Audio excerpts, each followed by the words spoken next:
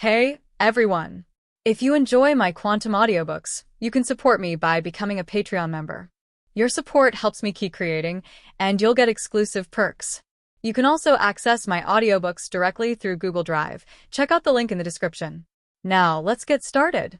On Route 209, there are two places of great exploratory value, the Lost Tower and the Hallowed Tower. The Hallowed Tower is the only place in the Sinnoh region where it is possible to capture a Spiritome, the Ghost, and Dark-type Pokémon. Cynthia's Spiritome was captured there. Spiritome, as a Ghost, and Dark-type Pokémon, has excellent attributes. It is immune to normal dash, fighting dash, and psychic-type moves, has double resistance against poison-type moves, and only fairy-type moves can deal double damage to it. It is important to remember that, at present, the fairy type is not yet fully developed. This means that Spiritome is a Pokémon without weaknesses at this moment. Additionally, Cynthia's Spiritome has a very special ability. When it uses the move Psychic, it can freeze its opponents. This unique ability was the reason Cynthia decided to capture it there. On the other hand, the Lost Tower is the Sinnoh region's equivalent of Hoenn's Empty Pyre.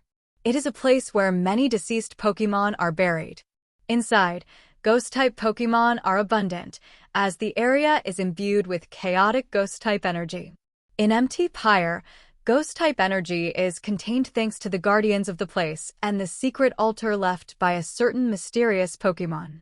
However, the Lost Tower lacks these protections, so its energy remains in a state of disorder. Recently, the Sinnoh Pokémon League prohibited further burials at the Lost Tower. Additionally, they classified the area as a hazardous zone, restricting access to ordinary people. As Cain passed by these two towers, he did not stop or attempt to explore them.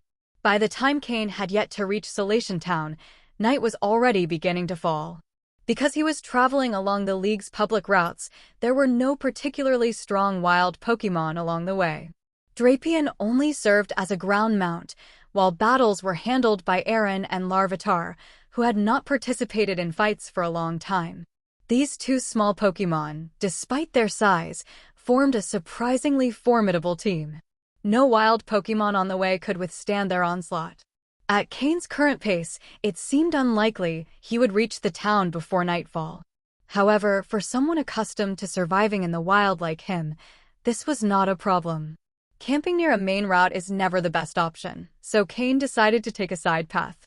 The Sinnoh region is dominated by Mount Coronet, but around it stretch numerous hills and small mountains. Cain set his sights on reaching a nearby hill.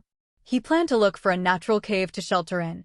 If he could not find one, he would ask Drapion to dig a temporary refuge. As he progressed along this less-traveled path, the levels of the wild Pokémon began to increase. Cain decided to withdraw Aaron and Larvitar, instead summoning Marshtomp and Poliwhirl. These two Pokémon were key pieces in the team he planned to use in the Sinnoh tournament. Moreover, as a gym leader specializing in the water type, Cain felt he needed to further strengthen his water-type Pokémon. The rapid growth of Marshtomp and Poliwhirl had caused their foundations to become unstable. Although this could be corrected with prolonged training, Cain knew this process would take time. For now, his priority was to strengthen them quickly to meet the tournament's requirements. After some thought, Cain threw another Pokeball, releasing Florges. Florges, who had recently evolved, needed time to adapt to her new body and control the energy she now possessed. For this reason, Cain decided to include her in his nighttime training. With Marshtomp, Poliwhirl, and Florges at his side, Cain continued moving toward the hill. Although the hill seemed close, reaching its base took almost an hour. Finally, Cain found a cave that appeared to be a suitable refuge. The cave entrance showed no signs of having been used by wild Pokémon, but it was also strange that there were no traces of activity nearby. This piqued Cain's curiosity, and he decided to explore it. He lit a torch and proceeded cautiously. The interior of the cave was not much different from others he had seen before, but it had one peculiarity: it was incredibly deep. Cain walked several meters, but could not see its end. Unbeknownst to Cain, something strange began to happen at the cave entrance. Where the entrance had once been, several strange figures appeared. Upon closer inspection, These figures seemed to take the shape of symbols or letters, with a single round eye in the center of each one. These entities were attached to the cave walls, almost imperceptible unless one paid close attention. Slowly, they began to detach from the rocks. Once they did, the cave entrance vanished completely, leaving only a faint outline on the ground. The figures exchanged glances. Then, on the wall where they had been, a small opening appeared, resembling a zipper. From this opening, a chaotic mix of black and gray shadows emerged. The figures entered the portal, disappearing completely inside. After they had all passed through, the portal automatically closed. The wall returned to its original state, leaving no trace of what had occurred. Cain, oblivious to all of this, continued advancing inside the cave, unaware that something far stranger awaited him in the depths. Cain had no knowledge of what was happening. It was only after walking for half an hour inside the cave that he began to notice something strange. Was this cave endless?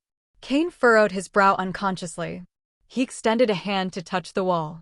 The texture was completely real. He could even feel the tiny dust particles accumulated on the surface and the damp chill typical of places that have never seen sunlight. Am I overreacting?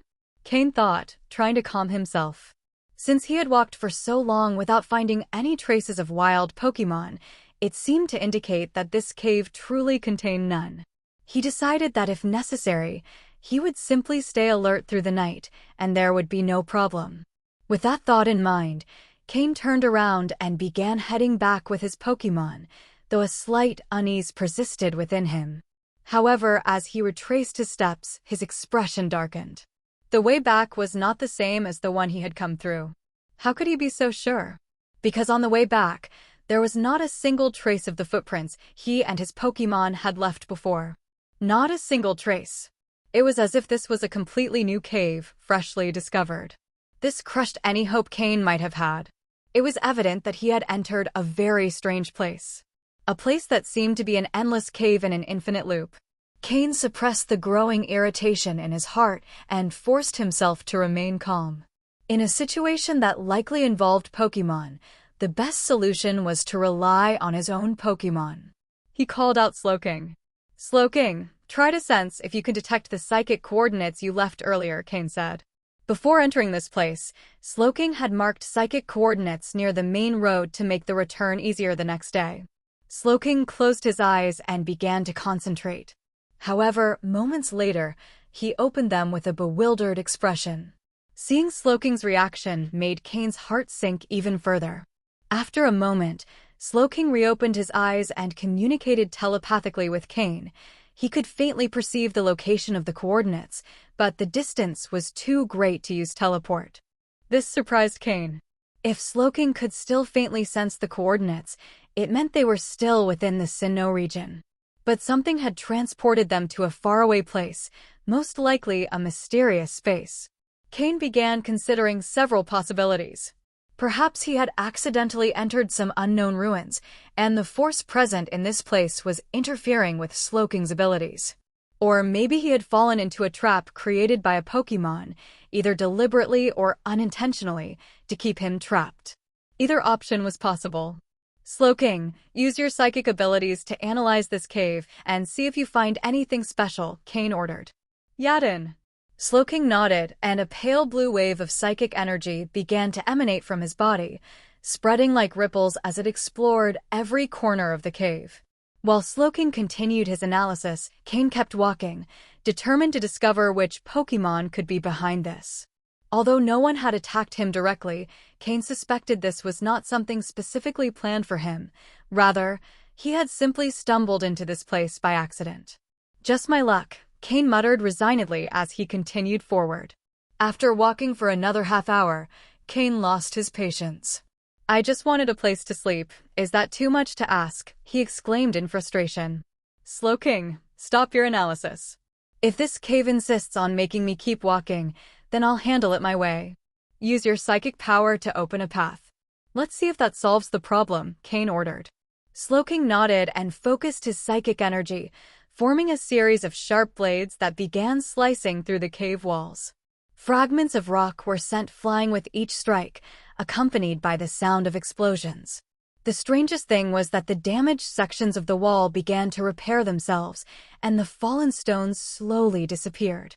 Fortunately, Sloking's destructive power exceeded the cave's restoration speed. Finally, after breaking through a large amount of rock, Cain could see what was on the other side.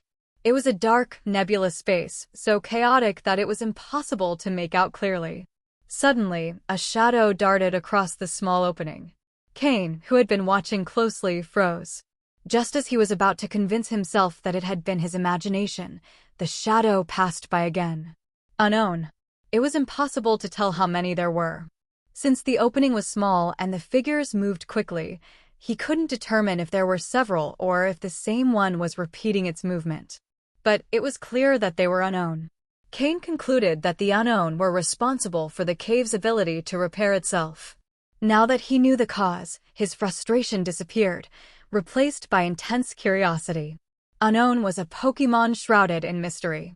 It was said that there were 28 different forms of Unknown, 26 representing the letters of the alphabet, plus 2 additional forms, the question mark and the exclamation mark.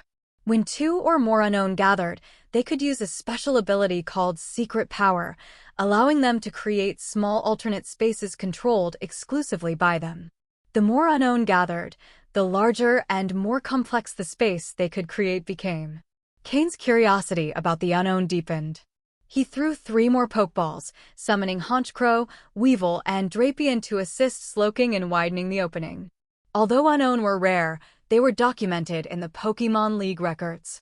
Despite their psychic nature, Cain was confident that his Dark-type Pokémon could counter their mysterious power. With his Pokémon working together, Cain was determined to uncover what lay beyond this strange space created by the Unknown. Sloking's psychic power had been enough to open a small hole in the space created by the Unknown. Now, with the help of Honchkrow, Weevil, and Drapion's Dark-type moves, the hole began expanding more rapidly. After an intense effort, the hole finally became large enough for Cain to see what was on the other side. There, 3 Unknown floated, each with a distinctive shape representing the letters A, D, and Z. So it was just 3 of them. No wonder Slowking managed to damage their secret space, Cain murmured as he watched the Unknown tirelessly working to repair the hole. In his mind, multiple theories began to form. Cain activated the integrated system to analyze the Unknown and gather any available data on them. Pokémon, Unknown, type A. Gender, genderless. Level, 30. Type, psychic. Ability, levitate held item, none. Egg moves, none. Basic moves, hidden power. Learned moves, none. TM moves, none. Due to the limited information available on Unknown, the system couldn't determine specific data such as their quality or detailed stats.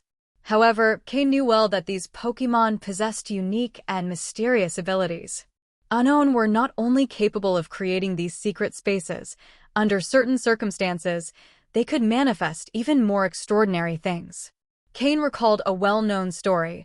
A group of Unknown had once used their power to influence the mind of an orphan girl, creating an almost perfect representation of the legendary Entei, who acted as her protector. This proved that Unknown could materialize Pokémon with power close to that of legendary Pokémon. However, the 3 Unknown before him were not enough to achieve something so impressive. In fact, they hadn't even managed to trap him completely. Perhaps they were simply playing, reacting to his desire to find a place to rest by creating this endless tunnel. If you've decided to play with me, then I won't hold back, Cain said, a determined gleam in his eyes. A bold thought crossed his mind. What would happen if I captured an Unknown? The idea was tempting. Having an Unknown meant gaining access to its unique powers, even for simple uses like creating temporary shelters. If he managed to gather several Unknown, the possibilities would be almost limitless. Honchkrow, Drapion, keep attacking. Slowking, use your psychic powers to capture that Unknown in the shape of a, Cain ordered. With precision, Slowking enveloped the target Unknown with its psychic power. The Pokémon resisted, but it wasn't enough to overcome the strength of a near-elite level Slowking. If there had been more Unknown, the story might have been different, but with only 3, they didn't stand much of a chance. The captured Unknown showed signs of panic. Its central eye reflected a mix of surprise and fear, which gave Cain a glimmer of hope. If they have emotions, it'll be easier to tame them, Cain murmured as he pulled a luxury ball from his belt and threw it at the Pokémon. The red beam absorbed the unknown, and the Pokeball fell to the ground. To his surprise, there was barely any resistance. After a slight movement, the sphere stopped with a click, confirming the capture. That easy? Cain asked, incredulous, as he picked up the Pokeball. However, just as he thought he had captured it, something strange happened. Through the Pokeball's glass, he could see the unknown's eyes staring directly at him. Before he could react, the Pokémon emerged as a black flash and shot toward him, merging with his wrist. On Cain's skin, the symbol of the letter A appeared as a dark mark. He tried to touch it but felt nothing strange. It was as if it had always been there. Appeared. So that's why there were no traces of other Pokémon here, Cain thought, observing the tranquil landscape around him. However, in the dimensional space where the unknown had come from, something else was happening. A new unknown, shaped like an exclamation mark, emerged from nowhere. It had a drowsy air but seemed to be searching for something. Shortly after, other unknown began to appear, circling around this unknown, except for the three now bound to Cain and a special one shaped like a question mark. The remaining unknown emitted a strange glow, as if preparing for something important, while Cain, unaware of it all, stared at the marks on his wrist, reflecting on his new and unsettling connection with these mysterious Pokémon. Cain appeared once again at the foot of that small hill. This time, he didn't bother looking for a random cave. With total determination, he ordered Drapion to dig one. As a Pokémon with incredibly powerful pincers, digging a habitable cave was an easy task for Drapion. Once Drapion finished carving out the terrain and shaping a suitable cave, Cain and his Pokémon settled inside. After distributing food to his Pokémon in a simple manner, Cain decided not to assign them any training tasks that night, as it was already quite late. After completing the basic tasks before bed, he allowed his Pokémon to rest. However, he himself couldn't fall asleep. The reason was simple. The three symbols that had suddenly appeared on his wrist deeply unsettled him. He didn't understand why those three unknown, instead of staying quietly inside their Pokeballs, had decided to attach themselves to his wrist. Since they had done so, they hadn't shown any other activity. Cain stared at the three black symbols on his skin as if they were ordinary tattoos. Even when he touched them, the texture felt just like his own skin. With no other options, Cain decided to use his last resort, telepathy. He slowly concentrated his psychic energy, directing it toward the three symbols on his wrist. At first, he couldn't find a clear target to connect his telepathy to, something that had never happened to him before. He decided to expand the reach of his perception. At that moment, the three symbols on his wrist began to twist and appear to float. Suddenly, a blinding white flash filled his vision, forcing him to close his eyes.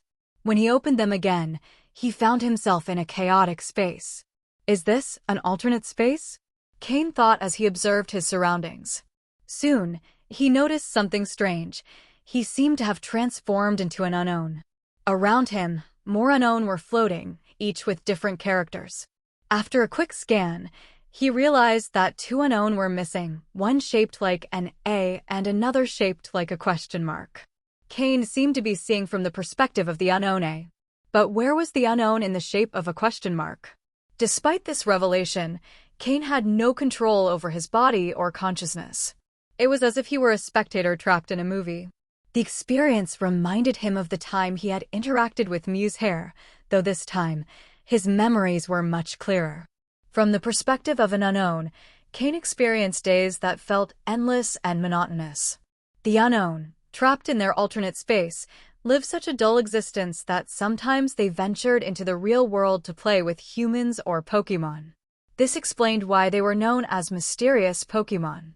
However, Cain noticed that the unknown seemed to be searching for something, the missing question mark unknown. Days passed in the blink of an eye. Three unknown, tired of the monotony, decided to leave their group and seek fun on their own.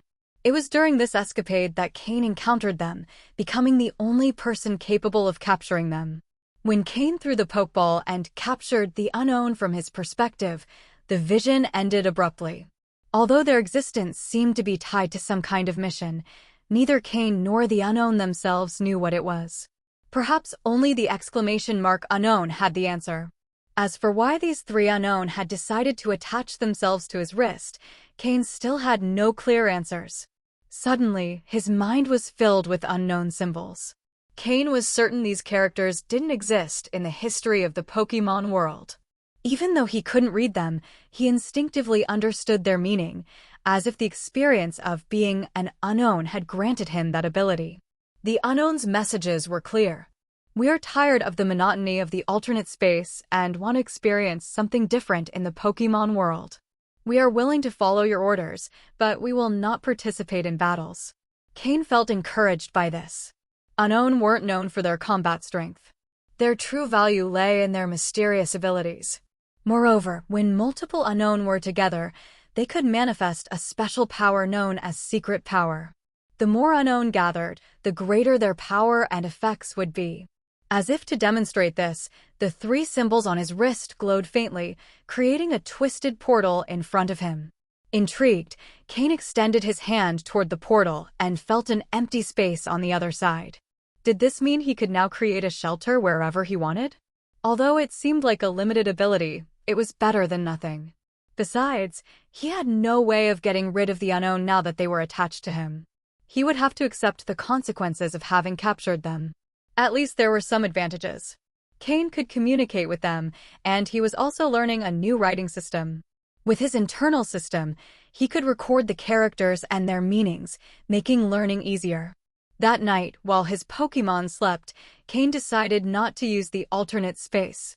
He knew that, in the future, he would no longer need to carry tents or worry about nighttime safety, as few Pokémon could interfere with that space. With a wave of his hand, the symbols on his wrist glowed, and the portal disappeared. Cain nodded, satisfied. Even though the ability was basic, it had potential. What would happen if he managed to gather more unknown? As he closed his eyes to sleep, the three symbols on his wrist glowed faintly, as if they were recovering energy. At the same time, Cain noticed that his psychic power, which had been stagnant for a long time, was now showing signs of progress. The next morning, everything seemed as if nothing had happened. Cain continued his journey to Celestic Town, accompanied by his Pokémon. Except for one small detail, there were now 3 letters engraved on his right wrist. Passing through Solation Town, Cain decided not to enter. However, what he didn't know was that Solation Town was the place in Sinnoh closest to an alternate dimension. That was why he had found the unknown on the outskirts of that town. Not entering Solation Town had no impact. Cain also did not rush his pace. In addition, he wanted to experience the effects of the secret space created by the unknown's secret power in nature. For that reason, when he arrived at Celestic Town, there were still 7 days left before the start of the Sinnoh tournament. 1 week. Along the way, the Pokémon he trained the most were Marshtomp and Poliwhirl. Marshtomp reached level 32, just 4 levels away from evolving into Swampert, while Poliwhirl reached level 33, though it still had a bit more to go to meet Cain's expectations. Since he was traveling along the official League road, the wild Pokémon he encountered were not very high-leveled, which made level progression somewhat slow. However, training in move control and energy does not depend on the level of opponents. That's why Cain didn't call on other Pokémon to battle. He focused on these 2 so they could build a solid foundation, which would allow them to save time in their future progress. When Cain arrived at Celestic Town, he immediately felt the atmosphere of antiquity surrounding it. Celestic Town does not have many inhabitants. In fact, it could be said that they are quite few. Most of the people in Celestic Town have some degree of relation to Cynthia. Some are close relatives, like cousins or distant uncles, while others have more distant connections, but their ancestors were siblings. Celestic Town is, essentially, a place where Cynthia's family gathers. They are the descendants of those who have protected ancient secrets for generations. Cynthia had received a message from Cain early in the morning, so when he arrived in town, he found her training her Pokémon on the outskirts. At first, they weren't very close. Even after Cynthia specifically sought out Cain to challenge him, their relationship remained fairly superficial. However, after Cain healed Cynthia's Pokémon, provided her with a training plan, and prepared custom Pokeblocks for her, their relationship became closer. After 7 days of working together, they had gotten to know each other better. "Cynthia, long time no see," Cain said, accompanied by Poliwhirl and Marshtomp as he approached with a smile. Cynthia, with her usual black cloak and her cold expression, simply nodded slightly in response. Someone who didn't know her might think she was too distant. However, Cain, after spending time with her, understood that this was just her nature. Even with the people closest to her, she maintained that demeanor. The simple fact that she nodded was already a sign of familiarity.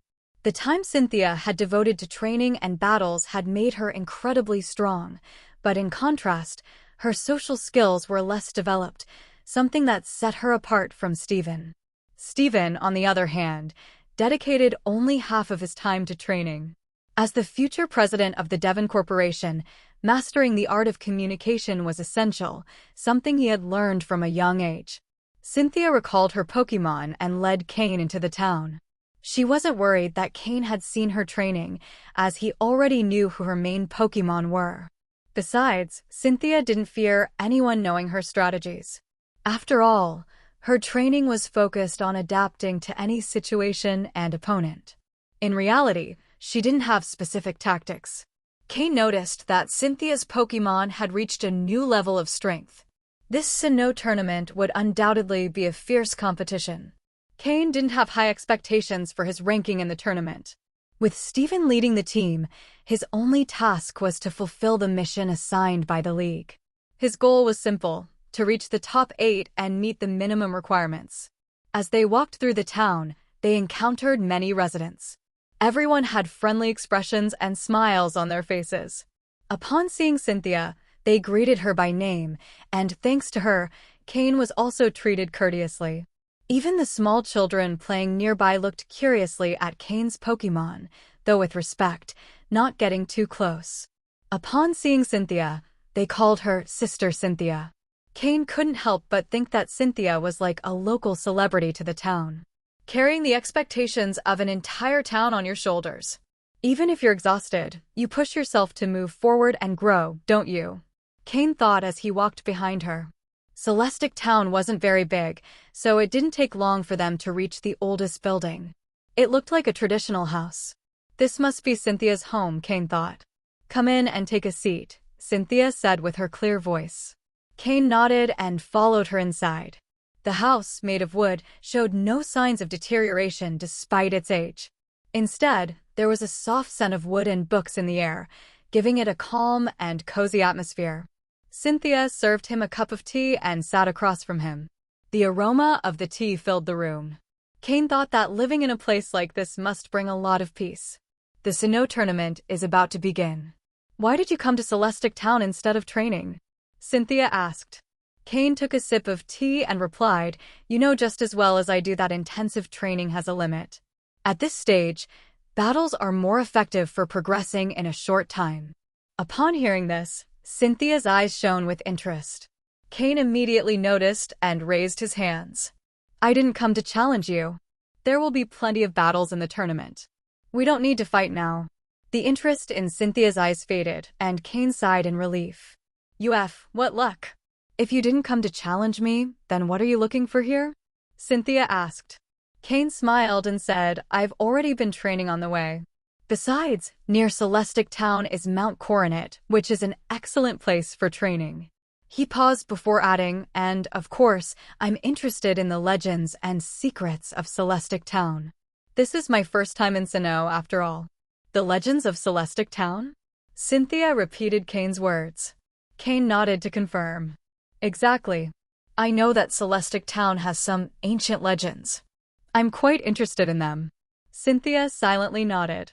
Many of the legends of the Sinnoh region originated in Celestic Town, but over time, few people remembered that these legends came from there.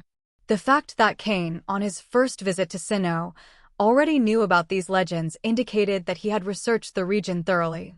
Or perhaps, while studying his opponents in Sinnoh, he also included the legends of Celestic Town in his analysis. If Cain knew what Cynthia was thinking, he probably wouldn't know how to respond. However, neither of them mentioned anything about it. After a moment of silence, Cynthia stood up and said, "Follow me." The current Celestic Town is very different from the past. When the League first discovered the Sinnoh region, this town was a rather isolated place. Some of the special structures within the town were inaccessible to those who were not among the main members of the community. However, when the League was established in Sinnoh, Celestic Town was forced to cooperate with it. Over time, the town's inhabitants began to realize that the secrets they had guarded for generations were not as important to the League or the world in general. Of course, certain fundamental secrets were still known only to the town's main members, and the League did not insist on knowing them either. Thus, Celestic Town began to open up to the outside world, and interactions with the rest of Sinnoh became increasingly frequent. Occasionally, they would send someone outside the town to learn about the world beyond. Thanks to this process, the town gradually integrated with the rest of the region. Even so, Celestic Town maintains a unique position in all of Sinnoh. Because of this, when Cynthia showed exceptional talent, she received great support from the Sinnoh League.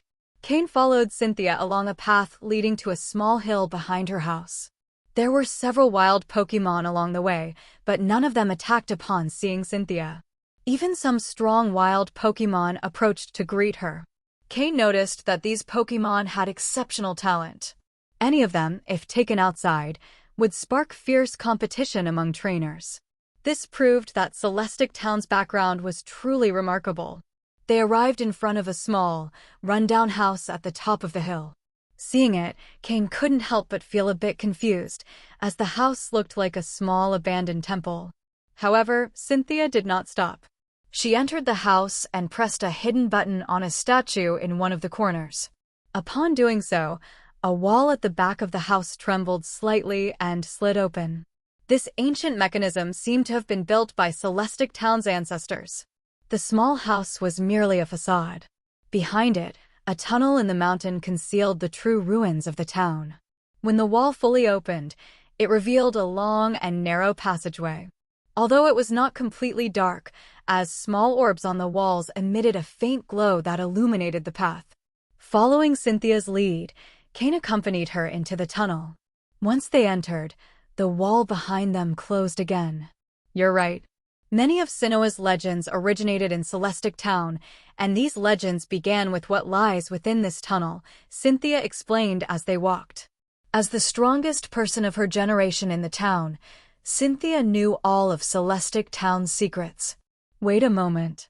Even though I was the one who made this abrupt request, if there's something here that shouldn't be revealed, there's no need to show me. I don't want to put you in a difficult situation, Cain said, stopping. Cynthia did not stop or look back. She continued walking and responded, in the past, Celestic Town had many secrets, but not anymore. She paused before continuing. There was a time when our family carried too heavy a burden. When the League arrived in Sinnoh, the leader of our family at the time decided to reveal Celestic Town's secrets to the League's high command. Although this cost him his position as leader, it also relieved the pressure on the town's inhabitants. Since then, life in Celestic Town has become much more peaceful, and we no longer live under such tension. So now, there aren't many secrets in Celestic Town that cannot be revealed. The only thing that matters is whether the person hearing them has the ability to bear them. At first, I was considering whether you, as one of Hoen's twin stars, would be able to bear these secrets. If you don't wish to know them, you can still turn back. Secrets, when known by only one person, can be an overwhelming burden. But when someone appears to share them, the pressure diminishes considerably. That's why, even though Celestic Town's secrets are no longer as confidential, they still haven't been widely disclosed. Upon hearing this, Cain understood. Celestic Town's secrets might seem shocking to others, but for Cain, who already had a unique perspective of the world, they weren't so difficult to accept. They're probably about the relationships between level 1 legendary Pokémon, or even the creator Pokémon. I can handle it, Cain thought. With this decision, they continued advancing through the tunnel. As they moved forward, the walls of the passage began to show inscriptions and drawings. Cain carefully observed these images as his system scanned them all. These inscriptions and drawings mainly describe the activities and experiences of Celestic Town's ancestors in ancient times, Cynthia explained. Cain nodded. From what he could see, there didn't seem to be anything particularly important, just depictions of everyday life. However, soon, Cain noticed something different in one of the images. It was something that seemed vaguely familiar, but he wasn't sure. Cynthia, noticing that Cain had stopped, also looked at the image. Cain pointed at a small black dot in the drawing, which seemed to contain strange characters. Is this unknown? Cynthia looked at Cain in surprise, but then nodded. Yes, that is unknown. According to the murals, the unknown seemed to have coexisted with the inhabitants of Celestic Town for some time. It was unclear whether the unknown appeared by chance or if they truly had a deep connection with the town. After briefly observing the mural, Cain followed Cynthia further inside. As they advanced, they encountered more murals, all depicting unknown, each with different shapes. Cain carefully counted them. There were a total of 27 murals. He wasn't sure if he had miscounted, if one was missing, or if there had simply been 27 from the beginning. However, he had the feeling that these murals were trying to convey something, though he couldn't quite understand what. After passing the murals, Cain, guided by Cynthia, arrived at a large hall. The moment he stepped inside, he was completely astonished. At the center of the hall stood two enormous statues. Although they were somewhat worn by time, the level of detail was astonishing. The sculptor had captured the essence of the figures so realistically that they seemed almost alive. If not for the holes where their eyes should have been, they could easily be mistaken for real beings. These statues represented the two great gods of the Sinnoh region, Dialga, the god of time, and Palkia, the god of space. Without a doubt, Celestic Town's legends were deeply connected to these two Pokémon. While Cain marveled at the sight, Cynthia remained calm. Anyone seeing these statues for the first time would have the same reaction. According to the stories, these statues had been sculpted by a powerful ancestor of Cynthia's family, who had dedicated nearly 10 years to carving them, achieving an almost perfect representation of the legendary Pokémon. Dialga. Palkia. Once Cain managed to compose himself, he noticed 3 smaller statues near the 2 great ones. They depicted 3 Pokémon with 2 tails each, known as the Lake Guardians, Uxie, Mesprit, and Azelf. These Pokémon, often called the 3 Spirits, were responsible for granting wisdom, emotions, and willpower to humans. Although the statues of the 3 spirits were impressive, they paled in comparison to those of Dialga and Palkia. However, this did not diminish their status as deities venerated by the people of Celestic Town. These 2 large statues represent Dialga, the god of time, and Palkia, the god of space. The 3 smaller ones are. Cynthia began to explain. Uxie, Mesprit, and Azelf, Cain interrupted, naming the 3 spirits. Cynthia looked at him in surprise. This man knew far more than he let on. Exactly. Uxie, the god of wisdom, Mesprit, the god of emotions, and Azelf, the god of willpower, Cynthia continued, explaining the divine titles of the 3 spirits. Cain nodded, understanding the significance of these statues. This had to be one of Celestic Town's greatest secrets. The fact that these sculptures were so detailed suggested that someone had seen these Pokémon in person. While encountering the 3 spirits might be plausible, seeing Dialga and Palkia was a completely different story. Those 2 Pokémon did not reside in the Pokémon World but occasionally appeared in it. They were extremely territorial and mercilessly attacked any intruders in their domains. Moreover, Dialga and Palkia were natural enemies due to the overlap of their territories, leading to constant clashes. Fortunately, these battles rarely occurred in the Pokémon World, as the world had its own protector. Cain walked around the statues, carefully observing them, but he found nothing unusual. However, next to these statues was an empty pedestal, as if something had once stood there but was now destroyed. It didn't seem to have completely vanished, rather, it had been broken. Only small fragments remained on the base, resembling part of a sharp leg. Except for these remnants, there was nothing else. Cain stared at the broken pedestal for a long time, and his heart skipped a beat. A name surfaced in his mind, a Pokémon's name, Arceus, the god of creation. When that name appeared in his mind, 3 small dark symbols on his wrist began to faintly glow. The light was so dim that no one in the dark hall noticed it. But why was the statue broken?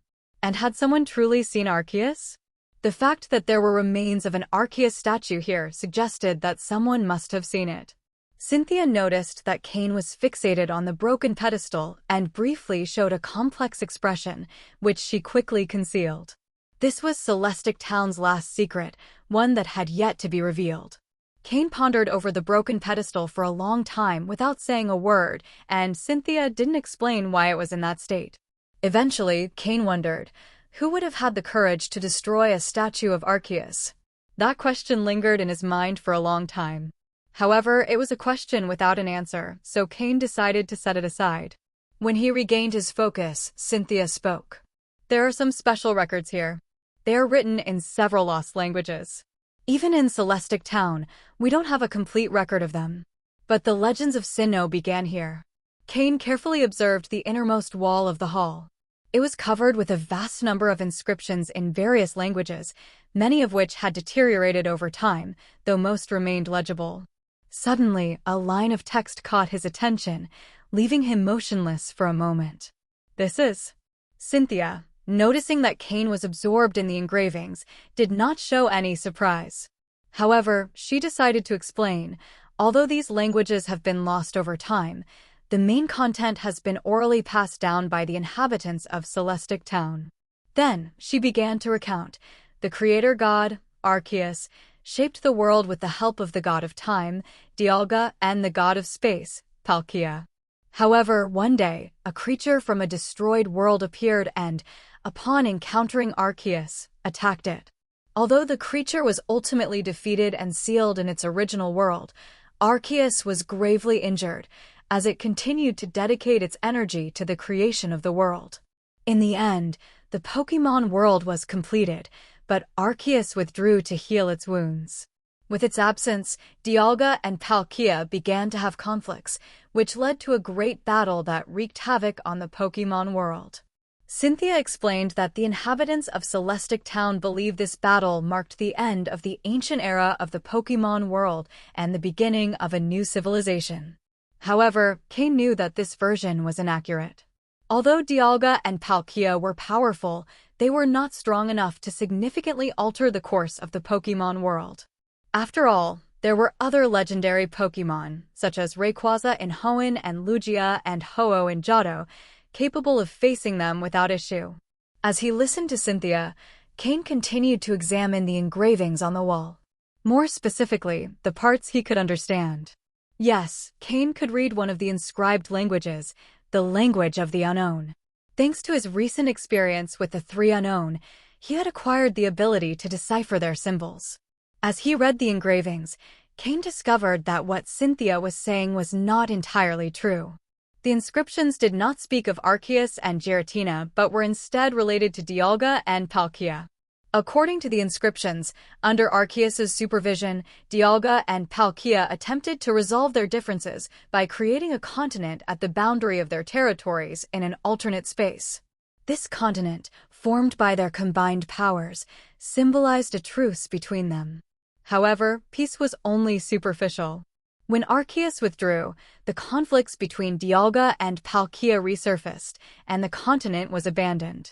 The most surprising part was that the continent was not far from Celestic Town, at least in terms of distance in another dimension. Moreover, the inhabitants of Celestic Town were descendants of the first settlers of that mysterious continent. This explained the paintings on the walls depicting the unknown coexisting with the ancient residents. After all, the unknown also inhabited alternate dimensions.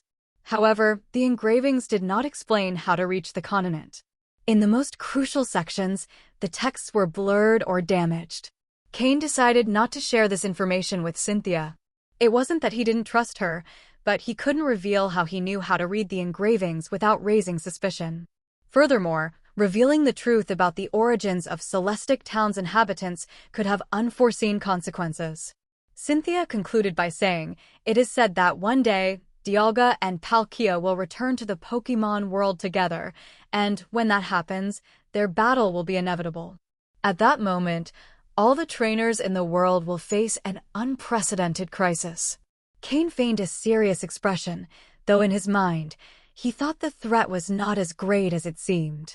He recalled that at some point, Dialga and Palkia had indeed appeared in the Pokémon world, but everything had turned out fine thanks to certain events involving a young trainer. After recording all the information in his system, Cain followed Cynthia out of the hall.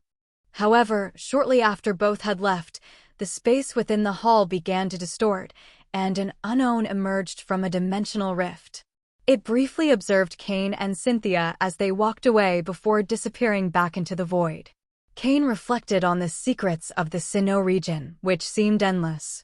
But now was not the time to get distracted. There were 7 days left before the start of the Sinnoh tournament, and Cain had a destination in mind for training: Mount Coronet. This snow-covered mountain, the highest in Sinnoh, stretched across the entire region, dividing it into east and west. Various species of wild Pokémon of multiple levels inhabited its diverse terrains. The closer one got to the summit, the stronger the Pokémon became. Mount Coronet was connected to Celestic Town via Route 211, one of the 3 routes leading to the mountain. Visiting Celestic Town to meet Cynthia and learn about the legends and secrets of Sinnoh's past had been a significant achievement for Cain. This kind of information, though seemingly useless for now, could become crucial in the future. After this valuable visit, Cain, under Cynthia's guidance, headed toward Mount Coronet. Cynthia accompanied him to the mountain's entrance, but then returned the way she came. Cynthia's circumstances were different from Cain's. Her Pokémon had already reached similar levels, and with only 7 days left before the Sinnoh tournament, she didn't need constant training. After all, she had participated in countless battles up to that point. Now, Cynthia was in a phase of consolidation. Her focus was on perfecting her Pokémon's moves, their synchronization, and energy control. In short, Cynthia's Pokémon needed a stable training period, while Cain was in a different stage. His Pokémon had not yet reached the necessary levels, so stabilizing their strength was not a viable option. After bidding farewell to Cynthia, Cain, accompanied by Marshtomp and Poliwhirl, began his ascent up Mount Coronet. From below, the mountain looked as imposing as empty silver. Cain's entrance had no impact on the surroundings. As he slowly advanced with his Pokémon, Cain noticed an unexpected change within himself. During a recent use of his psychic powers, he discovered that his control over them had slightly improved. Even the growth of his psychic power, which had previously seemed stagnant, had now begun to flow, albeit at a slow but steady pace. Cain looked at the 3 symbols engraved on his wrist. Could the presence of the unknown be subtly influencing my psychic abilities? Cain thought. It seemed that merging with those 3 little unknown brought more benefits than expected. Although having 3 unknown Pokémon inside his body was uncomfortable, if it came with advantages like this, it wasn't such a bad deal. That is, as long as they didn't affect him negatively. Mount Coronet was almost deserted. As Cain ventured further in, signs of human presence faded away. To facilitate battles, Cain also summoned Florges, who joined Marshtomp and Poliwhirl as his main team. Thus began Cain's 7-day training period. Progress was slow but deliberate. After an entire day of training and advancing, Cain had barely covered a third of the way to the summit. Thanks to the secret power of the unknown, nights on Mount Coronet were much more comfortable. Cain could create small interdimensional spaces within the trees to sleep, protected from the wind, rain, and cold. On the morning of the 2nd day, Cain emerged from his shelter and heard the sounds of a nearby battle. At first, he thought it was wild Pokémon, but the noise was getting closer. Intrigued, Cain recalled most of his Pokémon, leaving only Marshtomp, Poliwhirl, and Florges by his side. After a few minutes of walking, Cain hid among the vegetation and observed the scene. He discovered that it wasn't wild Pokémon, but 4 people engaged in a fierce battle. for people were fighting in two opposing sides. On one side were two men dressed in Pokémon League researcher uniforms. They were injured and showed signs of exhaustion, as did their Pokémon, who were on the verge of defeat. On the other side, the two opponents wore tattered clothes and black masks with strange patterns, giving the impression of individuals accustomed to surviving in the wild. Their gazes were fierce as they commanded their Pokémon with the intent to defeat the League researchers. Cain observed that the two League researchers carried junior rank badges, indicating they were novices in their roles. Should I intervene? Cain thought as he evaluated the situation. Finally, he decided to act. Poliwhirl, use Rain Dance and then attack with Water Pulse. Marshtomp, use Rock Slide to disrupt Ariados and then finish it with Aqua Tail. Following Cain's orders, Poliwhirl let out a deep sound toward the sky, and within seconds, a light rain began to fall. The sudden change in weather and the attacks from Cain's Pokémon destabilized the opponents. Meanwhile, Marshtomp summoned rocks from the sky that interrupted Ariados' attack. Immediately after, Poliwhirl advanced under the rain, striking a Persian with Water Pulse. Marshtomp, in turn, gathered water in its tail, creating a massive whirlpool that struck Ariados directly, sending it crashing into a nearby tree. "Who's there?" shouted the two masked figures as they saw their Pokémon unexpectedly attacked. On the other hand, the League researchers showed expressions of relief upon seeing someone in a uniform similar to theirs emerge from the trees. An ally had arrived. Without speaking to the two masked individuals, Cain used the system to scan their Pokémon's data. He discovered that their levels were not very high, not even reaching the advanced level. Moreover, after the prolonged battle against the two Alliance members, their Pokémon showed signs of exhaustion. Thanks to the rainy weather caused by Poliwhirl, Cain's Pokémon's water-type moves were significantly strengthened. In just a few moves, he managed to defeat his opponent's Pokémon.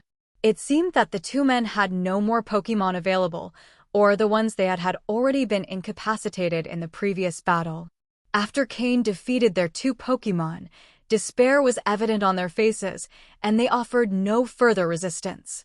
"Florges, use grassy terrain for them," Cain ordered, allowing it to help the Pokémon of the Alliance members recover. When the two Alliance men saw that their adversaries had been defeated, they let out a sigh of relief. The effects of Florges' grassy terrain appeared, revitalizing both men's Pokémon with its green energy. "If you have other Pokémon that need treatment, you can call them out too," Cain offered with a smile. Since its evolution, Florges' ability to use grassy terrain had improved considerably after adopting the grass type through the move Camouflage. Now, Cain could play the role of a Nurse Joy exceptionally well. As a breeder, Cain possessed the necessary skills to care for Pokémon. The two men, somewhat impressed, quickly pulled out 4 or 5 Pokeballs and released their incapacitated Pokémon within the area of grassy terrain's effect. The green energy flowed into the Pokémon, healing their wounds at a visible rate. Even those who had been unconscious due to severe injuries began to slowly open their eyes. The effectiveness of Florges' grassy terrain left the two men astonished. As their Pokémon started to recover, Cain asked, "What's going on here? Who are those people?" One of the men, with a worried expression, quickly responded, "Sir, here's the situation. The morning before yesterday, we received a report that a poacher had been sighted in this region of Mount Coronet. Our captain led us to take on the mission." Poachers? Cain was somewhat skeptical. In reality, they were just Pokémon hunters. The Alliance was aware of this profession, but due to the interests involved, they rarely took effective measures against them. Normally, they ignored their activities, but they couldn't do so when they received specific reports. We searched for 3 full days without results until, last midnight, we found traces of them. Our captain led the battle, but we discovered they were much stronger than expected and that their group was large. In the end, the captain and another teammate stayed behind to hold them off while we escaped to request reinforcements, the man continued explaining. Cain quickly analyzed the situation. It seemed that this group of hunters formed a significant team, while the search party's captain, an intermediate-rank researcher, must have had the strength of an advanced-level trainer to hold them off. Just as Cain was about to speak, a communicator on his equipment went off. Checking the device, he noticed it was an urgent mission message sent to all intermediate rank or higher researchers in the Mount Coronet region and the surroundings of Celestic Town. Without hesitation, Cain accepted the mission on his communicator. The two men watched his actions in silence. Seeing how Cain had efficiently dealt with troublesome opponents and how his forges healed the Pokémon, they assumed Cain must be an intermediate rank researcher. "Where's your captain now?" Cain asked. "Over there." One of the men indicated, pointing in a direction. Cain nodded, called out his Pokémon Poliwhirl and Marshtomp, and quickly headed toward the indicated area. "Wait. Sir, wouldn't it be safer to wait for reinforcements before proceeding?" one of the men suggested, concerned for Cain's safety. Cain smiled and pulled out a badge from his storage space that represented his rank as an advanced-level researcher, one he had never used before. He displayed it in front of the two men before placing it on his chest. "I rarely get the chance to show off," Cain commented as he walked away with his 3 Pokémon. The two men, stunned, exchanged glances. "Was that an advanced-level researcher badge?" one asked in disbelief. "Yes, it was," the other responded, a mix of surprise and admiration in his voice. With his enhanced physical condition, Cain traversed the dense Mount Coronet forest quickly, dodging the obstacles presented by the plants and trees. In this area, Flygon's flight speed wouldn't be as effective as running on foot. Moreover, staying on the ground made less noise, reducing the risk of alerting the enemy. After running for more than half an hour, Cain spotted a small camp in the distance. Near the camp, battle sounds could be heard, where several people were commanding their Pokémon to attack 2 Alliance members who were clearly at a disadvantage. One was an intermediate rank researcher, and the other was a junior rank researcher. Could they be the ones who stayed behind to cover the retreat? Cain thought as he assessed the situation. They had probably discovered the members of this group of poachers in the middle of the night. It's unclear how, but they began to fight. Cain did not hesitate. Since he had accepted the mission, he had to complete it. After all, completing the mission would grant him a considerable number of points. Last time, alongside Steven, he had captured a traitor of the League and earned quite a lot of points, though Cain had not used them yet. Even though he had obtained a significant amount back then, he was still short of the points needed to redeem what he wanted. With what he gained this time, it would probably be enough. He pulled out 2 Pokeballs, summoning Slowking and Drapion. Alongside them were Florges, Marshtomp, Poliwhirl, and Gengar, who emerged from the shadows after being called by Cain. If everything went according to plan, these 6 Pokémon would be Cain's main participants in the Sinnoh tournament. He immediately used telepathy. A light rain began to fall, but the combatants did not notice. The psychic energy within Slowking's body suddenly overflowed, enveloping Drapion, Marshtomp, Poliwhirl, and itself. The air seemed to ripple and distort slightly, and the 4 Pokémon vanished from the spot. They reappeared in the center of the battle not far away. The sudden appearance of the 4 Pokémon took everyone by surprise, including the 2 League agents. However, Slowking and the others were already prepared. At the same time, Gengar, who had not been teleported with them, sank into the shadows and stealthily infiltrated the battle. There was something worth mentioning. During the battle with Hypno, Sox's psychic-type Pokémon who had been sent by Xenon last time, Gengar had learned a very useful move. Roleplay. Cain had wanted Gengar to learn this move for a long time. He had even captured a Spoink that knew the move to teach him, but the results were limited.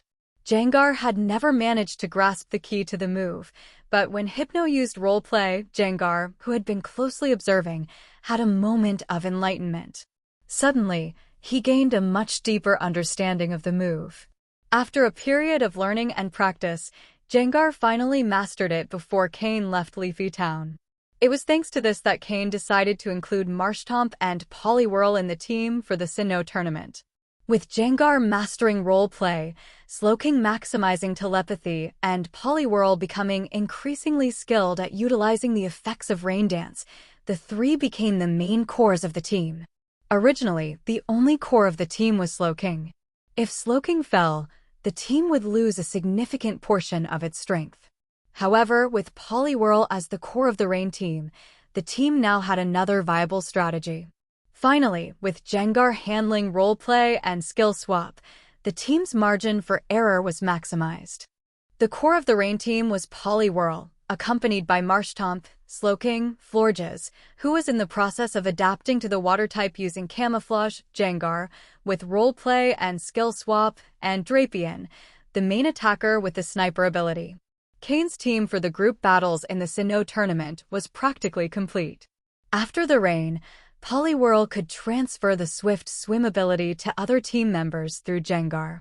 This made Gengar, already naturally fast, even faster, and allowed Florges and Slowking to gain a speed advantage as well. Combined with the boost to water-type moves, the team would only have trouble against grass-type teams. Even against electric-type teams, Cain would have a fighting chance. Upon entering the battlefield, Drapion lunged toward the group of enemy Pokémon, attacking with its claws covered in poisonous energy. It also utilized its powerful tail and swiftly switched between different biting moves. Drapion demonstrated a deep understanding of each enemy's weaknesses, making full use of its sniper ability. A single critical hit was enough to take down opponents. After using Teleport, Slowking unleashed an explosion of psychic energy that repelled nearby enemies, floating slowly into the air. His eyes glowed with intelligence as he activated Nasty Plot. Poliwhirl and Marshtomp, who had less explosive damage output, worked together. Poliwhirl, thanks to Swift Swim, moved swiftly among enemies, while Marshtomp targeted the weaker ones. Gengar, who had reached the edge of the battlefield, first used roleplay to acquire Poliwhirl's Swift Swim ability. With his natural speed of 110 and the effect of Swift Swim, Gengar became a fleeting shadow, vanishing in the blink of an eye. During a free moment, Gengar transferred Swift Swim to Marshtomp using Skill Swap, drastically increasing his speed and making battles easier for him. Afterward, Gengar once again acquired Swift Swim using roleplay. Floating in the air, Slowking released Psycho Cut attacks, creating shockwaves and knocking down enemies. He was now adjusting his attacks to make them faster and more efficient. Next to Cain, Florges waved its hands, using boosting moves to strengthen team members. It also activated grassy terrain under Drapion to reduce incoming damage, allowing him to continue attacking aggressively. Even though enemy attacks rarely damaged Drapion's armor, with Florges' support, he became even more relentless, turning into an offensive machine. The most terrifying was Gengar, who not only moved at lightning speed, but also continued fulfilling his role as a ranged attacker. Every shadow ball he formed in his hands was launched at point-blank range, striking enemies before they could even react. After Slowking and the others joined the battle, the tide quickly turned.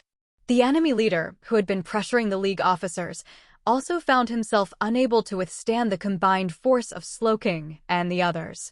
With his team growing stronger, Cain could now take on even quasi-elite level Pokémon. If the opposing team did not have a cohesive strategy, they would be completely overwhelmed. Cain's team, with 3 strategic cores, had reached a level where 1 + 1 was not just 2, but 3 or even more. The 2 League researchers who had stayed behind barely reacted at this moment.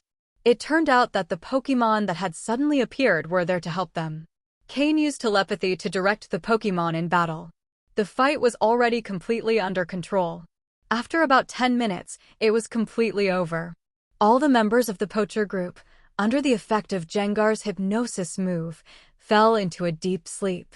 It was then that Cain slowly emerged from the trees. Seeing Cain's attire and the advanced level researcher badge on his chest, the 2 researchers showed expressions of relief and joy. They ran forward. "Thank you for your support, sir," said the intermediate level researcher. Cain smiled and replied, "You're welcome. I was just passing by when I ran into 2 of your companions, who informed me that you were in danger. Besides, since this was an urgent League mission, I decided to come help." Upon hearing this, the 2 researchers understood the situation. Since this was poacher territory, there was a very strong signal interference device. That's why their communicators couldn't send messages. They had no choice but to send 2 people to seek help, hoping that someone would come to their rescue. It's all my fault. I underestimated the situation and thought it was just a small group of poachers. I didn't expect to face such an organized group. When we wanted to escape, it was already too late. We were discovered, so we decided that 2 would go seek help while we stayed behind to cover the retreat, said the intermediate-level researcher with a mix of regret and frustration. Cain did not respond but smiled slightly. In fact, what he was saying was true. After this mission, this researcher would probably receive some kind of sanction. As the team leader, his lack of judgment could have been disastrous for the group. However, at least he showed responsibility by staying behind to cover the retreat. The researcher who accompanied him, although still at the initial level, was also quite strong and would probably soon advance to the intermediate level. After saying goodbye to the 2 researchers, Cain continued with his Pokémon training, leaving the handling of the captured poachers to the 2 researchers, who knew what to do. Cain not only received their gratitude, but also a considerable reward in points. However, that was not the most important thing.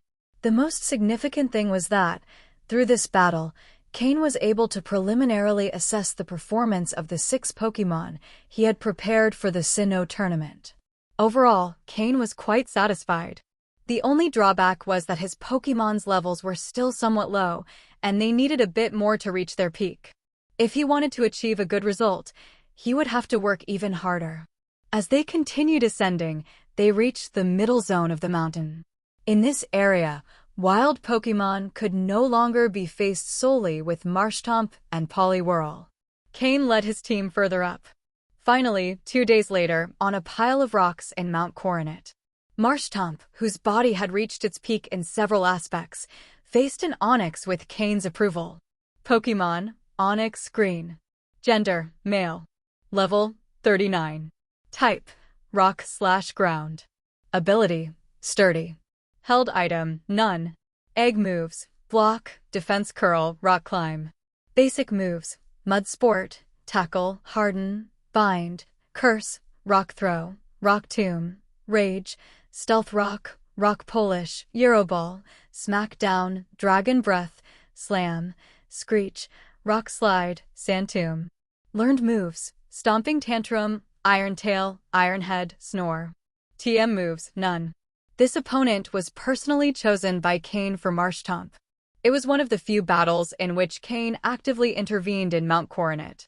During these days of training, Marshtomp had not only reached level 35, but also had his physical stats at their highest. Although the speed of his growth had caused some deficiencies in energy control and move execution, thanks to the use of specific poke blocks and a personalized training program since Marshtomp joined the team, there were no major flaws.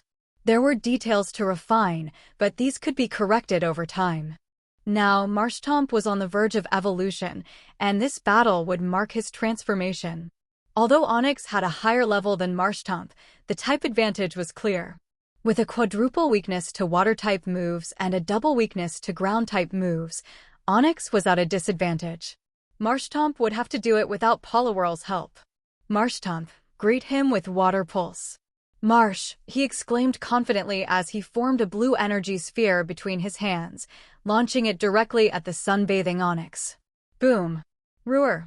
Onix roared in pain as the water-type move exploded upon him, waking him up instantly. I was just sunbathing. Why are they attacking me? Onix identified Marshtomp as the aggressor, a small Pokémon, but one that was looking at him seriously, ready for battle. Without hesitation, Onix swung his tail, sending large rocks toward Marshtomp.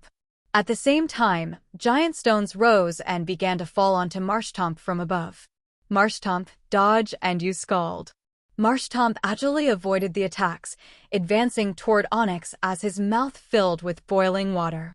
A jet of hot water hit Onix directly on the head, making him roar in pain. Annoyed, Onix prepared his tail with a metallic gleam, Iron Tail. Marshtomp, use Protect. Then grab him and use Earthquake. Marshtomp blocked the attack with the Protect move, taking advantage of the moment to latch onto Onix's tail and leap onto his back. From there, He unleashed the effects of earthquake, sending seismic waves directly into Onix's body. Final attack. Aqua Tail with all your strength. Marshtomp gathered all his energy into his tail, knowing this would be his last attack in this form. He struck with all his might. Boom! The powerful Aqua Tail move executed by Marshtomp resembled an immense wave crashing against a rock, and Onix was that rock trying to withstand the impact. The difference was that, although real waves could not destroy a rock, Marshtomp's Aqua Tail managed to push Onix back. Despite its enormous size and weight, Onix was lifted several inches off the ground by Marshtomp's full-powered attack. And it wasn't just a part of its body, like its head or tail, but its entire body that rose slightly before falling back down. For the first time since its birth, Onix experienced what it was like to fly, even if just at a low height. But at least it had flown. Crash! The colossal body of Onix fell heavily among a group of rocks. Water-type moves were too effective against it, leaving it unable to continue battling. Meanwhile, Marshtomp, exhilarated, jumped out from the rocks. It was the first time it had felt so much strength in its body, an overwhelming energy that seemed inexhaustible even after unleashing its full potential with Aqua Tail. Cain approached Marshtomp. At that moment, Marshtomp's parameters were beginning to reach their limits. As expected, a torrent of water began to surround Marshtomp's body. Water-type energy flooded every corner of its being, to the point that it struggled to control so much energy, and it started to overflow. Cain took out a test tube with a light blue liquid from his storage space. Inside the tube was the quality-enhancing potion that Cain had crafted for Marshtomp, a product that had cost him much time and money to collect materials for its creation. This was the second time Marshtomp was using one of these potions, so it knew exactly what to do. It took the tube from Cain's hands and drank it in one gulp. A white evolutionary light began to surround it. It intertwined with the water-type energy emanating from Marshtomp, enveloping it completely. Nearby Pokémon gathered, watching intently. Everyone knew what was happening. Marshtomp was evolving again, and this time it would be its final regular evolution. They all wondered how powerful it would become after completing this transformation. The white glow began to expand, revealing Marshtomp's silhouette, which was also growing. Marshtomp, which had started walking upright, now placed its hands on the ground again. However, this didn't mean it couldn't walk on two legs. Its arms had simply become stronger and more robust, allowing it to move faster by supporting itself on them. Its hind legs also became more muscular and larger, clearly designed to provide tremendous power, especially for ground-type moves. The fins on its head split into two, improving its ability to maneuver and control direction, while the fin on its tail fused into a single larger structure. Swamp. With a thunderous roar, Marshtomp no, Swampert, emerged from the white light.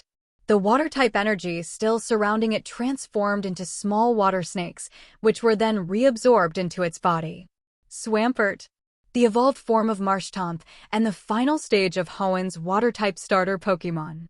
Swampert was a key pillar in Cain's team, especially in his rain-focused team strategy. Moreover, it had become the second water-type Pokémon in his team to complete its final evolution.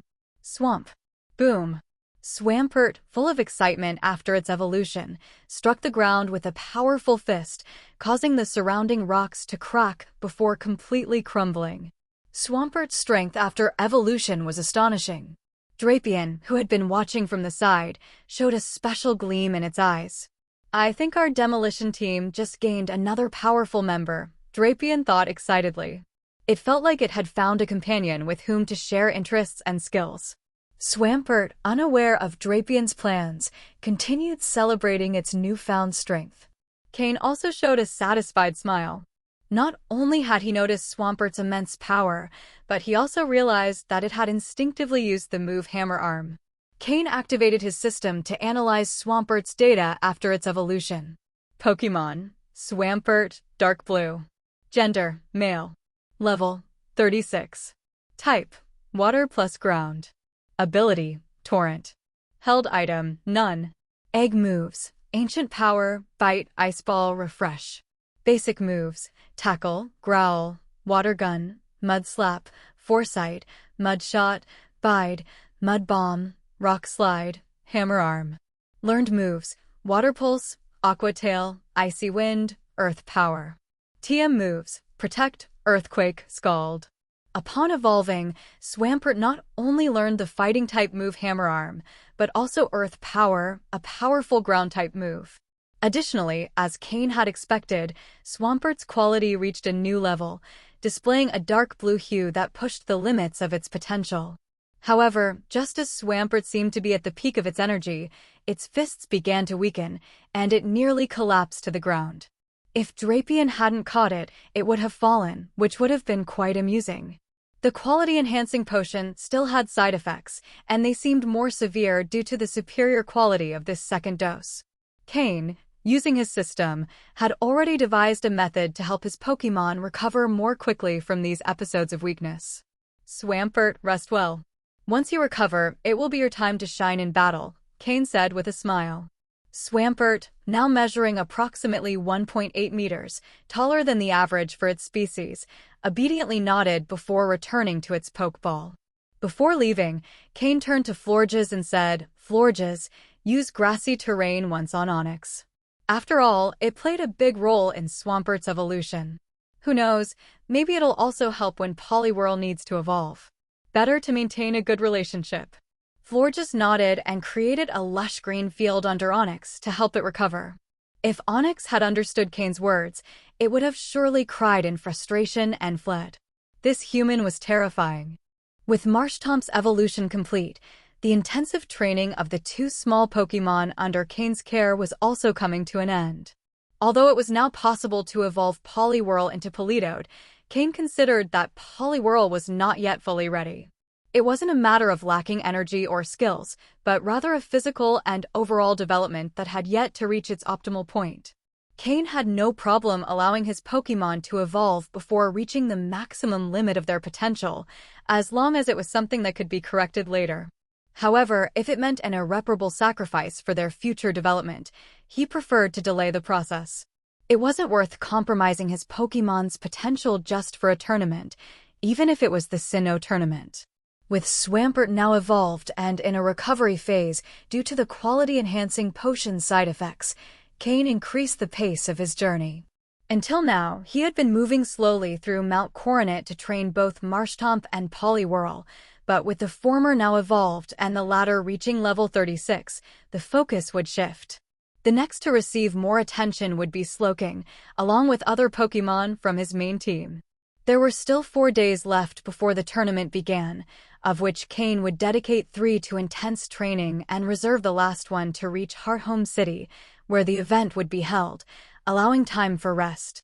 With this change, Cain withdrew Poliwhirl and sent out his strongest Pokémon to train, Drapion, Slowking, Florges, and Gengar, who took on the main battles. Additionally, to keep other members from falling behind, he summoned Honchkrow and Weevil, thus assembling his first team of 6. Cain's team resumed their journey through Mount Coronet, battling fiercely against any challenge in their path. 4 days later, on the outskirts of Hearthome City, a Flygon descended smoothly. Cain dismounted from Flygon, showing signs of fatigue from his tight training schedule. Although registration for the tournament had started a week ago, as an official representative of the Hoenn region, Cain didn't need to rush to sign up. Upon arriving in the city, he headed straight to the Pokémon Center to conduct full checkups on his Pokémon. Inside the center, Cain found several familiar faces waiting for him. The most striking figure was Steven, looking impeccable in a black suit that highlighted his natural elegance, drawing the attention of everyone present. Beside him were Phoebe, wearing her characteristic blue outfit, Wallace, who was leaning against a wall playing his harp in an almost theatrical pose, and other Hoenn trainers like Roxanne. It was the official Hoenn team for the tournament. As Cain arrived, Steven greeted him with a wide smile. "Cain, taking it easy, huh?" They exchanged a friendly handshake before Cain responded. "I was busy training my Pokémon in Mount Coronet. As soon as I finished, I came straight here." After greeting the other trainers and leaving his Pokeballs at the counter for Nurse Joy to check, Cain noticed that everyone seemed to be waiting for something. "What's going on here? Why is everyone gathered?" he asked. Steven sighed and shook his head before explaining. The tournament is starting soon, but it seems you didn't know there's an opening ceremony. Before Cain could respond, Phoebe playfully intervened. Cain, how can you be so absent-minded? Even I knew there would be a ceremony. It'll end just before the first afternoon rounds. Phoebe's words provoked restrained laughter from Roxanne and Winona, while Steven had no reservations about letting out a hearty laugh and patting Cain on the shoulder. Feeling slightly embarrassed, Cain simply asked, "So, we have to go to the stadium now for the ceremony?" Steven nodded with a smile. After retrieving his Pokémon, Cain and the group headed towards the impressive stadium built specifically for this tournament. During the journey, Cain couldn't help but ask, "Steven, do you have any idea how many participants there will be this year?" The future champion of Hoenn pondered for a moment before replying, "I'm not sure, but there will likely be several thousand. This tournament gathers participants from 5 major regions. Although earning 8 badges isn't easy, many trainers manage to do it." Then he added, "Also, there's an age limit. Only trainers under 18 can participate. In the future, the Pokémon League might organize tournaments for older trainers, but this one is just for the youth." Cain nodded, gaining a better understanding of the event's scale. After all, Pokémon trainers could start their journey at 10 years old, but youth was considered the golden stage for growth in this competitive world. The opening ceremony of the Sinnoh tournament was truly grand. A massive venue, with fully occupied seats all around, was divided into 5 sections, each designated for people from a specific region. Since this was the first time the 5 major regions were organizing a joint tournament, it attracted an incredible number of spectators. In addition to the large local crowd from Sinnoh, people from all regions traveled by plane to witness the event. And those who couldn't get tickets could only stay home and watch the live broadcast. At the center of the venue was a vast open space. Given its scale, it seemed capable of hosting more than 10 battlefields at the same time. Each battlefield could automatically rise or descend, and the type of terrain was randomly selected by the tournament organizers. Due to the large number of participants, consisting of trainers from 5 regions who had obtained 8 badges, the tournament rules were quite simple, a knockout format where the winner advanced and the loser was eliminated. Originally, the league's tournament division had proposed that, before reaching the top 128, each battle would be fought with a single Pokémon, and the winner would advance. However, this proposal was rejected by a high-ranking official of the Pokémon League, arguing that it was not stable enough. Ultimately, it was announced that before reaching the top 128, each trainer would use 2 Pokémon in one-on-one battles, the winner would advance, and the loser would be eliminated. From the top 128 onwards, the limit would be 3 Pokémon per trainer in one-on-one battles, and the winner would advance. From the top 32, the limit would increase to 4 Pokémon in one-on-one battles. Upon entering the top 16, the tournament would follow league standards, 6-on-6 battles. Finally, and unlike other tournaments, the semi-finals would feature full battles. When Cain learned about the new tournament rules, he couldn't help but admit that this format was much better. Although it might take longer, at least no one could complain about losing due to carelessness while being the stronger trainer. If you lose with 2 Pokémon, you have no excuses. Moreover, full battles in the semifinals also showed that the league was genuinely looking for trainers capable of fighting real battles, not just standard trainer battles. Some trainers excel in standard battles, but in life-or-death battles, they are completely useless because they don't know how to fight in that way. With Team Rocket having withdrawn, the league saw an opportunity, and the goal of this tournament was to find promising candidates to train and turn into a main force against Team Rocket. Fighting Team Rocket obviously required combat skills in life-or-death situations. Of course, there were also rewards in the tournament. Otherwise, how would they attract participants? From the top 64 onwards, there would be prizes based on ranking. But the league, cunning as ever, did not reveal the details and only stated that the prizes would be announced gradually once the top 64 had been determined. This added suspense. However, those with deeper knowledge understood that this Sinnoh tournament was tied to the future distribution of resources within the league. And compared to that resource distribution, the rewards for the participants were insignificant. No one in the world could truly calculate the total resources owned by the league. Not even the president of the Pokémon League, who resided at the top of MT Silver, could explain it completely. In any case, if the league said they wouldn't disappoint the participants, they would probably keep their word. Cain and the other Hoenn representatives stood in the center of the stadium, on the speaker's platform, during the opening ceremony. Alongside them, people from the other 5 regions were in the same position. Among them, Cain was able to recognize some familiar faces. For example, Will, the future Elite Four member of Johto, Lorelei, from Kanto, Chantal, from Unova, Diantha, from Kalos, and, of course, Cynthia, from Sinnoh, whom he knew well. Cain was quite surprised to see Lorelei leading the Kanto team in this tournament. Was Lance older than Lorelei? Cain wasn't sure. But since Lorelei was participating in the tournament, Dragon-type specialists were probably starting to tremble. Just by looking at those standing on the platform, one could tell how fiercely competitive this tournament would be. Cain was somewhat worried about Steven. Could he reach the podium? However, Steven, always confident, didn't see it that way. In his mind, even if he couldn't reach the podium, there was still Cain as an additional backup. With this double safety net, he believed that reaching the podium was practically guaranteed. The outcome? Who knew? The host spoke endlessly, to the point of boring both those on the platform and the audience. Only then was the Sinnoh tournament officially declared open. The debut of Cain and the other featured participants didn't bring benefits, rather, it brought problems. Any future opponents they faced would give 120% of their effort to defeat them. If they weren't exceptionally strong, the upcoming battles would be challenging. Finally, the total number of participants was announced, nearly 4,000. This meant that each region had more than 800 participants. Of course, it wasn't an equal distribution. Since Kanto and Johto were considered one region, they had the most participants, accounting for nearly 1/3 of the total.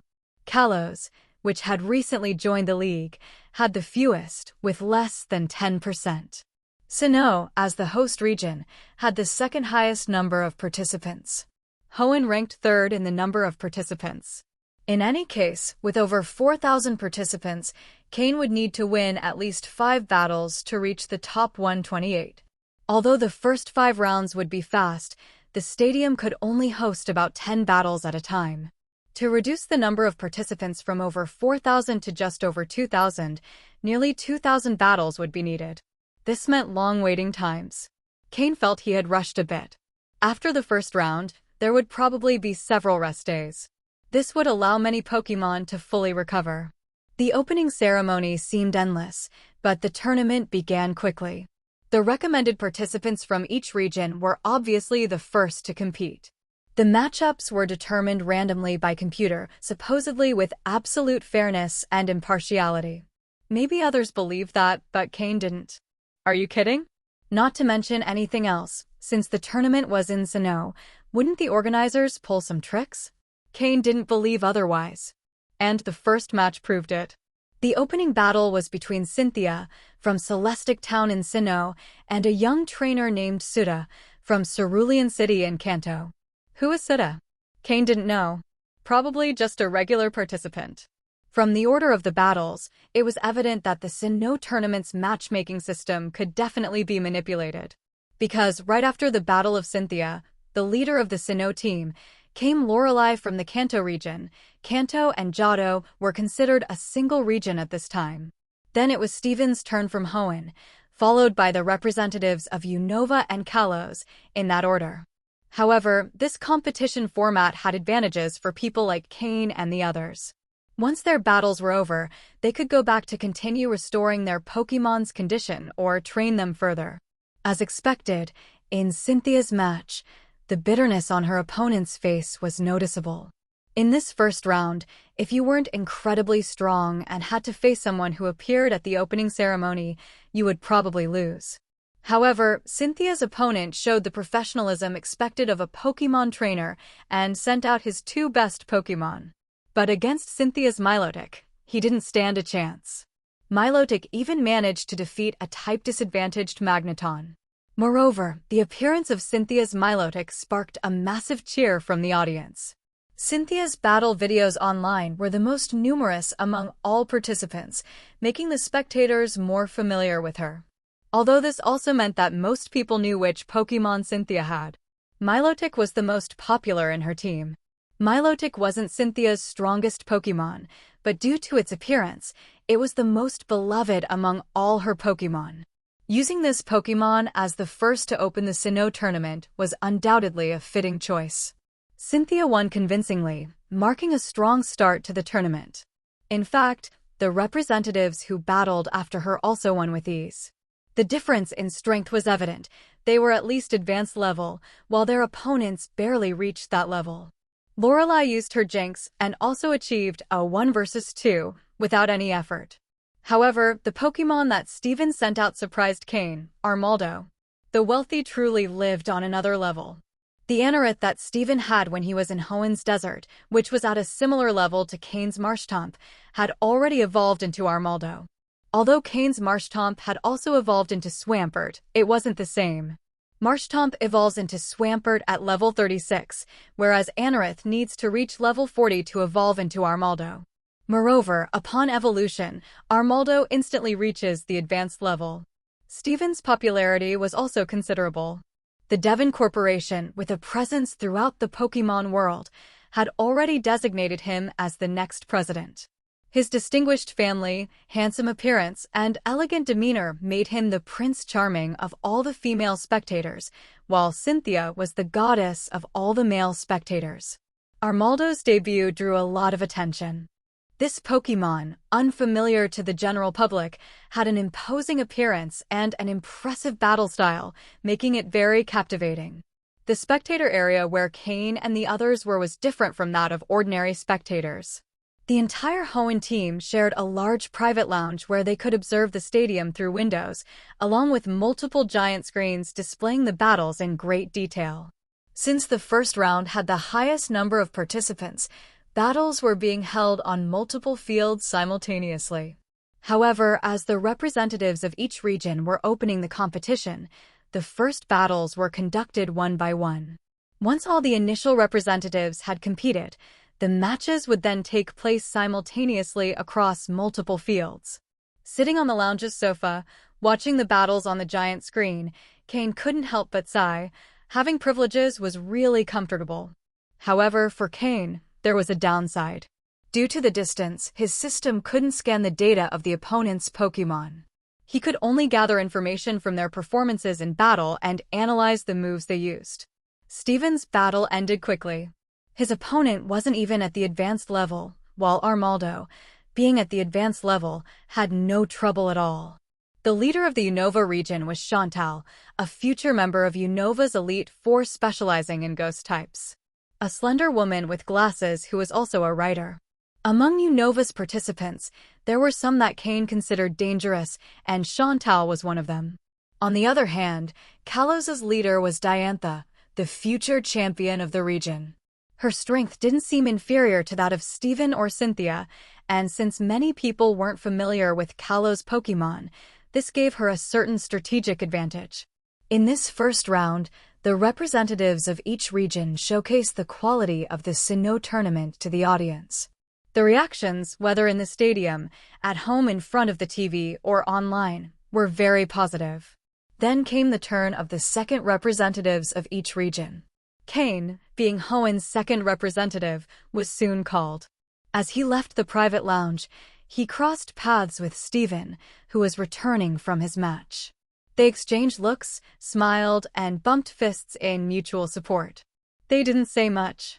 If they needed encouragement to face a first-round opponent, they might as well go home. It wasn't worth staying and embarrassing the Hoenn League. Cain's opponent was a trainer named Aji from Olivine City in the Johto region. On the giant screen, their portraits appeared, along with basic information such as their home region and status. Cain slowly walked out of the participants' tunnel, wearing the official league researcher uniform. In a competition like this, casual trainer clothes weren't appropriate, as he wasn't just representing himself, but also the entire Hoenn League. Although Cain would have preferred to wear normal trainer attire, the league officials didn't allow it.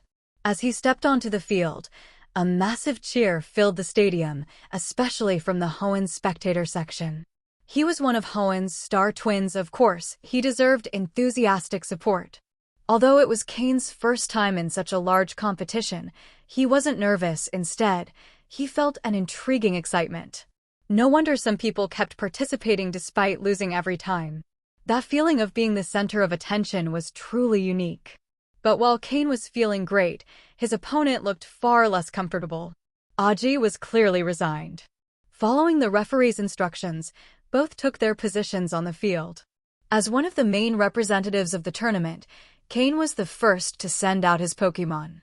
He tossed a luxury ball onto the field. Swamp. To represent the Hoenn region, this Pokémon was, without a doubt, the most fitting choice. Cain. From the stands, spectators enthusiastically shouted upon seeing the Pokémon Cain had called into battle. Swampert. The first Pokémon Cain used was none other than Swampert, who had recently evolved. As one of the most prominent representatives of the Hoenn region, it was only natural for Cain to use one of the region's iconic starters, the aquatic colossus, Swampert. There is no Pokémon that represents a region better than its starters. Although the leaders of the previous regional teams had also put on exciting battles, none had used the starters of their respective regions, making Cain the first to do so. Of course, this ignited the fervor of Hoenn fans. However, upon seeing Cain's Swampert, Audiobook, the trainer from the Johto region, showed a worried expression. Taking a deep breath to calm his unease, Audiobook threw a Pokeball, revealing a Houndoom onto the battlefield. A Fire-type Pokémon. No wonder he looked so uncomfortable facing Swampert. Swampert, upon seeing his opponent was a Houndoom, showed a peculiar expression. At home, there was a group of Houndoom that acted as guard dogs. They were frequently shaken up by their leader, Honchkrow. That group of Pokémon had always seemed extremely weak to him. That was Swampert's subjective opinion. However, now he was on a battlefield. Swampert quickly hid his expression, but Houndoom managed to catch his brief look of disdain. This enraged Houndoom. Cain used his system to scan Houndoom's information, level 36, dark green quality, and well-trained. Unfortunately, he was at a complete type disadvantage against Swampert. Houndoom, use Howl and then charge in with Thunder Fong, Audiobook commanded. Houndoom obeyed his trainer's orders, letting out a powerful howl directed at Swampert, raising his morale and increasing his attack strength. Swampert, Frozen Tail, Aqua Tail plus Ice-type energy, Cain ordered. Houndoom accelerated with force, kicking up dust as he charged forward. His fangs crackled with a bright electric current. The electric-type energy gathered, ready to strike. Meanwhile, Swampert, upon hearing Cain's command, moved his body like a fish swimming. A large amount of water-type energy enveloped him, forming a torrent that concentrated in his tail. Soon, a powerful aqua tail took shape. But Swampert didn't stop there. Ice-type energy flowed into his tail, solidifying the attack. As Houndoom closed in, Swampert swung his body violently. The massive aqua tail transformed into an ice tail in the process. Boom! Electric energy transmits through water, but ice is another story. Houndoom took the hit directly, getting slammed to the ground. This combination of water and ice-type moves was something Cain had been training with Swampert since his Marshtomp stage. After evolving, the move had been perfected. Although the control was not yet flawless, it was close. Houndoom, knocked down, had not yet finished suffering. Swampert, Earth Hammer, Hammer Arm plus Earthquake. Cain shouted. The Earth Hammer move was a combination Cain designed for Swampert after he learned Hammer Arm upon evolving. Although its mastery was not as advanced as Frozen Tail, the impact was devastating.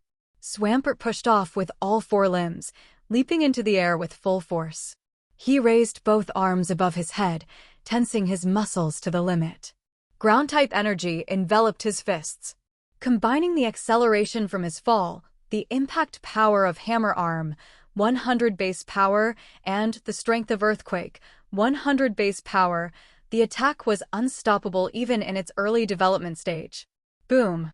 A whoa! Houndoom whimpered in pain before losing consciousness. Swampert had buried him into the ground with a colossal strike. That was it? I was just getting started, Swampert thought. Honestly, Houndoom seemed more suited to guarding houses. As Houndoom fell, the ground shook violently, forming a massive crater with cracks radiating outward. The Earth Hammer move, in its first-ever battle appearance, demonstrated an overwhelming level of power. Swamp. The Pokémon roared with excitement, responding to the cheers of the crowd. The sheer force and explosiveness of the battle thrilled the audience. Swampert! Swampert! Swampert! The spectators' chants echoed like crashing waves in the stadium. Even though Swampert wasn't as strong as Steven's Pokémon, his fighting style was much more exhilarating. Even Agron couldn't compare. Swamp. With his name being chanted, Swampert didn't shy away. Instead, he got even more excited, punching his fists together while acknowledging the crowd. The officials and league leaders, seated in the VIP boxes, nodded in satisfaction. Cain and his Pokémon knew how to stand out. From now on, Swampert would surely gain popularity among trainers. Audie, with a gloomy expression, withdrew his Houndoom. He had now become the background character in someone else's spectacle. However, even being the backdrop in a battle like this was a way to gain recognition, better than being forgotten. Audie threw another Pokeball, revealing a Typhlosion. One of Johto's starter Pokémon, specializing in Fire-type moves. It was clear why Audie was so frustrated. His specialty in Fire-type Pokémon put him at an obvious disadvantage against Swampert. Pokémon: Typhlosion, Dark Green. Gender: Male. Level: 38. Type: Fire. Ability: Blaze. Held item: None. Egg moves: Foresight, Crush Claw, Flame Burst. Basic moves: Eruption, Double Edge, Euro Ball, Tackle, Leer, Smokescreen, Ember, Quick Attack, Flame Wheel, Defense Curl, Swift, Flame Charge. Learned moves: Thunder Punch, Fire Punch, Throat Chop, Heat Wave. TM moves: Protect, Flamethrower, Aerial Ace, Sleep Talk. This Typhlosion was also very strong, and being one of Johto's starter Pokémon, its stats were well balanced. Typhlosion's entrance was well received, though not as loudly as Swampert's. Still, as one of Johto's iconic Pokémon, the cheers were strong. However, Audie's face remained grim. There was nothing he could do. He was at a type disadvantage, and seeing how helpless Houndoom had been, it was unlikely Typhlosion would fare much better. Audie knew he was about to lose, but he didn't want to do so in such a humiliating manner. At least he had to land one attack. Typhlosion, use Quick Attack and then Flame Wheel. Typhlosion roared loudly, and the flames on its back flared up spectacularly. This was the origin of this powerful Pokémon's name. Crouching on the ground, it used all the strength in its legs and arms to launch into a rapid sprint across the battlefield. Swampert, prepare Water Pulse and pay attention to its movement trajectory, Cain instructed. Swampert nodded seriously. Cain knew that no matter how excited Swampert was about winning earlier, during battle, it had to remain completely focused. With the added speed from Quick Attack, Typhlosion rapidly closed the distance towards Swampert. Meanwhile, in Swampert's hands, a bluish energy sphere was forming, with water-type power flowing over its surface. Taking advantage of its momentum, Typhlosion caused the flames on its back to burn even hotter, enveloping its entire body in a rolling wheel of fire. Swampert, narrowing its eyes, watched as Typhlosion charged toward it. The Water Pulse move was fully prepared. Earthquake, Swampert. Cain ordered just as Typhlosion was about to reach Swampert. Swampert, anticipating that its trainer wouldn't let it simply use Water Pulse passively, had already prepared its next move. It lifted one leg and slammed it down onto the ground with full force. Crack. The ground began to crack, and the earthquake move spread out from Swampert across the battlefield. Typhlosion, affected by the tremors, noticeably slowed down. Now, Water Pulse. Following orders, Swampert hurled the water sphere with one hand, as if playing volleyball, directly at Typhlosion, whose movement had now slowed. SSSHH. The The water clashed with the flames, generating a cloud of white steam that spread across the battlefield. Typhlosion, use heat wave. Audrey made one last attempt. He needed to land at least one hit. But Cain wasn't going to allow it. Swampert, Great Earthquake. Cain exclaimed with determination. The move Great Earthquake was one of the combination moves Cain had specifically developed for Swampert, a fusion of earth power and earthquake. This move pushed ground-type energy to its maximum potential. For Pokémon weak to this type, it was an absolute nightmare. Swampert, with a powerful leap, slammed both feet onto the ground, releasing a shockwave of devastating energy. The attack cut through the steam cloud and found Typhlosion, who was already exhausted after its last move. Swampert, both fists charged with ground-type energy, raised them above its head and brought them crashing down with monumental force. Boom! The impact created a massive crater in the ground, and Typhlosion was trapped in the center of the collapse, unable to move. The white steam quickly dissipated, and in the middle of the battlefield, only the enormous crater and the defeated Typhlosion remained. Swamp, the Pokémon roared with excitement, thrilled about its first battle and having perfectly executed the combination moves. Even though its opponent wasn't that strong, for Swampert's debut, the performance had been outstanding. Typhlosion can no longer continue. The winner is Cain, from Leafy Town in the Hoenn region. The referee declared the end of the battle as cheers filled the stadium. Cain! Cain! Cain! With a smile, Cain crossed the battlefield to shake hands with his opponent, Audrey. Although Audrey was somewhat disappointed, he knew his strength was no match for Cain's, so despite his forced smile, he showed deep respect. Cain, accompanied by Swampert, returned to the trainer's tunnel as the cheers continued to echo. He decided that Swampert deserved to enjoy the moment, allowing it to stay out of its Pokeball to soak in the positive energy from the crowd. When Cain returned to the Hoenn region's trainer's lounge, everyone approached to congratulate him. Steven, sitting on a couch, gave him a thumbs up. Not bad, Cain. Just 20 days ago, your Swampert was a newly evolved Marshtomp. Now it's impressive. You're definitely one of Hoenn's best breeders. Phoebe, excited, ran up to Swampert and touched its muscular arm. Wow! It's bigger than my leg, she laughed while Swampert struck a powerful pose to amuse her. Cain shook his head, smiling, and sat down next to Steven. Swampert is amazing, but I'm sure your recently evolved Armaldo is even stronger. Steven sighed. I had to use family resources to speed up its evolution. But that meant it didn't develop to its full potential. Now it'll take time to fix that. The same happened to me, Cain admitted. Swampert evolved quickly, but we can still work on developing its full power. Steven, his eyes shining, patted Cain on the shoulder. You're a genius as a breeder. When you have time, I hope you can help me with Armaldo and my other Pokémon. Cain nodded, knowing it wouldn't be easy, but he was willing to help. Meanwhile, the battles continued in the stadium. Although the battlefield had been severely damaged, the tournament had several reserve arenas ready for use. With thousands of battles still to be fought, the early rounds would take a long time. For now, Cain and Steven decided to leave, leaving the rest of the day's matches to the audience and other participants. Before reaching the top 128, there shouldn't be too much pressure. Even upon reaching the top 128, Cain thought that as long as he didn't run into those few exceptional rivals, he shouldn't have too much difficulty. In any case, knowing how the league worked, it would be rare for them to be matched up so early.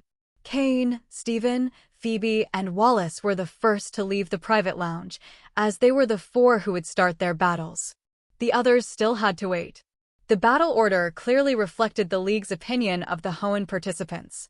Steven and Cain were the top contenders, followed by Phoebe and Wallace, while the others were ranked lower in importance.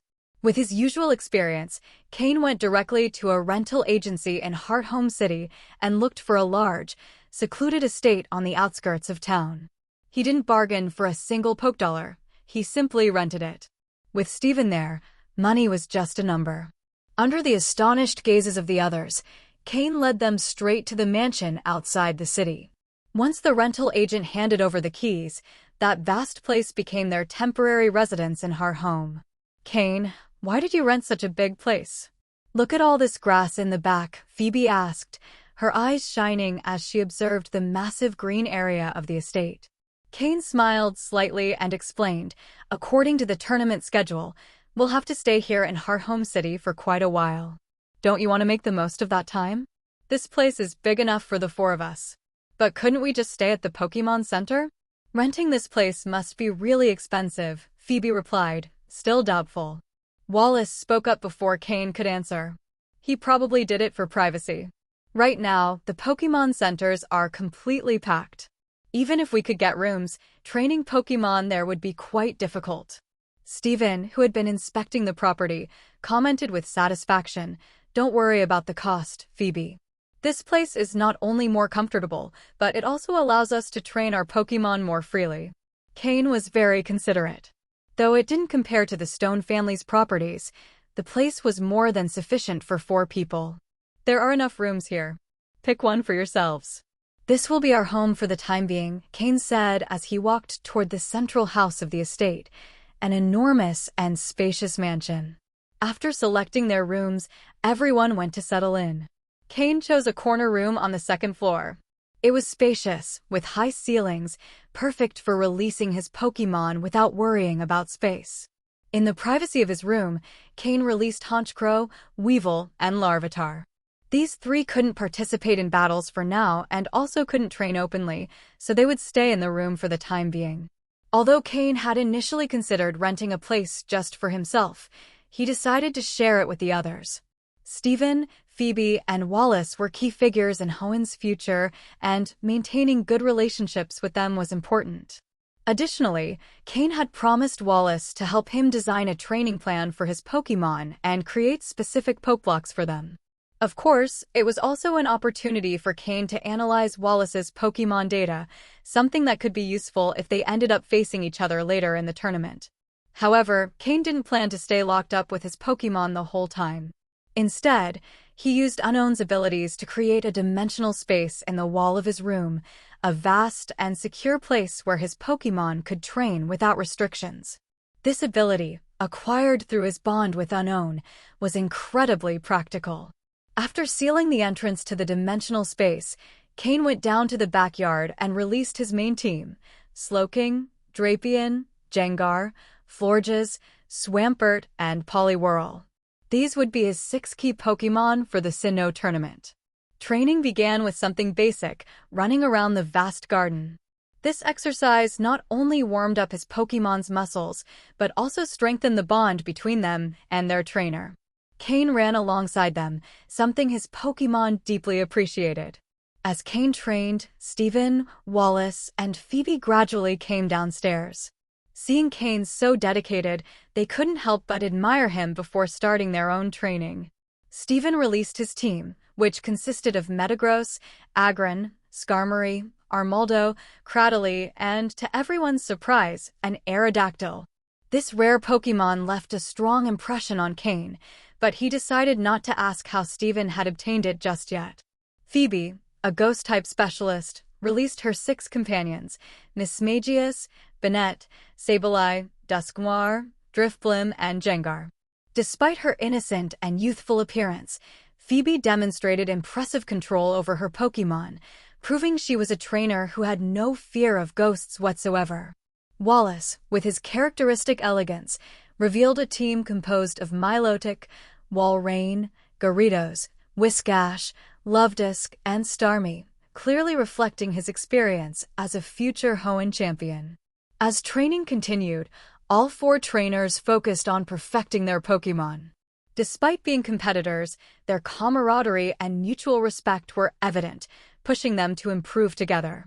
The day passed in constant effort, with each one dedicating time to prepare for the battles ahead. As the sun began to set, Cain and the others returned to the mansion, ready to rest and plan the next day's training.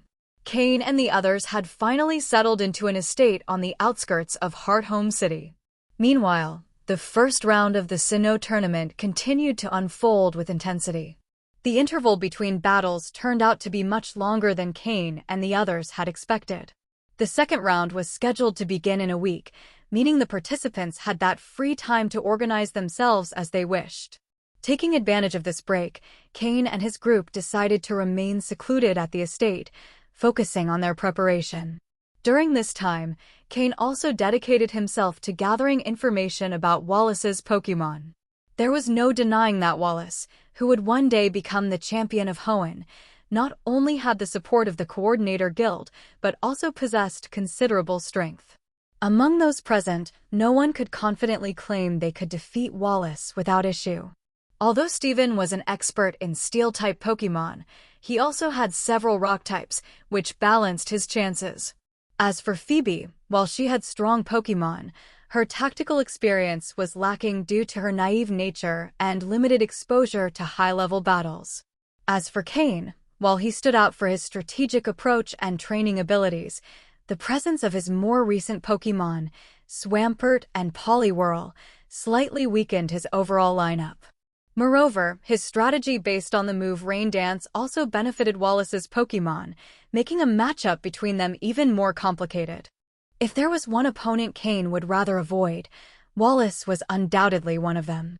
While Cain analyzed his companion's Pokémon, they also had the opportunity to observe his during training. All of them were experienced trainers and could deduce the general strength of Cain's Pokémon based on their routines and the intensity of their practice. It was evident to everyone that the weakest points in Cain's lineup were Swampert and Poliwhirl. While Slowking was a major threat and Drapion could be difficult to handle, the general perception was that Cain's Pokémon were not at the same raw power level as Steven's or Wallace's. However, Cain wasn't just a skilled trainer. His ability as a breeder and his knack for developing complex tactics kept him on par with the best. That combination, along with his status as a psychic, was what allowed him to be considered one of the Hoenn twins alongside Steven. Since they still had time before the next battle, Cain decided to dedicate this period to evaluating and optimizing his Pokémon's capabilities. Slowking was undoubtedly the pillar of the team. As the only Pokémon at the quasi-elite level, his role would be crucial in the upcoming rounds. His greatest strength lay in his ability to fight independently, using moves like Trick Room to alter the pace of battle. Additionally, with his wide range of moves across different types, he could take on a variety of opponents. On the other hand, Jengar had recently learned the move Role Play, expanding his tactical repertoire. Though he had yet to reach his full potential, he excelled in group battles and attrition strategies due to his speed and long-range attacks. Moreover, Jengar possessed the powerful Perish Song, a move that could turn the tide of any one-on-one battle if used correctly.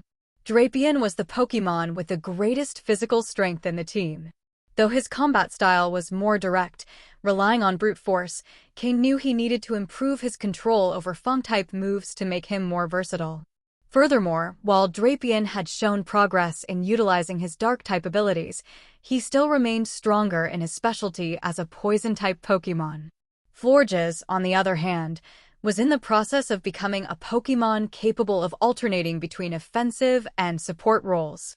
Thanks to the resources Cain had invested in her training, Florges had reached a new level of power, capable of shifting between grass and fairy types, depending on the situation.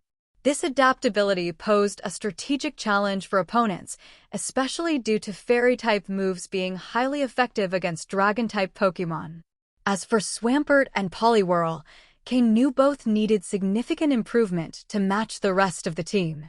Both Pokémon were fully aware of their importance in the upcoming battles, which drove them to train with unwavering intensity, seeking to overcome their limitations and meet their trainers' expectations. If Cain wanted to secure a high placement in the tournament, he needed at least one of his Pokémon to reach the quasi-elite level. Though the tournament rounds were spaced out, allowing time for training, Cain understood that the room for improvement was limited. The goal was clear: secure a spot in the top 8. To achieve this, the team needed to not only improve individually but also function as a cohesive strategic unit. Fortunately, the additional time between battles gave Cain a valuable opportunity to prepare his team and address the areas that needed attention. Every training session, Every strategic adjustment was another step toward success in the Sinnoh tournament. Sometimes, what one expects to happen does not always align with reality. After spending 2 days resting at the mansion on the outskirts, Cain unexpectedly had to leave. It all began on the second night. In the middle of his sleep, a small computer Cain carried in his hands suddenly lit up, emitting a notification. Simultaneously, the mechanical voice of the system resonated in his mind. Beep. Target located. Range locked. Would you like to reduce the search range? Abruptly awakened by the system, Cain immediately sat up in bed. Ever since he had obtained this device, he had carried it with him at all times, even while sleeping except when entering the water. That showed how important it was to him.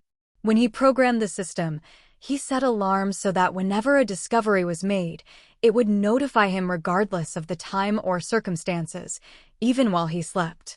That was why being woken up in the middle of the night did not bother him. On the contrary, his heart filled with excitement. He had finally found it. System, lock the range and reduce the search. Inform me of any changes immediately. While issuing mental commands to the system, he began dressing hastily. The Pokémon resting around his bed opened their eyes, alerted by their trainer's unusual movements. Thinking something serious had happened, they adopted defensive stances, a reflection of their survival instincts in the wild. Calm down, return to your Pokeballs for now. If I need to fight, I'll call you.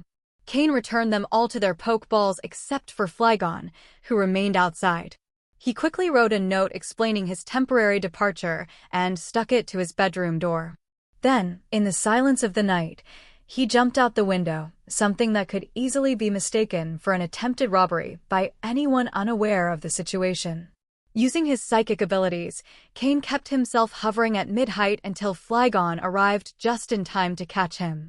Flapping its wings gently, Flygon moved without making much noise and headed straight for the outskirts.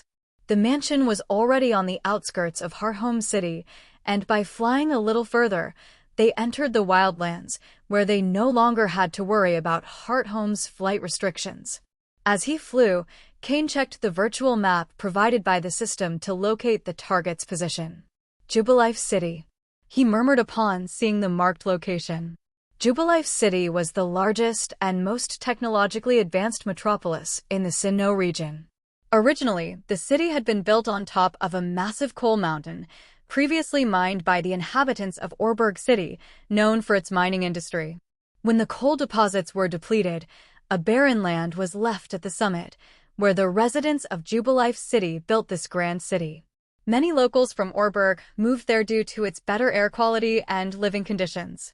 Over the years, people from other regions also migrated to Jubilife City, which leveraged Orberga's coal industry resources to boost its technology. Eventually, it became the most advanced city in Sinnoh. The system must have spent a long time scanning such a technologically developed place. No wonder it took so long to find the target, Cain reflected while flying on Flygon's back through the night sky. The fresh air dissipated the fatigue from his interrupted sleep. Considering the importance of the object he had been searching for so long, losing a bit of rest did not bother him at all. He was even willing to abandon the Sinnoh tournament if necessary, though he preferred for both objectives to align. System, report the real-time position and keep the range as narrow as possible. We cannot lose the target, Cain emphasized mentally. Beep. Target located in Jubilife City. Immediate action recommended. If the target resists, the estimated maximum containment time is 3 days. In the upper right corner of the virtual map, a countdown appeared, marking 72 hours remaining. 3 days. That should be enough. If all goes well, I can still make it in time for the second round of the tournament, Cain thought as he patted Flygon's neck. Understanding the signal, Flygon increased the frequency of its wing beats, accelerating its flight. To maintain its energy, Cain took out some poke blocks and offered them as a reward. Fortunately, the distance between Hearthome City and Jubilife City was not too great. Since Flygon was flying along official league routes, the journey was smooth, and they did not encounter any high-level wild Pokémon that could disrupt their travel. Finally, by nightfall on the second day, They arrived at the outskirts of Jubilife City. Cain completely changed his attire, opting for a disguise that would not identify him as either a League member or a Team Rocket operative. His temporary identity would be key in handling the current situation. After returning Flygon to its Pokeball, Cain entered the city, where artificial lights illuminated the streets as if it were daytime. Using his psychic abilities, he subtly altered his facial features to make himself less recognizable.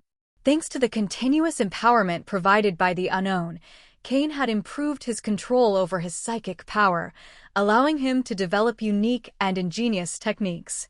As he wandered through the streets and alleys of Jubilife City, he worked on narrowing down the target's range even further. Although the system had already provided a general location, only close proximity would allow him to pinpoint the exact spot. This process required patience. However, for the underworld groups that dominated the city, Cain's movements did not go unnoticed. To them, his presence was a direct provocation to their authority.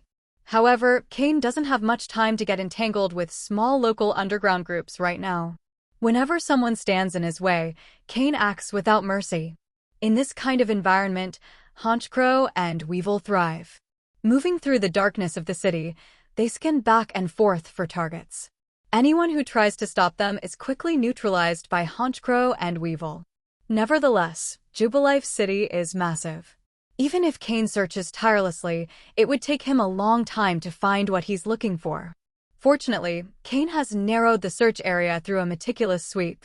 The system also assists by accessing the city's pervasive network upon entering Jubilife City. Finally, just when Cain thought he would go another night without sleep, the system reduced the search area to its minimum expression. Jubilife TV in Jubilife City. The target is inside Jubilife TV.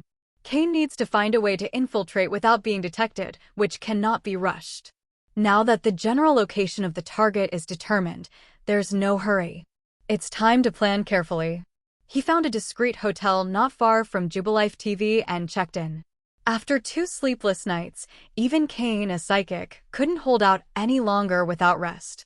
Perhaps someone on Sabrina's level could, but not him. With the system monitoring the network in real time, Cain didn't even take off his clothes. He collapsed directly onto the bed. From midnight yesterday until now, he hadn't closed his eyes, desperate to locate the target and prevent another escape. However, the system now had the location locked down. The target couldn't leave for a while. In fact, it seemed they had turned Jubilife TV into their base and had no plans to leave. He slept until noon the next day. The hotel room was strategically chosen.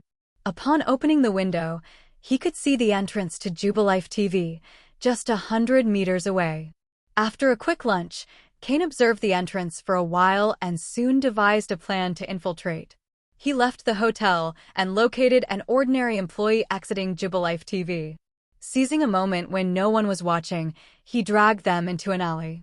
When Cain reappeared, he was wearing the employee's clothes and had their ID badge hanging on his chest.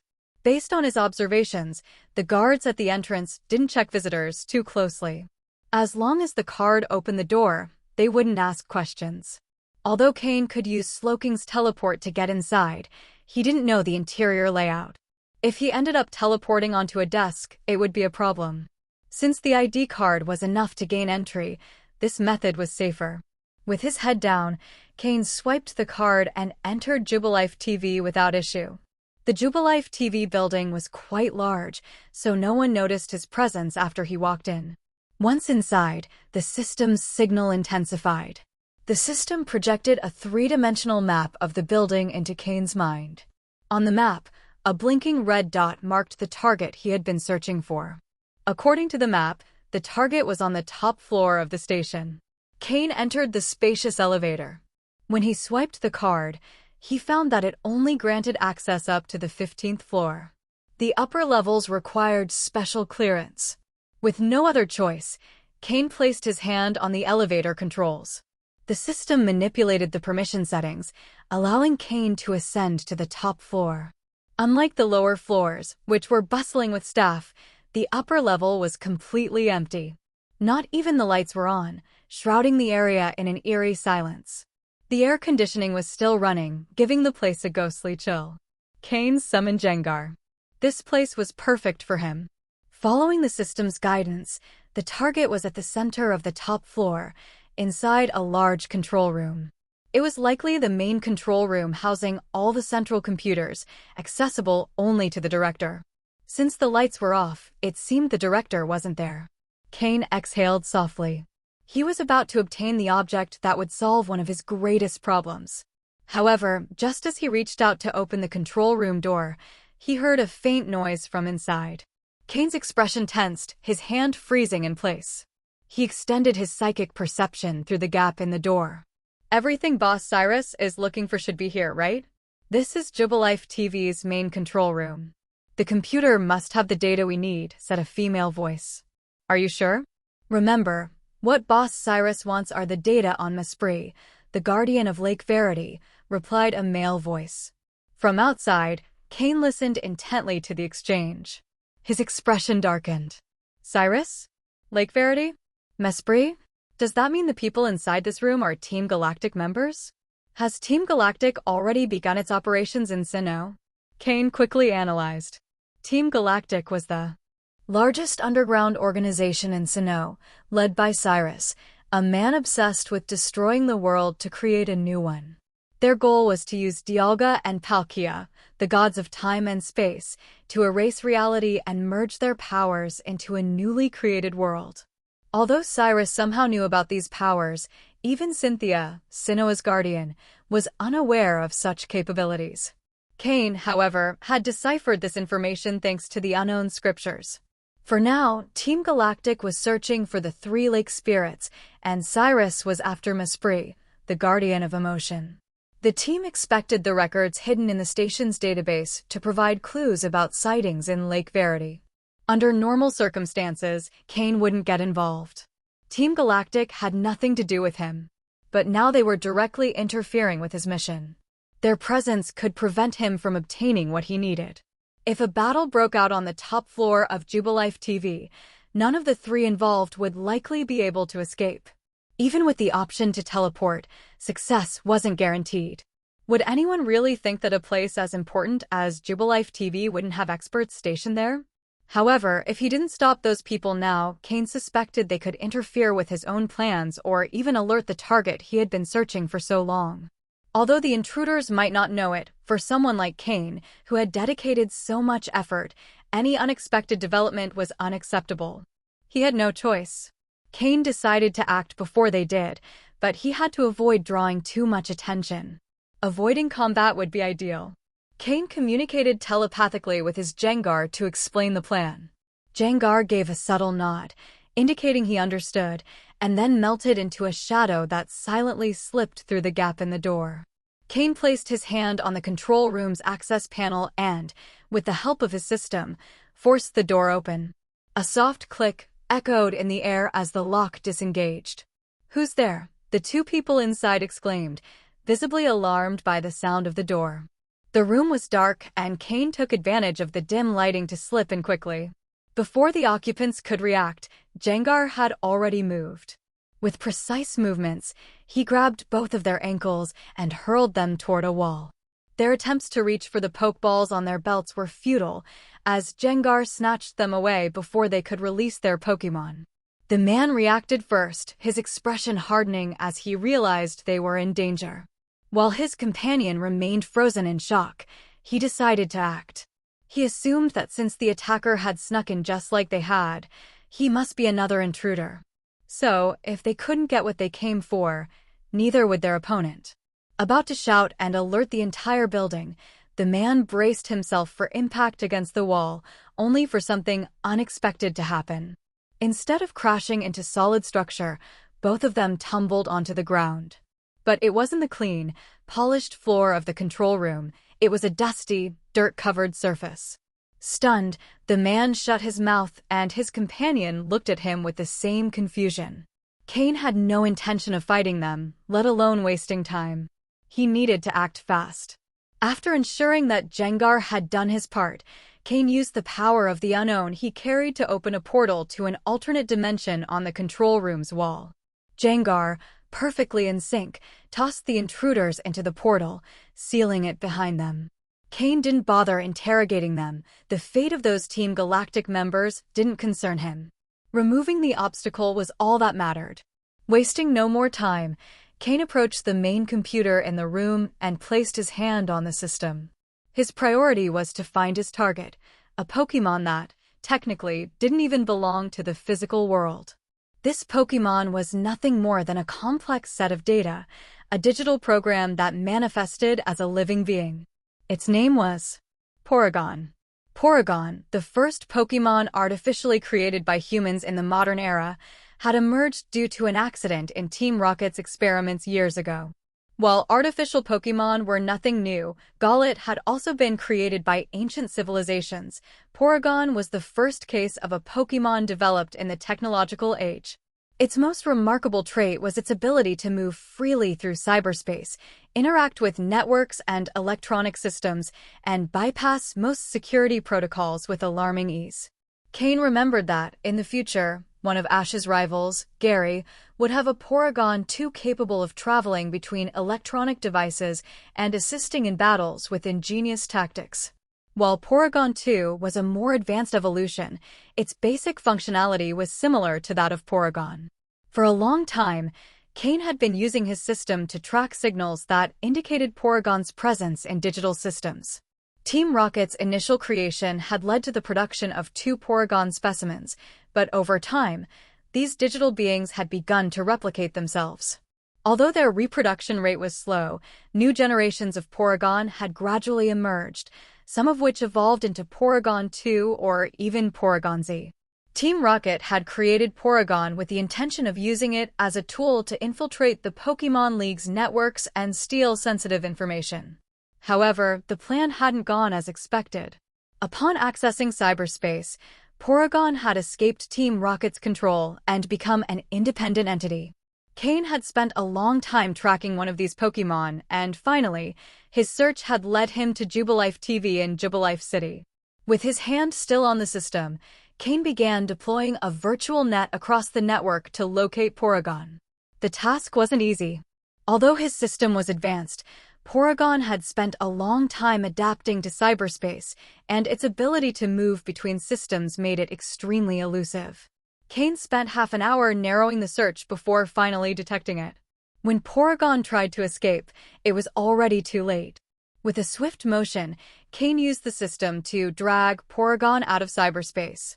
Before him, an angular figure composed of polygons appeared, with vibrant colors and a shape resembling a three-dimensional puzzle. He finally had it. Porygon, the Pokémon he had sought for so long, was now under his control. The system, using microelectric currents, infiltrated Jubilife TV's central computer database and directly extracted the Porygon that had been resting comfortably within it. The Porygon now in Cain's hands looked completely bewildered, unable to comprehend what was happening. As an artificially created Pokémon, Porygon lacked the emotional authenticity of a Mutwo. It had no true autonomous thought. All its expressions and movements were the result of collected and analyzed data. Simply put, it was more like an advanced AI-powered computer that mimicked human emotions through its ability to analyze vast amounts of data. It was somewhat similar to Rotom, but the key difference was that Rotom possessed true consciousness and a soul, while Porygon only simulated emotions. So, although Porygon appeared confused, its reaction was purely superficial. However, its current state of bewilderment was very real. Thanks to the system's capabilities, Cain ensured that Porygon could not escape. Then, he used both hands to hold it. Porygon's body, being smooth and slippery, was difficult to grasp with mere physical strength. Cain had to use the system's microelectric currents to keep it secured in his hands. With a wave of his right hand, Cain created a new alternate dimension, different from the one used to confine the 2 Team Galactic members. He entered this space along with his Jengar and the captured Porygon. Outside, if Cain released Porygon, it would return to the digital environment, as if diving into a vast ocean. In that case, tracking it again would be far more challenging since Porygon would be on alert and protect itself from future captures. Inside the alternate dimension, Cain let go of Porygon, which immediately began exploring the space, searching for something to connect to. But in this completely isolated space, there were no electronic devices except those Cain carried. Even so, Porygon would have to approach Cain to interact with them. The system scanned Porygon, providing the following data. Pokémon, Porygon, insufficient information for complete analysis. Gender, genderless. Level, 30. Type, normal. Ability, analytic. Held item, none. Egg moves, none. Basic moves, conversion, conversion 2, tackle, sharpen, Psybeam, agility, recover, magnet rise, signal beam.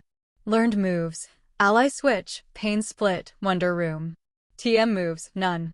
This was the first time the system had interacted with a Porygon, so it could not yet analyze its quality.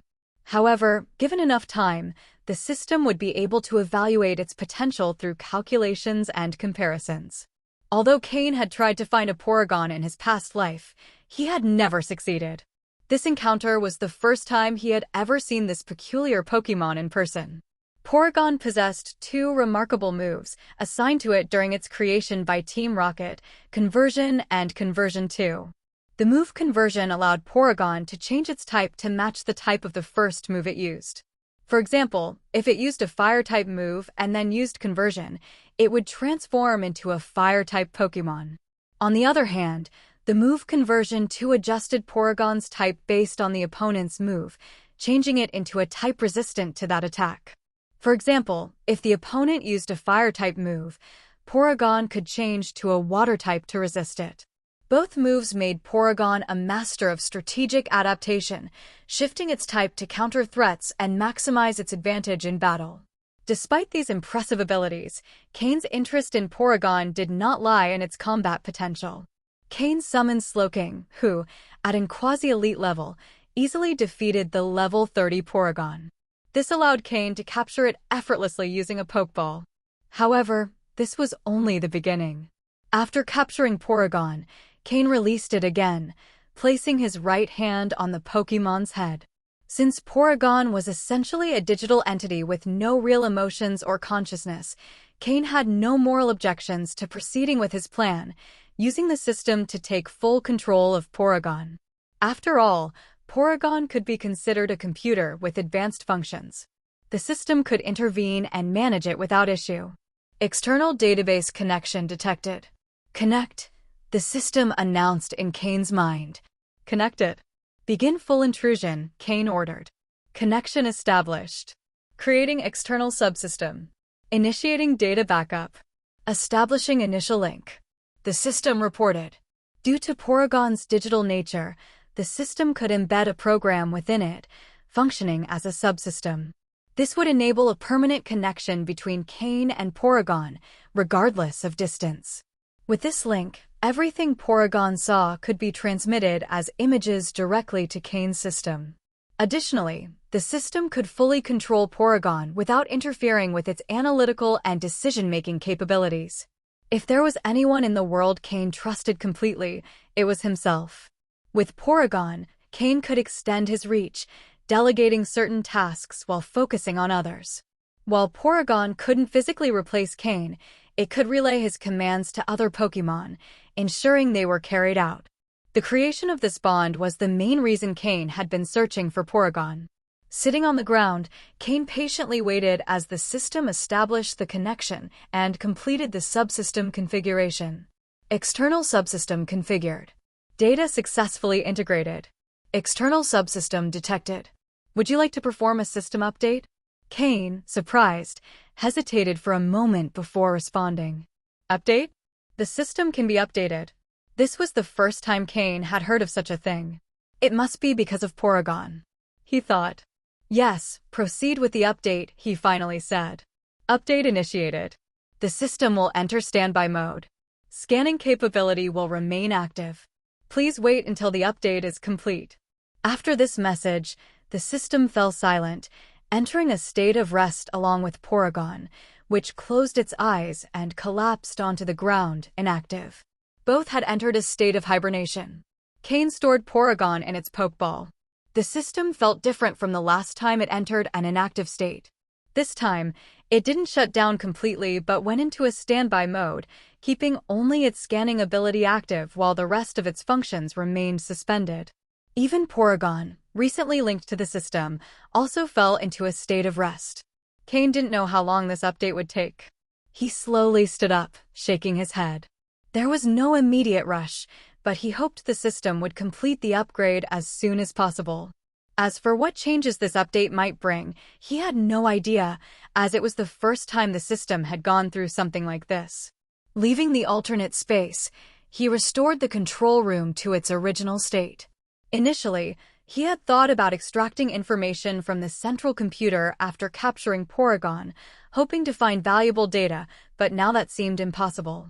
After exiting the control room, he took an elevator to the lowest level and left the Jubilife TV building. It was unlikely that anyone would suspect that not just one person, but several, had managed to infiltrate the place. If not for Team Galactic's interference, Cain would have completed this operation without complications. The system update was an unexpected turn of events. After leaving Jubilife TV, he looked for a secluded spot to change his clothes completely. Then he navigated through several alleyways in Jubilife City, ensuring no one was following him before finally leaving the city.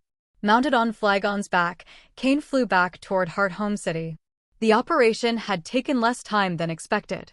While flying on Flygon, he reflected on how to maximize Porygon's potential. Although using it as an extension of himself had its advantages, Cain felt that would be underestimating this Pokémon's capabilities. Porygon had the unique ability to move freely through electronic devices and digital networks, something that complemented the system's limitations. This would allow him to access vast amounts of data much more efficiently. Cain hadn't forgotten that Team Rocket was conducting research on Mew's genes. If he could obtain information on those experiments, the benefits would be immeasurable. Additionally, even as an extension of himself, Porygon would facilitate access to valuable resources, like that mysterious island he had accidentally discovered during a maritime journey. A day later, Cain arrived in Hearthome City and returned to the mansion where he was staying with Steven, Phoebe, and Wallace. In the backyard, Steven and the others were diligently training alongside their Pokémon. Cain landed smoothly with Flygon, drawing everyone's attention. His absence had been noticeable to his companions, but they didn't truly realize it until lunchtime when no food had been prepared. Ever since Cain revealed his cooking skills, he had become the primary chef. Seeing him return, his three companions were genuinely relieved. They were sick of Steven's indescribable recipes, to the point where Wallace and Phoebe preferred eating leaves over taking another bite of his cooking.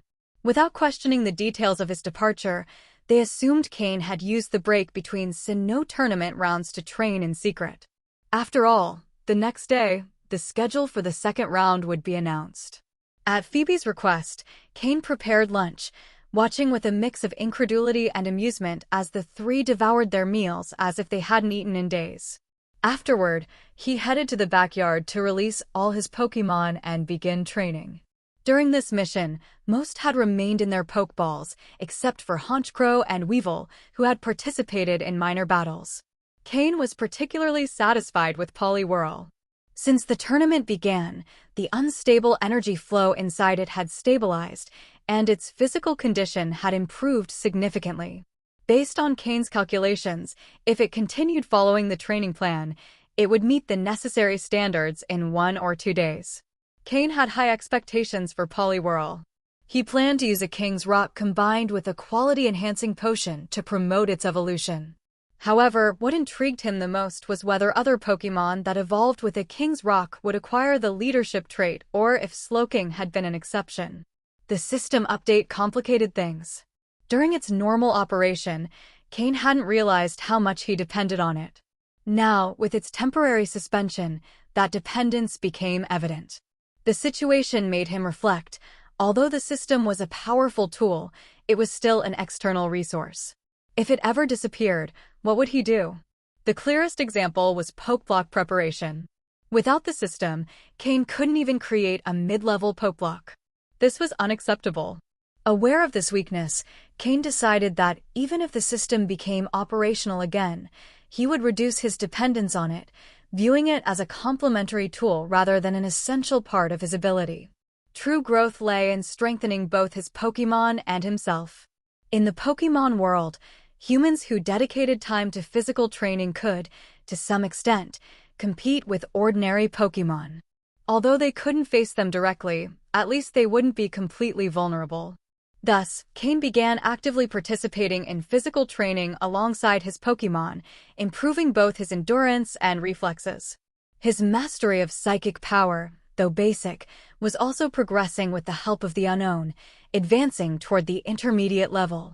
If he could capture more Unknown, not only would he enhance the secret ability of the Unknown, but he would also accelerate the development of his psychic power. Although Steven, Phoebe, and Wallace knew about his powers, they accepted them without issue. Wallace, after a brief moment of surprise, understood that it was only natural for someone like Cain, one of the so-called Hoenn twins. However, Wallace couldn't help but feel inferior. Unlike his companions, he had no special powers. Steven had the power of money, Phoebe possessed supernatural abilities, and Cain stood out for both his talent and leadership. Arceus surely envies how handsome I am, that's why he didn't give me any special gift, Wallace murmured, adjusting his hair as he let out a deep sigh. Time passed quickly during training. The second round of the Sinnoh tournament had begun. The match schedule was delivered a day in advance. Unlike the first round, where all matches took place within the same time frame, this time the battles were much more spread out, giving the impression that the random pairing system was truly functioning. However, upon closer observation, it was evident that the trainers considered favorites from each region had not been pitted against one another. The matchups assigned them to compete only against common trainers from different zones. Of course, among those common trainers, there were also some strong ones, but Cain and the others managed to avoid the most difficult ones. Thinking about it, it made sense. If a trainer from a region, considered one of the strongest, were eliminated only in the second round, both the region and the trainer would become the target of ridicule. Others wouldn't care who their opponent was, they would only focus on the fact that the eliminated trainer had fallen in the second round. That's why Cain and the others had different battle schedules. Cain was lucky since his match was scheduled for the first day of the second round, while Steven and the others would battle in the following days. Cain arrived at the stadium alone. Despite the tournament's massive scale, the number of people in the stands hadn't diminished in the slightest. Even with dozens of matches happening simultaneously, spectators were free to choose which battle to watch, making most of them stay in the stadium all day, only taking breaks for meals, restroom visits, or sleep. Cain couldn't help but wonder, do these people not have jobs? Cain was assigned to one of the battlefields. Many spectators recognized him instantly, and since he was the only favored trainer scheduled for this time slot, the giant screen at the top of the stadium focused on his battle. Cain's opponent was from the Unova region, but what surprised Cain the most was that this competitor turned out to be weaker than the one he had faced in the first round. This is surprising, Cain thought. Progress in this tournament depends a lot on circumstances. If a trainer is lucky and faces weaker opponents in each round, they could easily advance to the top 128. However, reaching the top 64 would be more difficult, as by that stage, the remaining participants were usually favored trainers or highly skilled independents. Since his opponent's level wasn't high, Cain was able to defeat him quickly using Poliwhirl. Poliwhirl fought in a completely different style compared to Swampert, using its speed to toy with its opponent after activating Rain Dance, easily securing a favorable outcome. Although it wasn't as spectacular as his first victory, the crowd still gave Cain a considerable ovation. By now, Cain had become quite well known, especially among trainers. After the battle, Cain quickly returned to the mansion. This competition pace was perfect for him. During the matches, he could focus entirely on battling, and on the days without matches, he could return to the mansion to fine-tune his condition. This allowed him to train his Pokémon without extreme pressure. Though improvements weren't immediate, stability was what truly mattered, ensuring that no major mistakes were made. As the second round progressed, the number of participants was cut in half, leaving just over 2,000 competitors. However, since each round was scheduled with a week-long break in between, competitors had plenty of time to rest and recover. Yet, as the tournament advanced toward the later rounds, rest time would be reduced. By the time it reached the top 128, rounds could be completed in a single day, with rest periods shortened to a maximum of 3 days.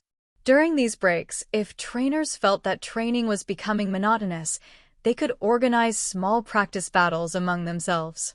Although this could reveal some of their abilities, all the competitors were exceptionally strong trainers and had no fear of showing their level. After all, even if others discovered something, it wasn't a big deal. On the first day of the second round, it was Cain's turn to battle. The second day was for Steven and Phoebe, and the third day was for Wallace. Once those 3 days had passed, everyone could focus on training their Pokémon again. However, now Cain faced a crucial question in his mind. Should he allow Poliwhirl to evolve at this moment? It was true that after several training sessions, Poliwhirl had reached the level Cain required. But the decision to evolve it or not was an important matter. Undoubtedly, if Poliwhirl evolved into Politoed, its individual power would increase significantly. Moreover, in long-term battles, its ability Drizzle would be a great asset, making it an essential core for Cain's Rain team. However, the problem lay in this. If Poliwhirl evolved, its ability would change to Drizzle, meaning his team would lack a Pokémon with the Swift Swim ability. Although Gengar could use the move Skill Swap, there was no other Pokémon on the team with that ability, and it wasn't practical to look for one in such a short time. Without a Pokémon with Swift Swim, the team would lose a key component. Finding one on such short notice was unrealistic, and even if he found one, there wouldn't be enough time to train it, making synchronization with the rest of the team difficult. If Poliwhirl didn't evolve, Cain would only need to focus on controlling the weather during battles. While he wouldn't be able to unleash Poliwhirl's full potential, at least he would still have a Pokémon with Swift Swim on his team. Cain found himself undecided. Should he let Poliwhirl evolve now? Feeling a bit frustrated, he decided to take a walk with his Pokémon to see if he could find a solution to his dilemma, hoping to balance both options. If he couldn't find a solution, Cain was willing to give up the chance to win the Sinnoh tournament and allow Poliwhirl to evolve, as that evolution would directly affect Cain's long-term development. He knew what was more important. To clear his mind, Cain decided to head to Lake Verity, not far from Hearthome City. As one of the 3 Great Lakes of the region, it was home to the legendary Pokémon known as Azelf, the god of willpower. However, Cain had no intention of getting involved in Team Galactic's affairs. After what happened at Jubilife TV, he had no interest in participating in their plans. With his mind clear, Cain departed without anyone stopping him. Meanwhile, his friends understood that this time away could also serve to improve his abilities. Even though his Pokémon weren't at the highest level yet, Cain was determined to grow stronger. From Hearthome City to Lake Verity, Cain first took Route 209 eastward. Riding on his Flygon, the speed was incredible, and within hours, he had reached the end of the route. After that, he only needed to traverse a vast forest to reach Lake Verity. Since his goal was to clear his mind and train, Cain decided not to continue flying with Flygon and instead ventured into the forest on foot. Inside the forest, he summoned all the Pokémon he planned to bring to the Sinnoh tournament. Neither Swampert nor Poliwhirl had the strength to guarantee Cain even reaching the top 16 of the tournament, so strengthening them was essential. At first, Cain thought that, like Steven, he would be missing 3 Pokémon from his team, yet both of them would still achieve good results. But then he realized that Steven's resources were on a completely different level. The pace at which Steven trained his Pokémon was much faster than Cain had imagined. Both Armaldo and Cradily had already reached the advanced level, preventing them from being a burden to Steven. And the most shocking thing was the Aerodactyl that Steven had added to his team. After scanning Aerodactyl, Cain discovered that it was a quasi-elite level Pokémon. And judging by how Steven trained it, it was clear that it wasn't alone but one of his original Pokémon. This greatly increased the pressure on Cain. Training alongside Steven and Wallace, Cain had become quite familiar with both of their Pokémon. If Hoenn's representatives were this strong, what could be expected from those of other regions? Lorelei, although she would be one of Kanto's elite 4 members and not the region's champion, possessed the strength to hold the champion title in other regions. Not to mention Cynthia from Sinnoh, Diantha from Kalos, or the trainers from Unova. Although the ranking he achieved wasn't that important to Cain, he knew that a truly strong person could not give up before the fight even began. Lacking that spirit would mean a lack of ambition. The excuse that Poliwhirl needed to evolve was just a reason to go out and train. The real reason was that Cain felt he was falling behind. The goal of reaching the quarterfinals now seemed difficult, so he decided to head to Lake Verity with his Pokémon, looking to strengthen them while clearing his mind. Summoning all his Pokémon was meant to train them through battles along the way. Cain wanted them to apply in battle what they had learned in recent training days. Each Pokémon received a new move combination designed by Cain, tailored to their current abilities. For example, Swampert had learned 2 unique combinations, Earth Hammer and Great Earthquake. The first combined fighting and ground-type moves, using Hammer Arm to enhance the impact of Earthquake. The second was a pure combination of 2 ground-type moves, maximizing its power. Although Swampert had just learned these moves and had not yet mastered them completely, the results were promising. The Great Earthquake move, in particular, was devastating against Pokémon weak to the ground type, and if there was a quadruple weakness, a single attack was enough to defeat them. The only drawback was that it required a lot of ground-type energy, making the move slow. This meant that Swampert struggled against faster opponents. That was the aspect that needed improvement. But training alone was not enough. It was in battle that the real results were seen. Likewise, Cain designed unique combinations for his other Pokémon, focusing on their strengths and correcting their weaknesses during training. However, the true test was battle. As he ventured into the forest from Route 209, Cain noticed that the wild Pokémon in this area were not very high level. Swampert and Poliwhirl led the team, while Slowking and Florges stayed close to Cain, ready to defend him or support the team as needed. Drapion, walking imposingly at the rear, demonstrated his transition into a brute force Pokémon. However, Cain did not neglect the training of its special moves, a distinctive trait of these Pokémon. Pokémon like Drapion and Arbok, which could master moves such as the Elemental Fangs, had exceptional talent in controlling and manipulating energy. Meanwhile, Gengar glided through the forest shadows, constantly exploring.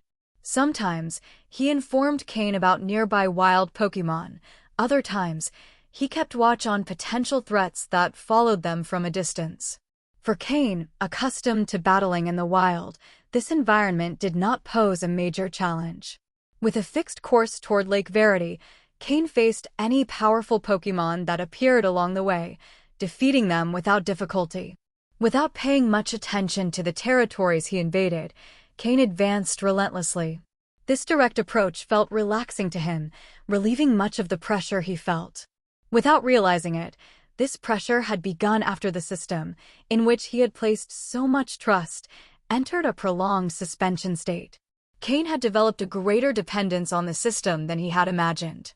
The system's pause made him feel insecure, as if he could no longer keep up with Steven and the others. However, if he could overcome this state, he would learn not to rely so much on the system in the future. Even if he continued using it, he would do so with a different mindset and clearer goals. At this moment, Cain faced an invisible barrier that he needed to break through. Fortunately, he was already aware of the problem, and the intensive training he was undertaking now helped him find inner balance, acting as a release valve. Under Cain's orders, his Pokémon unleashed extraordinary power, causing an uproar in the forest. Wherever Cain passed, Pokémon fell as if a plague had swept through the area, unable to resist his attacks. The intensity of battle, far from overwhelming Cain, led him into a deep state of calm. The 3 unknown on his wrist began to glow intensely, and the more he fought, the stronger the light became. Unbeknownst to him, small distortions began forming in the space around him. Cain and his Pokémon, completely immersed in battle, did not notice these phenomena. As the battles intensified, the psychic energy within Cain churned like boiling water, reaching increasingly intense levels. Only Slowking, who always remained by his side, was able to notice the strange changes in him. Meanwhile, the other Pokémon were still immersed in a state of total excitement, almost completely losing control of themselves. As they advanced toward Lake Verity, Cain's wrist began to heat up, but he didn't notice, too focused on his mission. Together, they faced and defeated every Pokémon that crossed their path. The strength demonstrated by his team discouraged weaker Pokémon, who preferred to avoid appearing in their way. However, something unusual was happening in Cain's mind. Fragments of symbols characteristic of the unknown began to form, slowly rearranging until they created a large symbol. When it took shape, Cain recognized it as an exclamation mark. Suddenly, a sharp sound echoed in his mind, like a bell warning him of something imminent. The echo forced him to stop, and all his Pokémon also snapped out of the strange trance they had been in. That was when they noticed the accumulated fatigue, as if, after a long race, they had finally reached their limit.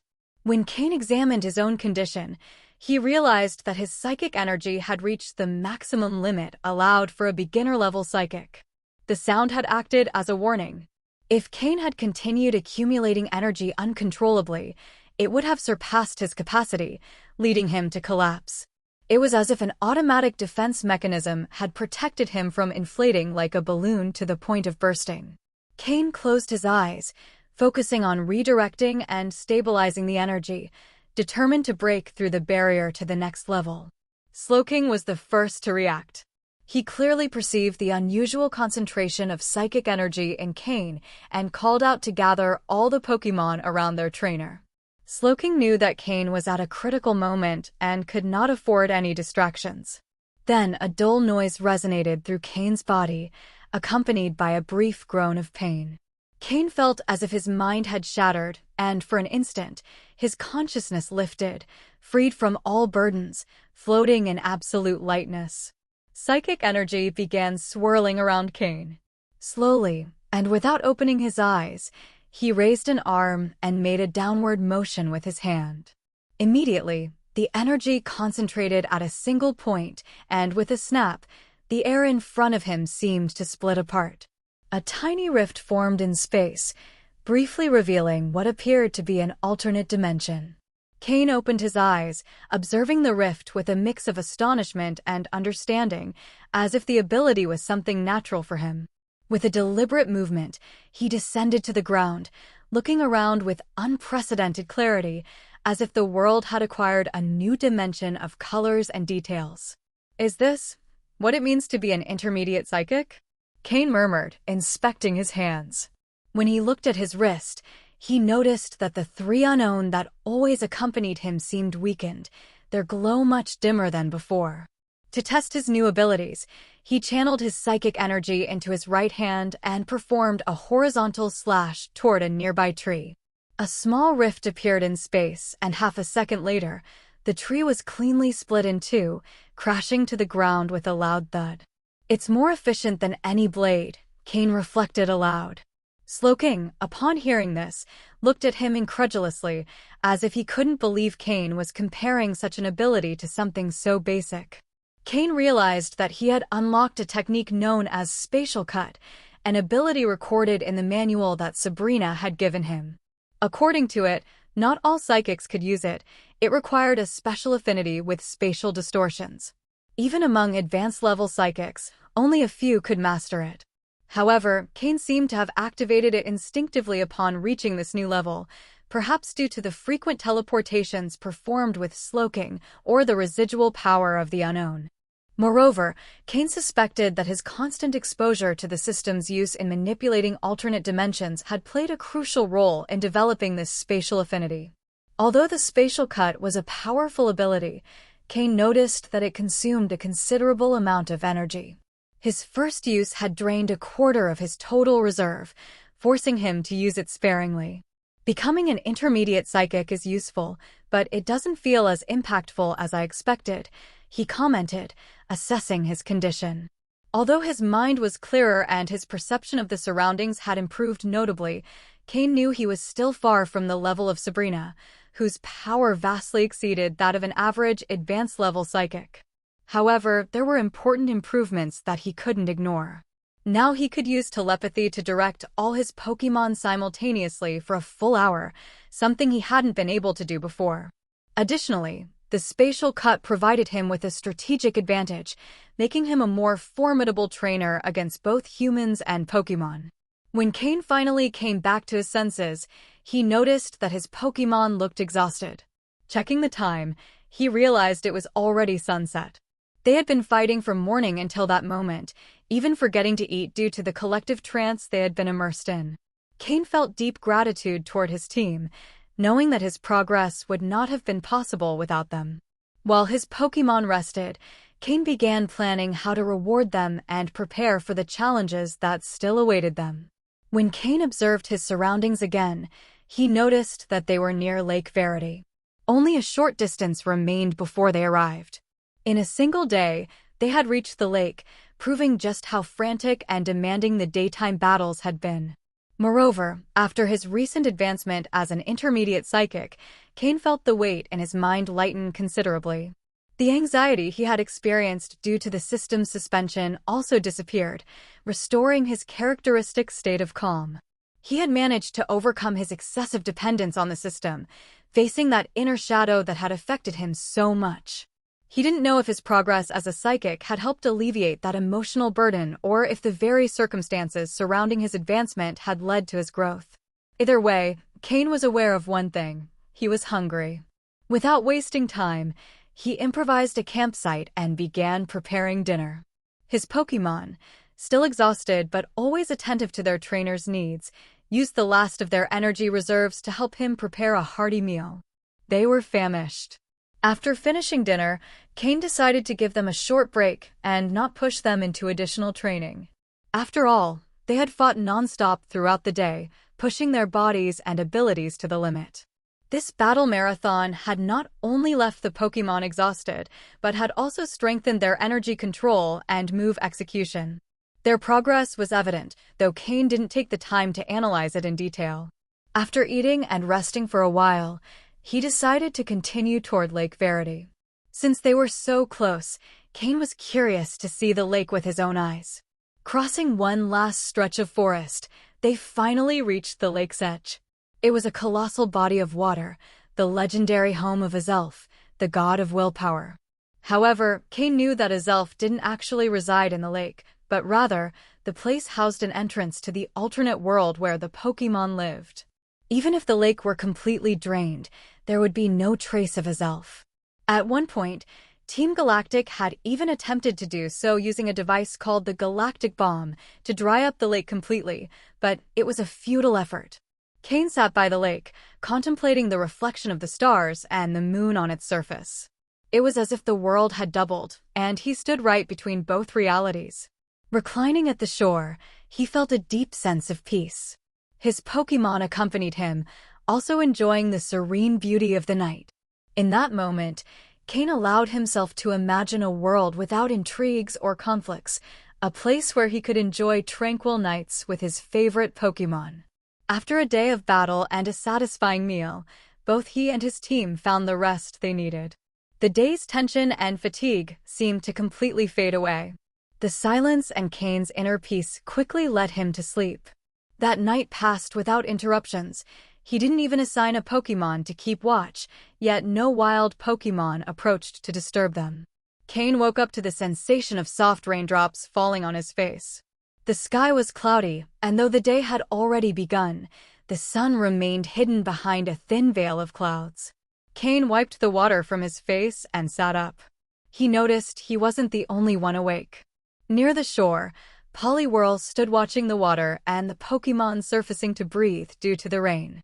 Cain approached and patted him on the head. "Are you remembering what life was like before you joined me?" Cain asked.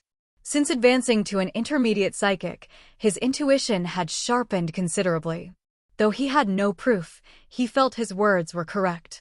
Poliwhirl turned his head toward Cain and nodded slightly, not denying his assumption. Once, he too had been like the Pokémon of the lake, carefree, enjoying peaceful days with many friends. Though his home wasn't as large as Lake Verity, his life had been comfortable and serene. Before Cain could respond, Poliwhirl shook his head again, as if trying to convey something more. Despite the memories of his childhood, he was satisfied with his current life. He had found a trainer who cared for him and companions who supported him. Cain smiled and patted his head again, turning his gaze toward the lake. Evolve, Poliwhirl. Poliwhirl looked at him in surprise, but Cain maintained his calm expression, watching the water and the Pokémon swimming in it. It's the perfect moment. Evolve, and a surprise awaits you. Determination filled Poliwhirl's eyes. Confident in his decision, Cain took out a high-quality enhancement potion and a special item, the King's Rock. Upon seeing the King's Rock, Poliwhirl was immediately captivated. "Drink this first," Cain said, handing him the potion. Poliwhirl, despite knowing it was bitter, drank it all in one gulp. Instantly, a surge of energy coursed through his body, intensifying his vitality. The other Pokémon, who were already awake, watched with excitement. Even the Pokémon in the lake seemed to sense something. Numerous Poliwag and Poliwhirl emerged from the water, all staring at Cain and his companion. There was a solemn air in the atmosphere. Cain placed the King's Rock on Poliwhirl's head. The latent energy in his body merged with the item's power, and a brilliant light enveloped the Pokémon, marking the beginning of his evolution. From the lake, cries and chants echoed, a celebration that seemed to arise from the depths of the gathered Pokémon's hearts. It was as if they were witnessing a coronation ceremony. "The new king has been crowned," Cain murmured as he watched the light. A smile formed on his face, for he knew that his team was about to welcome a new and powerful ally. He had been looking for a Pokémon with the swift swim ability for his rain team, and this Horsia had appeared as if sent from the heavens. Cain observed the small Pokémon, who clearly had no companions of her species in the lake. It was evident that she had been living alone for a long time, probably having to fend for herself. Her timid nature allowed her to survive, but it didn't make life easy or enjoyable. He ordered Slowking to clear the blackened water, leaving only Horsia. The little Pokémon looked at him with eyes full of fear and distrust. Her red eyes reflected a mix of fear and defiance. Knowing that Horsia was female, Cain sighed, thinking that he would have to handle the situation with some delicacy. "I'll give you two options," Cain said in a calm but firm tone. "First, you enter this Pokeball, and I promise to take good care of you. You'll eat the best food, train with other Pokémon like you, and live a life you could never imagine. Look, even Politoed, whom you saw evolve, is my Pokémon." As he spoke, Cain took out Politoed's luxury ball and showed Horsia the Pokémon resting peacefully inside. Upon seeing Politoed, Horsia's eyes shone with envy. Clearly, she had been watching the evolution from afar and dreamed of being part of something similar. "And the second option?" Horsia asked with her gaze, showing a mix of resignation and curiosity. "Second option, I defeat you in battle, capture you anyway, and force you to come with me." Cain flashed a playful smile, clearly enjoying the little joke. Horsia froze, feeling as if her intelligence was being underestimated. Was there really a choice in this? She felt insulted but knew she had no escape. With tears of frustration in her eyes, the little Pokémon cast one last defiant look at Cain before tapping the Pokeball's button with her head. She was absorbed in a flash of red light. Cain chuckled to himself. So innocent and easy to convince. I guess this is what they call being young and naive. To make sure Horsia felt welcome, he released her again. Horsia, now on the ground, quickly spat out a bit of water to surround herself, watching Cain with a mix of resentment and vulnerability. All right, it was just a joke," Cain said, pulling a Pokeblock from his pocket and tossing it toward the water. "Consider it compensation. This should make you feel better." Horsia sniffed the Pokeblock cautiously, clearly drawn to its scent. Though she tried to maintain a dignified facade, she didn't take long to devour the Pokeblock, savoring it as if it were the best thing she had ever tasted. Cain knew that this Horsia had great potential. Although she was currently just a water-type Pokémon, her final evolution, Kingdra, would gain the dragon type, along with versatility that would fit perfectly into his rain team. Additionally, the swift swim ability would be invaluable in battles under rain. Realizing that the little Pokémon had relaxed, Cain handed her another Pokeblock, gradually earning her trust. After feeding her, he decided to store her in her Pokeball so she could rest. Looking toward the lake, Cain saw that several Poliwag and Poliwhirl had decided to follow Politoed. To preserve the leadership item, Cain captured those who were willing and planned to send them to his gym. With Politoed evolved and a new member added to his team, Cain was ready to face the challenges ahead. Although he knew his rain team wouldn't be fully functional for the next tournament, he was satisfied with his progress. His goal was to reach the top 8, and anything beyond that would be a bonus. At this moment, Cain finally used the system to scan his Pokémon's data one by one and observe the growth they had achieved after their previous battles. Both Swampert and Politoed had fought hard, but only Swampert managed to level up, reaching level 38. Gengar and Drapion had also engaged in a considerable number of battles, allowing them to level up as well, reaching level 49 and positioning themselves at the peak of the advanced level. However, neither Slowking nor Florges showed any progress in their levels, as the opponents they faced were not particularly strong. Slowking had taken on more of a spectator role, letting his teammates fight, while Florges had completely dedicated herself to caring for Swampert and Politoed, almost like their babysitter. Nevertheless, it was precisely thanks to Florges' presence that Swampert and Politoed were able to fight so freely. Now that Politoed had evolved from a Poliwhirl and Cain had captured a Horsia with the swift swim ability, he was ready to leave Lake Verity. This lake had brought him a lot of luck. However, just as Cain was about to leave, a rift suddenly opened in space above the lake's surface, and from it emerged an unknown. The 3 symbols on Cain's wrist emitted a sudden heat, warning him of the unknown's presence, prompting him to turn and notice the Pokémon. The spatial rift was right above the water's surface. Cain frowned as he observed the unknown. Is that the letter C? The symbol representing this unknown was indeed the letter C. In contrast, the symbols on Cain's wrist were the letters A, D, and Z. It was unclear why this unknown had appeared there. Cain had already discarded the idea of attempting to capture unknown, as conventional Pokeballs didn't work on them. Only a higher-level Pokeball could be effective, and Cain didn't have any available. If an unknown wished to be captured by Cain, it would do so on its own, attaching itself to his wrist just as the previous 3 had. That was why Cain didn't make much effort to capture them. However, this unknown's behavior was strange. Do you want me to follow you? Cain asked, a hint of uncertainty on his face. Not only did this unknown seem unafraid of him, but it also showed no interest in the 3 companions attached to Cain's wrist. It simply signaled for Cain to follow. Through the spatial opening behind the unknown, Cain could vaguely glimpse something. It looked like an island? An island located in an alternate space? Cain quickly thought of the continents that Dialga and Palkia, the legendary Pokémon, had created within alternate spaces. However, according to inscriptions on the cave walls near Celestic Town, that mysterious continent they created wasn't far from there. In contrast, Cain was now at Lake Verity, and it would take him more than 2 days of flying at full speed to reach Celestic Town. Though he hesitated for a moment, Cain ultimately decided to follow the unknown.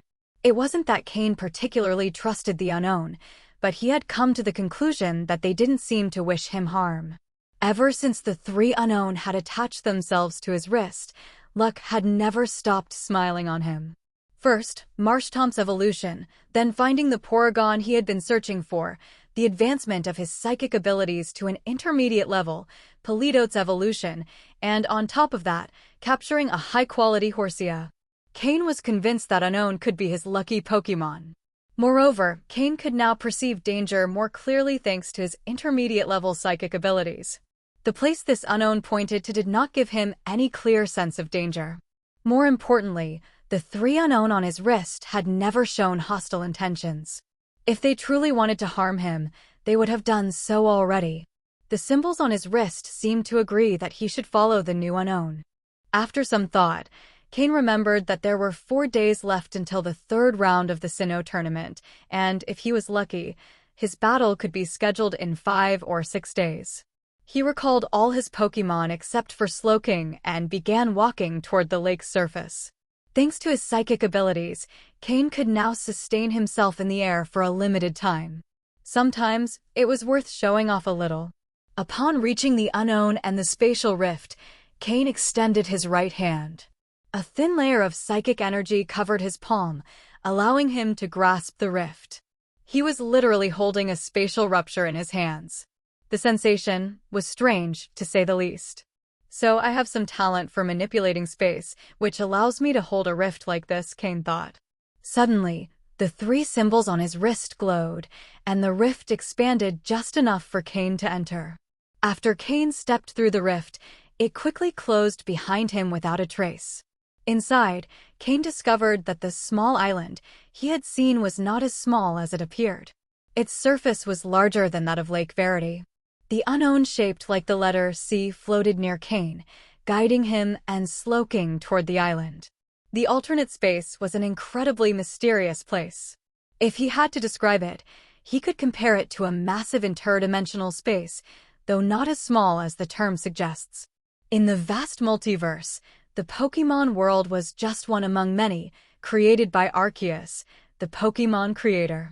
Dialga and Palkia had also created a continent within such a space, though an incomplete one, while Giratina, the Lord of the Distortion World, inhabited an alternate world that had once been as functional as the Pokémon World, until it was devastated.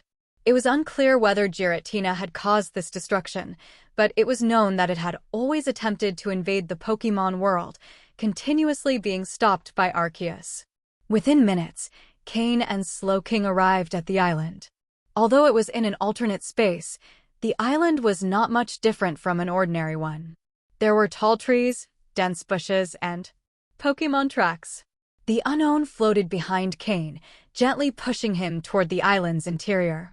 I get it, unknown. No need to push me. I also want to explore this place and find out what it is, Cain replied, intrigued. Despite the gray mist surrounding the area, the island had a warm and bright feel, as if the sunlight from Lake Verity was somehow filtering in. Could this be the alternate space where Uxie resides? Maybe that connection to Lake Verity is the source of this light. Cain couldn't help but formulate this hypothesis, which became more plausible the more he thought about it. The island, with its flora and fauna, had a complete ecosystem, similar to Mythical Island. As Cain walked toward the interior of the island, the unknown that had guided him hesitated for a moment before mimicking the behavior of the 3 previous unknown, attaching itself to Cain's wrist as well. Cain looked at his wrist in surprise and discovered that there were now 4 symbols. What do these unknown really want by joining me? Cain still didn't understand why these Pokémon decided to attach themselves to him. At first, he thought it was just a coincidence, but with the arrival of this new unknown, it was clear that it wasn't. Is there something in me that attracts them? Or are they just looking for a place to rest, and I was chosen by chance? Cain himself found this last idea hard to believe. When his psychic abilities were about to reach the intermediate level, the unknown had played a crucial role. Nothing happens without reason. The unknown must have their own objectives, and although it wasn't clear what they were, Cain assumed that, at some point, he would have to fulfill some kind of mission for them. For now, he put those thoughts aside. If the unknown needed his help, they were unlikely to harm him. In fact, they would probably even contribute to strengthening him to ensure he could meet their expectations later on. For unknown together should have significantly greater capability than 3. With this thought, Cain continued advancing alongside Slowking toward the island's interior. The unknown hadn't indicated a specific destination, so Cain chose to explore on his own. This island, possibly never before visited by humans, could have resources comparable to those of the Mythical Island. The big question was how strong the Pokémon that lived here would be. Cain brought only Slowking with him, ensuring a balance between mobility and combat power. As soon as they arrived on the island, Slowking left a psychic mark as a reference point. In case of an emergency, Slowking could use teleport to escape. Cain also thought that exploring this enormous island wouldn't be a matter of just a day or two. He might have to interrupt the exploration halfway and return later, depending on the unknown's reactions. If he managed to enter once, he could surely do it again. Just as he expected, shortly after entering the forest, Cain encountered his first Pokémon. To his surprise, it was a Bronzong. Bronzong are Pokémon that have existed since ancient civilizations and have survived to the present day. In ancient times, Bronzong was worshipped as a god of the harvest, as it was believed to open portals to another world and bring rain. The rains generated by Bronzong favored the growth of crops and plants. Thinking about it, the other world Bronzong could open might be a region within an alternate space. If so, it could mean that this species has the ability to travel between alternate spaces and the Pokémon world. This probably required a high level of power. When Bronzong saw Cain and Slowking, its red eyes gleamed intensely, and a powerful psychic energy was released like an arrow directly toward them. Slowking reacted quickly and stepped in front of Cain. Using its own psychic energy, Slowking created a shield that managed to stop Bronzong's attack, though not without difficulty. The impact pushed Slowking back 2 or 3 meters. Cain quickly analyzed the situation with the help of the system. Pokémon, Bronzong, dark green. Gender, genderless. Level, 57. Types, steel plus psychic. Ability, levitate. Held item, none. Egg moves, none. Basic moves, block, sunny day, rain dance, tackle, confusion, hypnosis, imprison, confuse ray, Psy wave, iron defense, feint attack, safeguard, future sight, metal sound, Euroball, extrasensory, payback, heal block. Learned moves, stealth rock, iron head, gravity, iron defense, zen headbutt. TM moves, none. At level 57, this Bronzong had considerable strength. Although Cain didn't know Bronzong in depth ever since he had befriended Steven Stone, he had thoroughly researched Steel-type Pokémon. This allowed him to better understand their abilities and prepare for any possible confrontation. Bronzong don't have defined habitats, making them difficult to find. As Bronzor's evolution, they share the same type and resistance as Steven's powerful Metagross. Cain also noticed that the Bronzong in front of him not only had excellent defenses, but also displayed unusual hostility. Is it because I'm an intruder? Cain wondered. Bronzong didn't give him much time to think before launching another attack, this time using confusion. Cain reacted quickly, throwing 2 Pokeballs to the ground. Drapion and Florges appeared to reinforce Slowking. However, just as Cain considered releasing a 4th Pokémon, a strange sensation stopped him. His mind filled with a message formed by the unknown symbols. On this island, you can only use 3 Pokémon simultaneously. Additionally, spatial storage systems will be disabled. Cain checked his backpack and the storage ring on his hand, only to confirm that he couldn't access his supplies or other resources. With a more serious expression than ever, Cain processed these restrictions. The situation had become much more challenging. However, there was no time for regret. Bronzong attacked again, this time with a powerful confusion attack. Drapion! Cain ordered firmly.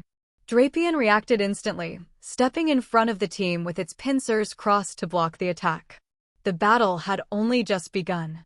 To Cain's surprise, Bronzong's confusion attack was not completely nullified by Drapion's dark typing. Instead, it managed to push Drapion back a meter before gradually dissipating. Although Drapion didn't take real damage, it was clear that Bronzong's psychic powers were strong enough to affect a dark-type Pokémon like him to some extent. This meant that the offensive capability of confusion had surpassed the usual immunity limits of dark-type Pokémon. Slowking was also surprised. Even when he attacked Drapion, he had to use Miracle Eye for his psychic-type moves to take effect. It seemed that, for some reason, this Bronzong had experienced a massive boost in its psychic abilities. However, now was not the time to dwell on that. The opponent had already launched 2 attacks, while Cain and his team had yet to counter even once. This was clearly unacceptable. Even though the trio of Pokémon did not have the advantage, it didn't mean they had no chance to fight.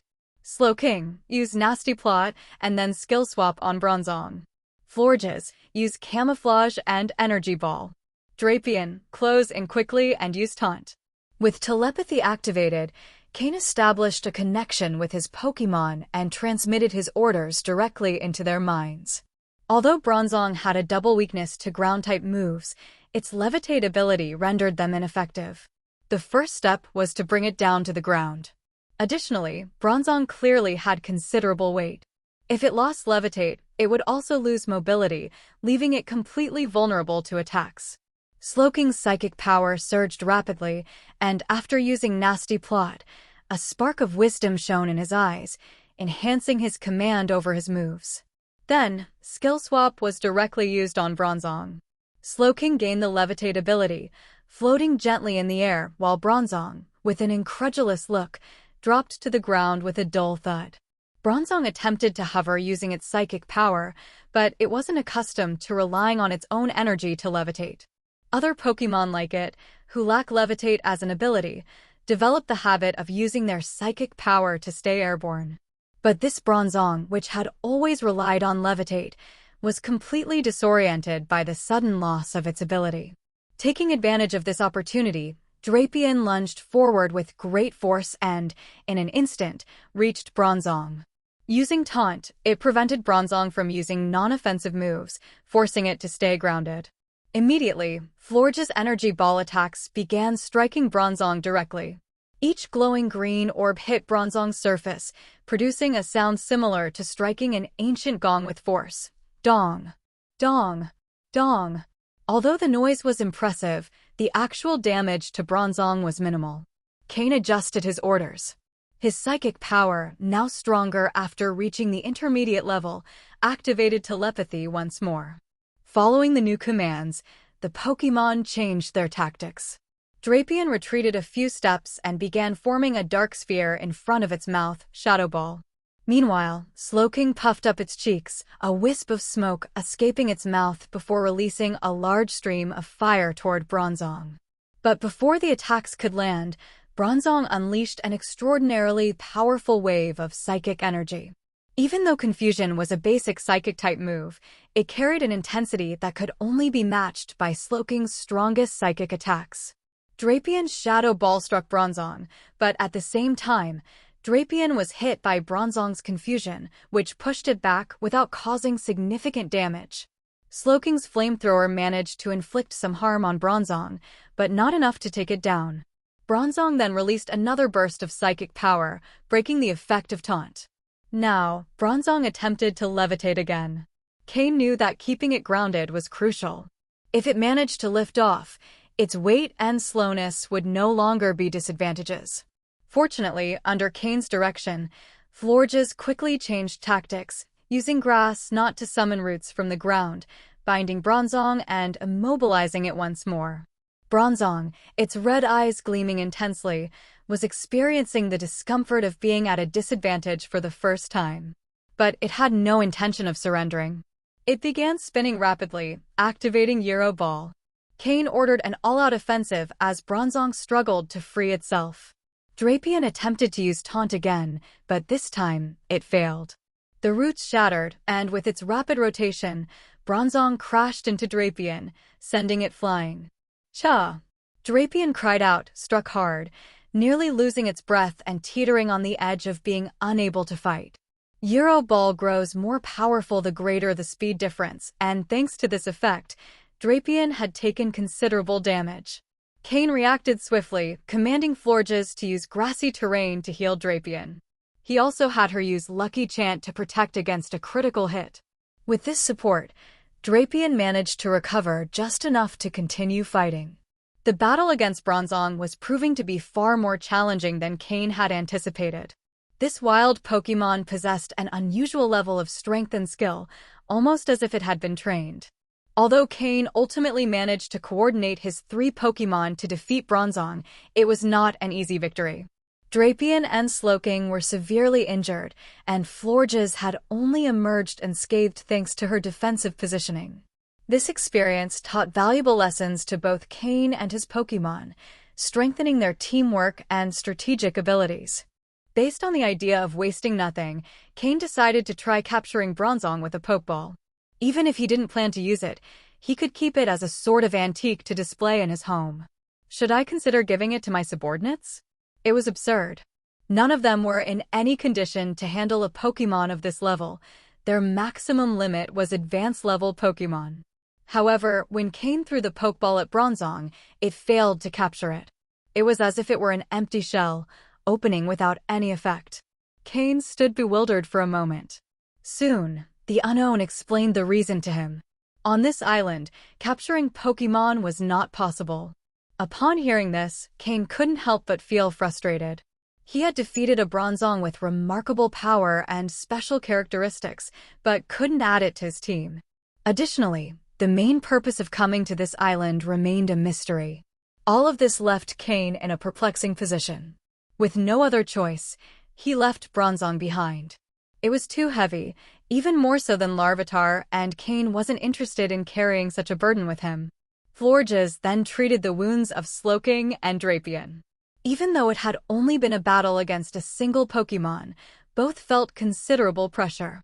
However, this also had a positive side. The pressure could serve as a catalyst for Drapion to reach quasi-elite level. Intrigued by what the island might offer, Cain continued moving deeper into it. However, the restrictions of this place were glaring. Only 3 Pokémon were allowed in battle at a time, as if the island were designed specifically to limit intruders. Could this be related to the Lake Trio? That seemed like a possible connection.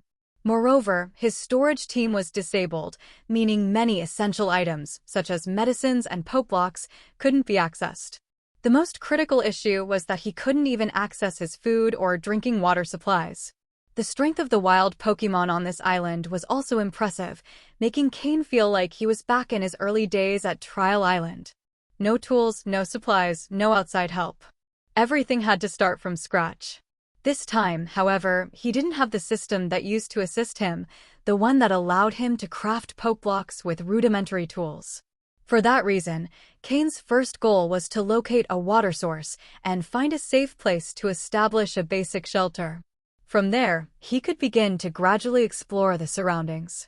The difference between this and his arrival at Trial Island was that now he had a strong team of Pokémon in whom he fully trusted. That trust gave him the courage to explore this mysterious island. As for leaving, since this was a rare opportunity to explore a virgin island, Cain wanted to make the most of it. Who knows if he'd ever be able to return? What if the unknown couldn't find the way back? With Drapion and Slowking recovering little by little, Cain continued his journey deeper. Luckily, Florges was there to heal and treat the lighter injuries. Otherwise, he would have had to abandon the exploration after the battle with Bronzong. It seemed that fate was on his side. Not long after leaving the battlefield, Cain heard the sound of flowing water. Approaching, he discovered a small lake. On an island like this, a lake could be the primary water supply for the local Pokémon. Therefore, Cain had to proceed with caution. If they encountered wild Pokémon, they were likely to attack to defend their territory. Even a normally calm Bronzong had attacked Cain upon seeing him. Fortunately, when Cain reached the lake, he only saw a Girafarig retreating, unaware of his presence. A short distance from the lake, Cain found a giant tree. Here, the secret powers of the unknown did not work. Being in an alternate dimension, they couldn't build a dimensional shelter in another alternate space. However, the tree was large enough to serve as shelter for Cain and his Pokémon. First, Drapion used its pincers to cut off a large portion of bark. Then, Cain instructed it to hollow out the inside of the trunk, creating a rudimentary but functional tree home. Slowking was sent to the lake to gather water using its psychic powers. With no basic utensils like pots or containers, Cain had to improvise. Drapion cut thick branches and, after hollowing them out, turned them into bowls and cups where they stored water. Being made from fresh plant material, there was no risk of contamination. To cook or boil water, Drapion used hard stones, shaping them into primitive pots. Though rudimentary, the result was functional. Meanwhile, Florges arranged the inside of the shelter. Using leaves, flowers, and grass, it made the space more comfortable and cozy, a task it handled with great skill. The lake water was also treated before Cain consumed it. Although the Pokémon could drink it directly, For a human, it would be dangerous due to the possible presence of bacteria or microorganisms. With medicines unusable, getting sick here would be an unacceptable risk. Once the issues of food and shelter were addressed, Florges used its grass-type energy to seal the entrance with the leftover bark, ensuring the shelter blended into the environment. For Cain, this was an experience that brought back memories of his time as a wild man. The difficulty and the unknown environment stirred excitement both in him and his Pokémon. In the outer areas, the battles no longer posed a challenge. The opponents were either too weak or outnumbered. Here, Pokémon were scarce, but their power was remarkable. Even Slowking felt the pressure, and Drapion was more excited than ever. With its pincers constantly moving, Drapion seemed to find happiness in this struggle. They hadn't advanced much when they encountered another formidable Pokémon. It was a Grumpig, similar to the ones Cain had known before, which had provided him with useful items to enhance psychic abilities. However, this Grumpig was unlike the others. Its level had reached 58, surpassing even the earlier Bronzong. The battle began immediately, with no words or pauses. 3 days later, by Lake Verity, a spatial crack opened in the air, as if someone were pulling an invisible zipper. A man, wearing somewhat torn clothes, stepped out of it with a firm stride. His feet didn't touch the ground. A thin layer of psychic energy allowed him to walk through the air. Slowly, he moved from the surface of the lake to the shore. Though his clothes were worn, he wore a confident expression on his face, and his eyes shone with determination and energy. By his side was an imposing Pokémon, 2 meters tall with a body of pinkish hues, accompanying him without straying. This man was none other than Cain, who had spent 3 days on the mysterious island. By his side was his inseparable Slowking, who had been with him throughout the dangerous journey. During those 3 days, Cain had survived on the island without access to his storage team, forced to live primitively. His clothes had been worn down after facing numerous challenges and wild Pokémon of exceptional strength. Many times he had to defend himself and flee, leaving marks of his experience on his attire. Despite the difficulties, the benefits he gained from this trial were invaluable. One of the most important aspects was that, upon stepping out of the crack, the unknown on his wrist communicated to him that next time, he would also be able to open access to the island, as long as he did so from Lake Verity. This news meant that the mysterious island, unexplored and full of high-level Pokémon, had essentially become Cain and his team's exclusive training ground. Though the limitations were considerable, the benefits far outweighed the drawbacks. Once his feet touched solid ground, Slowking used teleport to take Cain far away from Lake Verity. Not wanting to waste any more time, Cain summoned Flygon, who had been unused for a while, and immediately headed toward Hearthome City. His plan was to establish landmarks with Slowking along the way, to facilitate future trips to the island. When Cain returned to his mansion in Hearthome City, he found no sign of Steven or the others. Fortunately, no one saw him in his current state, so he took the opportunity to shower and change into fresh clothes. With a new appearance, feeling more comfortable and revitalized, he felt ready to face what was next. When Steven and the others finally returned, their expressions showed surprise upon seeing Cain. After a brief conversation, Cain found out that they had gone out to seek battles simply due to a lack of excitement during their training. Apparently, their opponents were other top trainers from various regions. These battles allowed them to exchange information and measure their strengths, so they all accepted the challenge without hesitation. This reflected a problem with the pace of the Sinnoh tournament. The progression of the tournament was absurdly slow, especially for quasi-elite level trainers. In light of this, they had filed a complaint with regional officials, who had then passed the message along to the league organizers. However, this bureaucratic process took almost a week to reach those responsible. Fortunately, the league took their concerns seriously and decided to accelerate the tournament's development. With this change, the 500 battles of the third round would take place in just 2 days, using multiple stadiums simultaneously. 3 days after concluding this round, the 4th round would begin, and after 3 more days, the 5th round would take place to decide the 128 finalists. Although this change benefited most for Cain, who now had access to an excellent training spot, it was an inconvenience. The tournament's acceleration reduced the time Cain could dedicate to training on the island, which might make it harder for his Pokémon to fully adapt to the environment before it ended. That night, Cain released his entire team for an evaluation.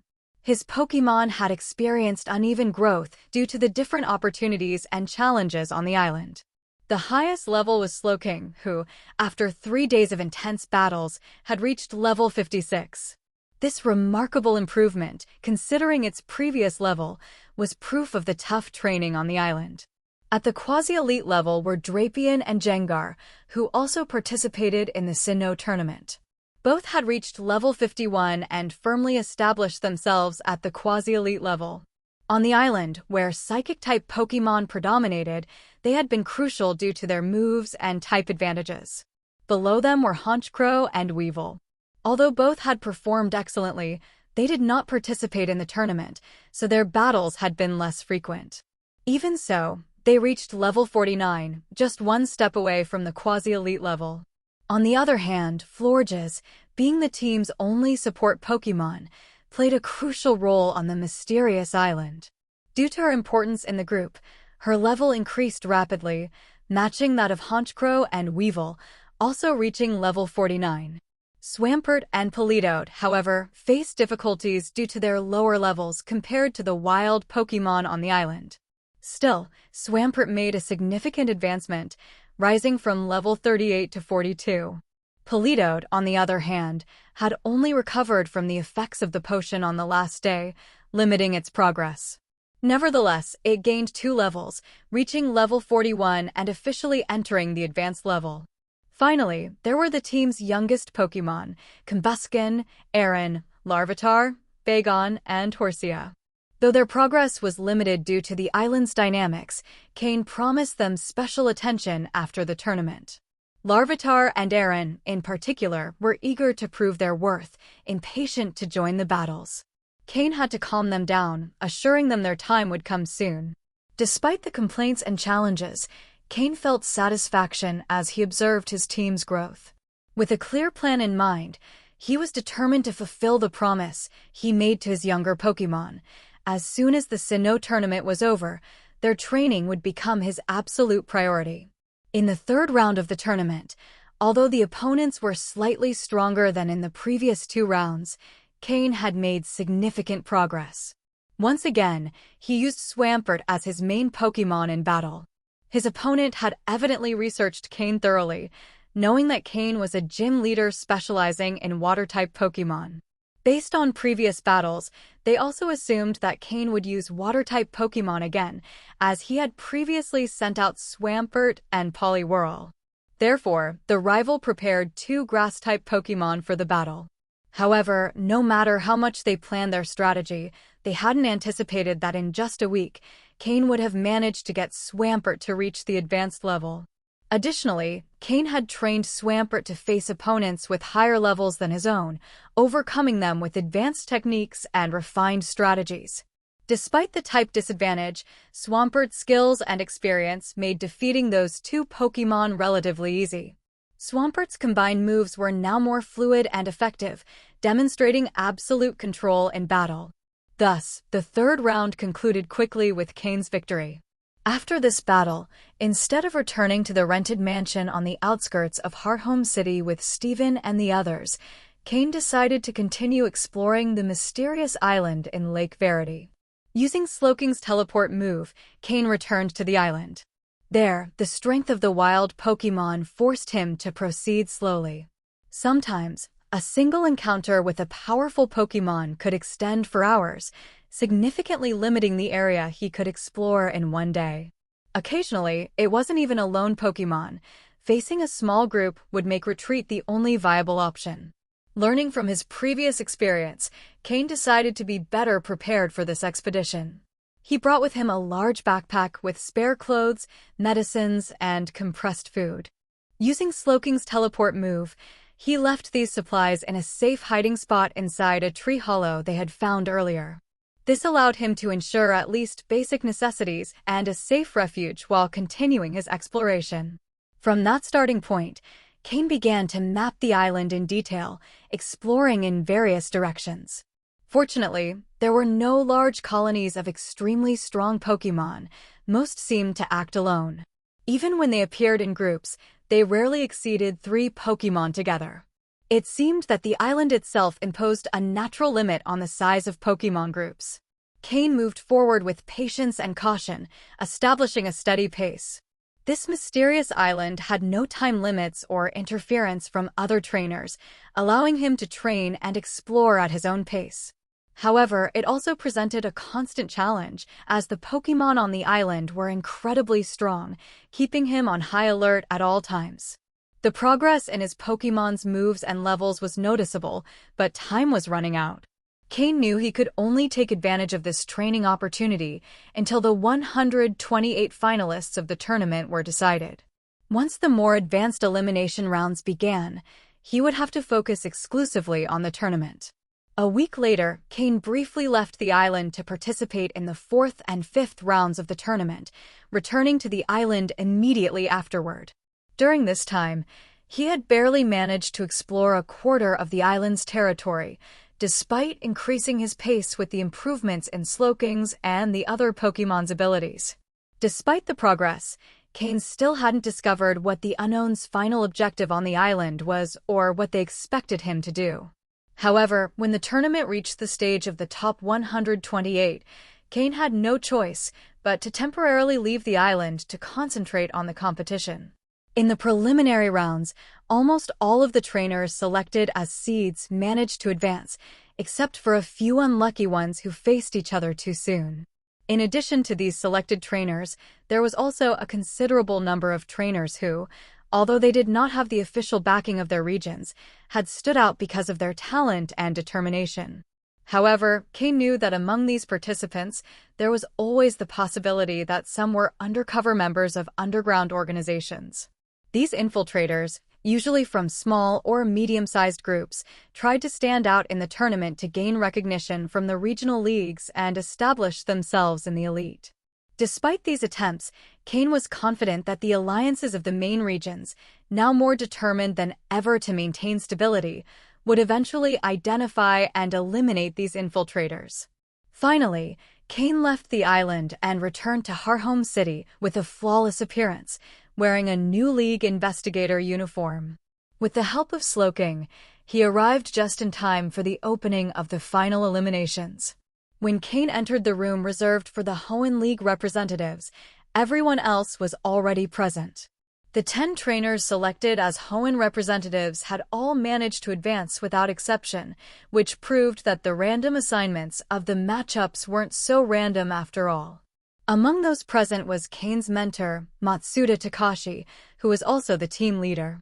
Cain knew how much his mentor had supported him, even getting involved in the political and strategic matters of the League, something he himself usually avoided. Cain's gratitude and respect for his mentor were profound. "You arrived just in time. If you had been late, you would have been disqualified, even though you're one of the selected," said the elderly Matsuda, with a mix of reproach and affection. Cain, relieved but slightly uncomfortable, replied, "There was a small delay on the way. By the way, Master, what brings you here? Weren't you busy with your research?" The elderly Matsuda, without hiding his pride, looked at his student with a stern but warm gaze. Cain knew that everything he had achieved so far was, in large part, thanks to the unconditional support of his mentor. That's why he was determined not to disappoint him, neither in the tournament nor in his future as a trainer and leader. Cain discreetly greeted Stephen and Phoebe, who were sitting comfortably on the couch, and then positioned himself next to the old Matsuda, watching through the window at the giant screen displaying the battle assignments. The round of the top 128 switched to a format with a limit of 3 Pokémon per trainer. Unlike the previous rounds, where multiple battles took place simultaneously on several fields, now there would only be 2 active battlefields. Additionally, these would be separated by a considerable distance to avoid interference between them. The new format allowed spectators to observe the battles more closely. This increased media exposure was a dream for many trainers who longed for public recognition and mass attention. It was the first step toward fame and a unique opportunity in their careers. Just one more victory separated them from entering the top 64. From that phase onward, trainers would receive rewards from the league and an official certificate with their position in the tournament. This certificate was a key resource for those seeking a more promising future. Earning a high position in an event organized by the 5 main regions of the world could open countless doors, regardless of the field they wished to pursue. Therefore, the trainers who had made it this far were beginning to give their all. Cain quickly found his place in the matchups. His opponent was not one of the favored trainers. Within minutes, the tournament system completed all the battle assignments.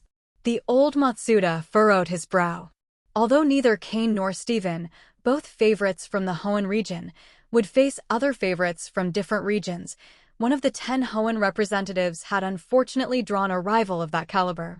As the tournament progressed, such situations would become more common.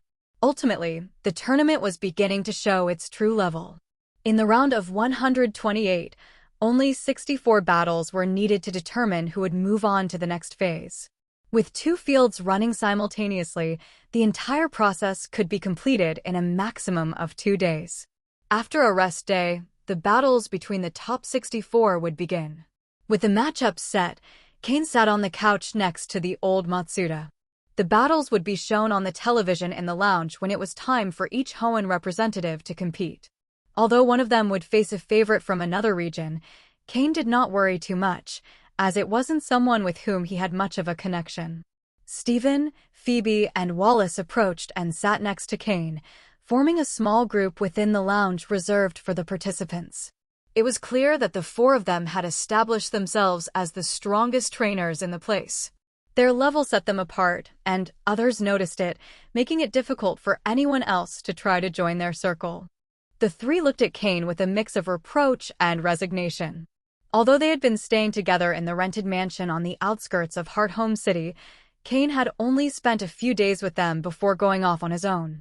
While Cain focused on his own training, they dealt with daily difficulties, such as not knowing how to cook or not wanting to hire help for fear of revealing their training strategies.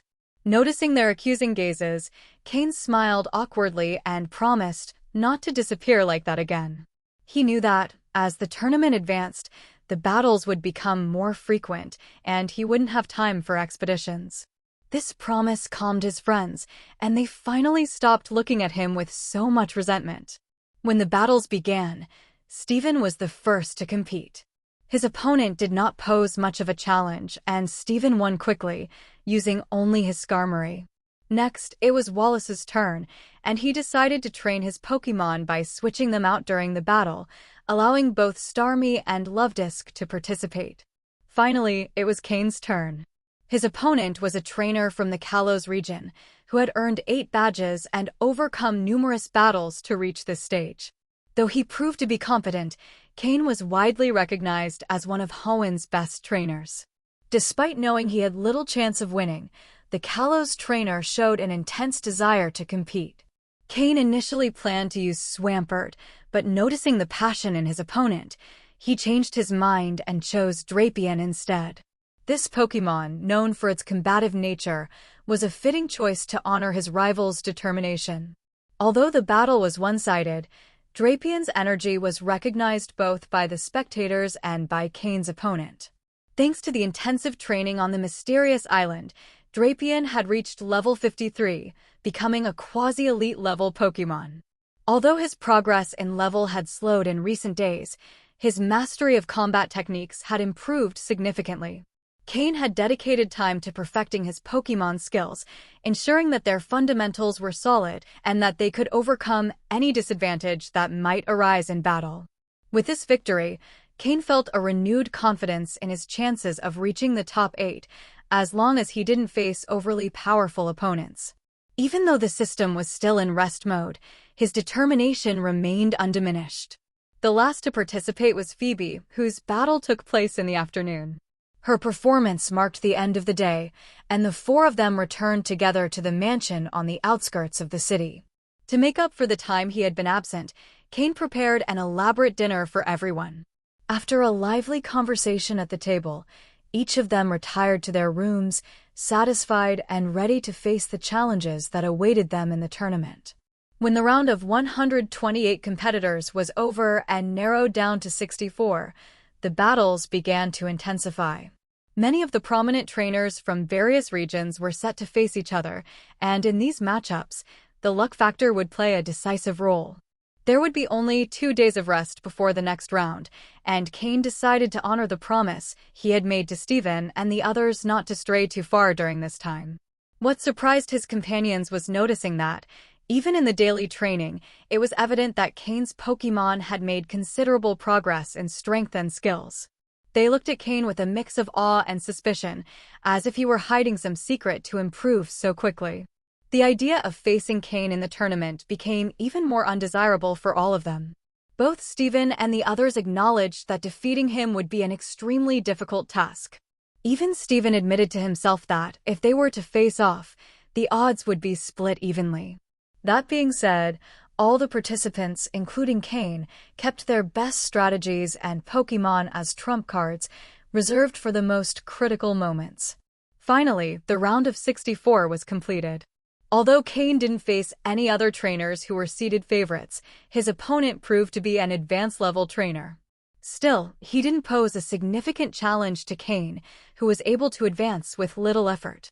From this stage onward, the tournament rules changed.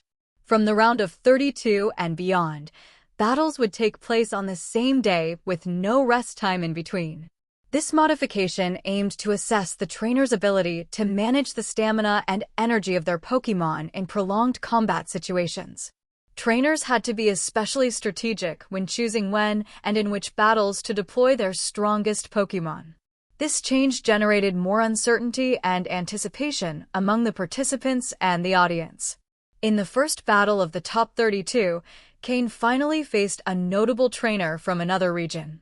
It was Bryson, a participant from Iceris City in the Unova region. Cain had a faint recollection of him. In the future, Bryson would become the gym leader of Iceris City, specializing in Ice-type Pokémon. However, besides being a trainer, Bryson was also known as an actor, using tournaments to increase his popularity before forging a career in the entertainment world. Bryson represented a particular group of participants in these events, those who competed not only for the prizes, but also for the public recognition that these tournaments provided. Though his motivation was not purely materialistic, as he wouldn't lack money as a future gym leader, he was driven by his passion for both acting and Pokémon battles. Both trainers walked toward the main stadium, an imposing venue reserved for the most important matchups of the tournament. The giant screens hanging above the field displayed the faces and key information of the two competitors, as well as the number of Pokémon available and those already deployed in battle. All of this was designed to give the audience a clear view of each battle's progress and strategy. From the other end of the field, Cain observed Bryson. He wore a striking blue outfit and had a band around his eyes, giving him a ninja-like appearance. Although they had crossed paths before in the tournament facilities, they had never spoken. Bryson knew in advance that his opponent would be Cain, and that certainty had put an evident weight on his expression. He aspired to reach the top 16, as such an achievement surpassed even placing in the top 4 of a regional tournament in prestige. However, facing the second-best ranked trainer from the Hoenn region at this stage complicated his aspirations. Despite the uncertainty, Bryson decided to face the battle with the determination to prove his strength to the world and improve his chances in the entertainment industry. When the judge started the battle, both trainers threw their Pokeballs onto the field. Cain sent out his Swampert, whose level had reached 45 after rigorous training.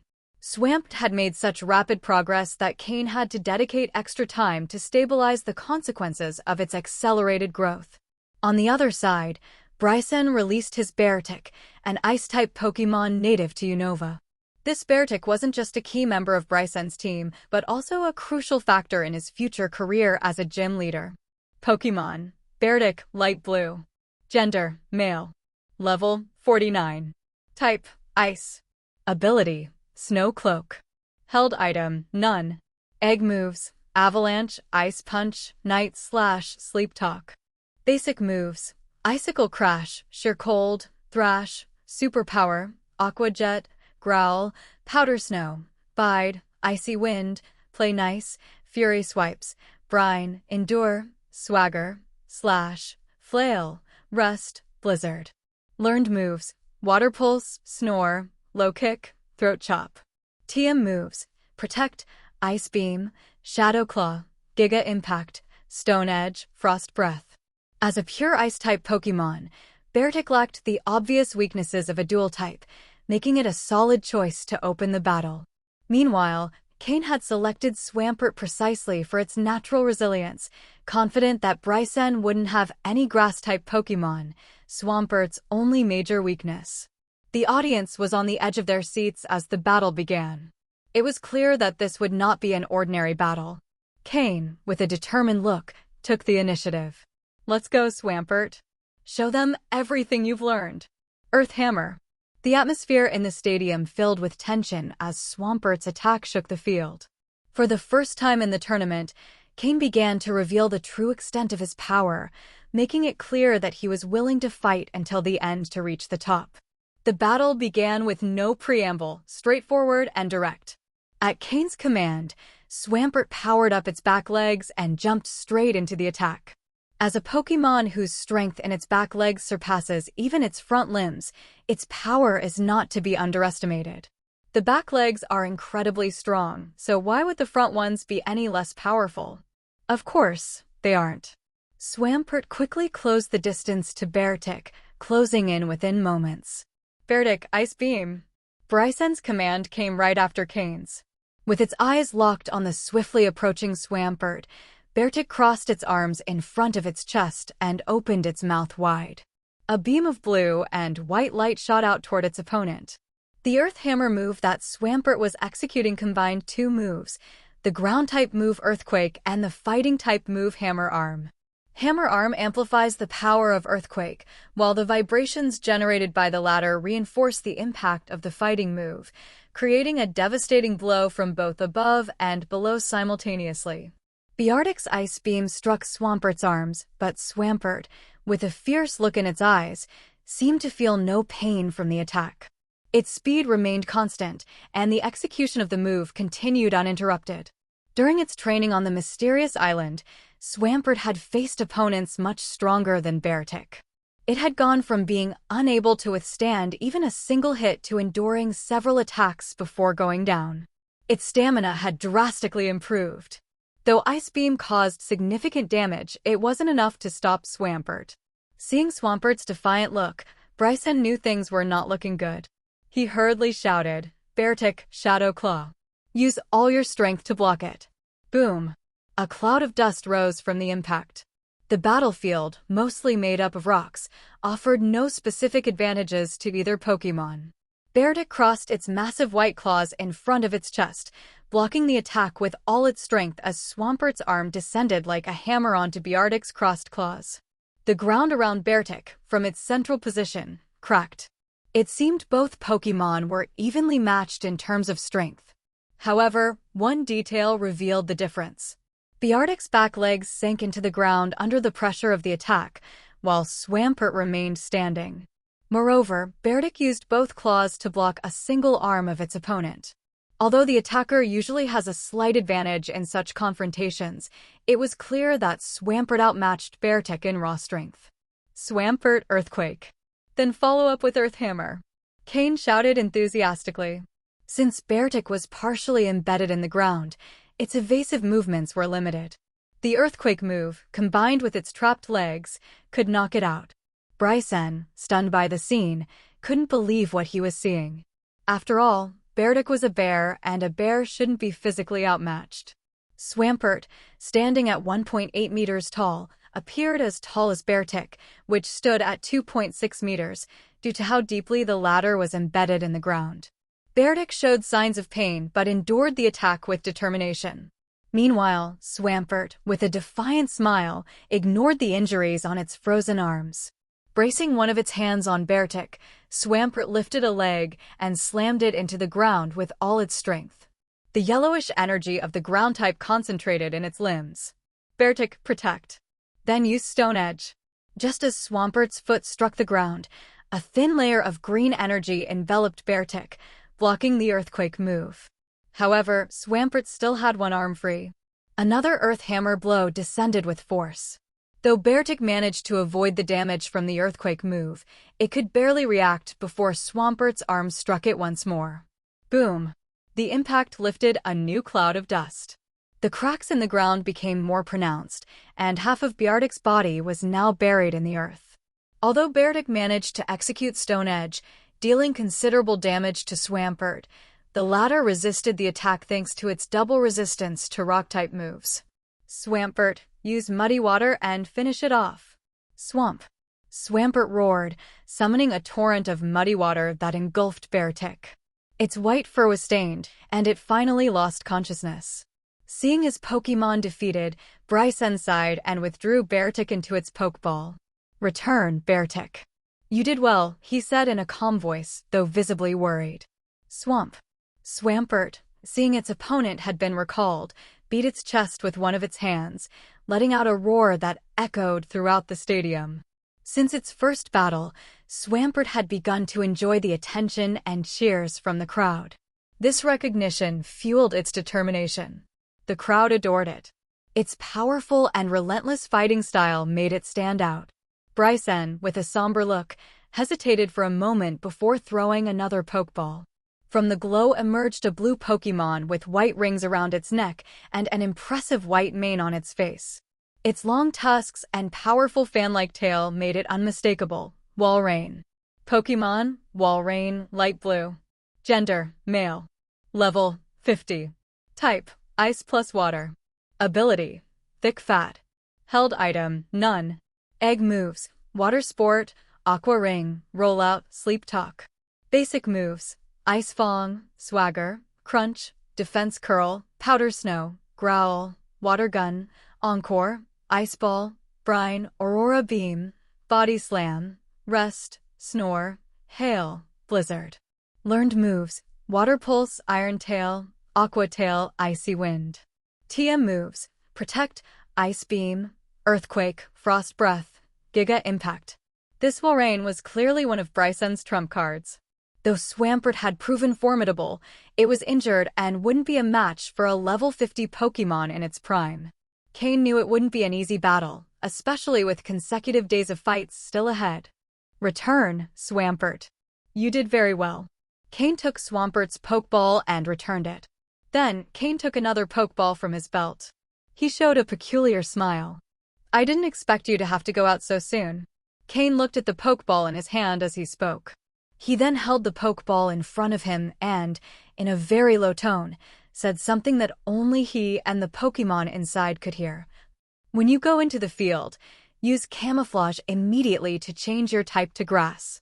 Indeed, the Pokeball Cain had taken out contained Florges, who had recently reached quasi-elite level on the mysterious island, reaching level 51. Go, Florges. Then, with a slight command, he threw the Pokeball into the field.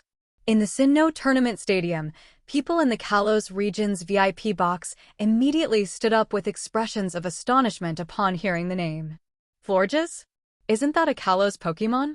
It wasn't so much that seeing someone from another region with a Kalos Pokémon surprised them, but specifically this Pokémon, Florges. We must remember that Kalos only began systematically accessing Pokémon knowledge after joining the League.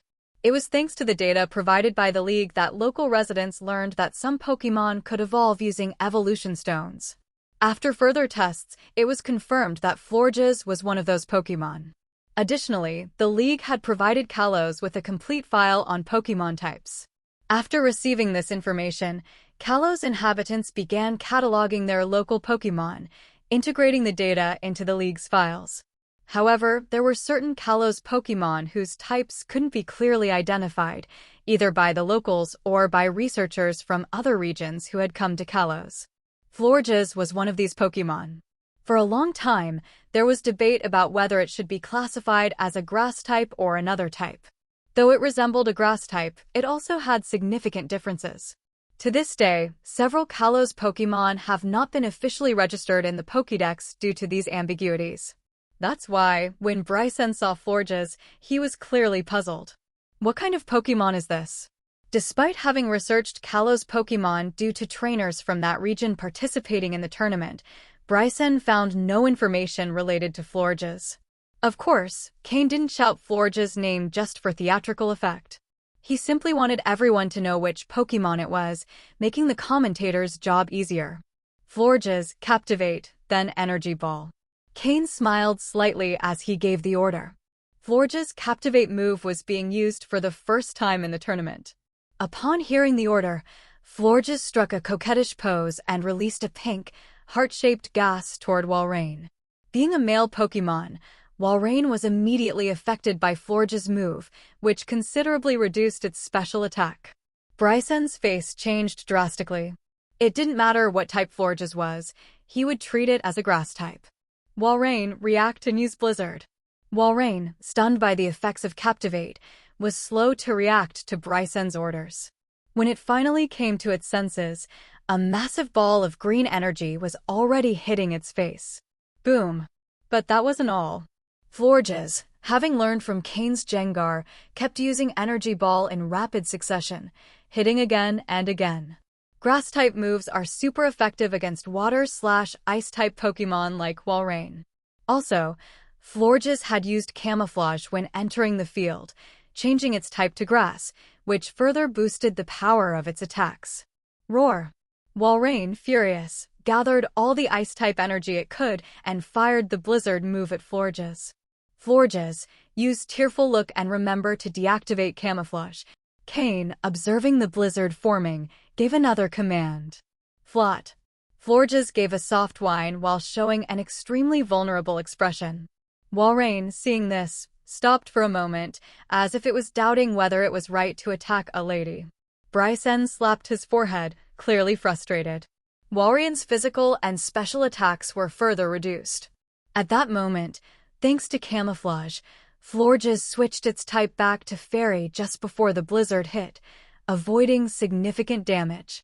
Use Grassy Terrain, then Grass Knot. Finish it with Energy Ball. Walrein, Ice Beam. However, after the reductions to its stats, Walrein barely managed to deal any damage with the Ice Beam move. Meanwhile, Florges deployed the Grassy Terrain move, gradually restoring its health. Then it used Grass Knot, the roots trapping Walrein and severely limiting its mobility. Though the damage from Grass Knot wasn't significant due to Walrein's lack of movement, the key point was that it was now immobilized. Florges continued firing Energy Ball one after another, relentlessly striking. Walrein tried one last attack with Aurora Beam, but it wasn't enough. Finally, it fell defeated. Although it had only lost its combat ability, its expression as it fell, with a slight smile, seemed more satisfied than frustrated. When the blizzard cleared, Florges, beautiful and radiant, stood tall on the grass.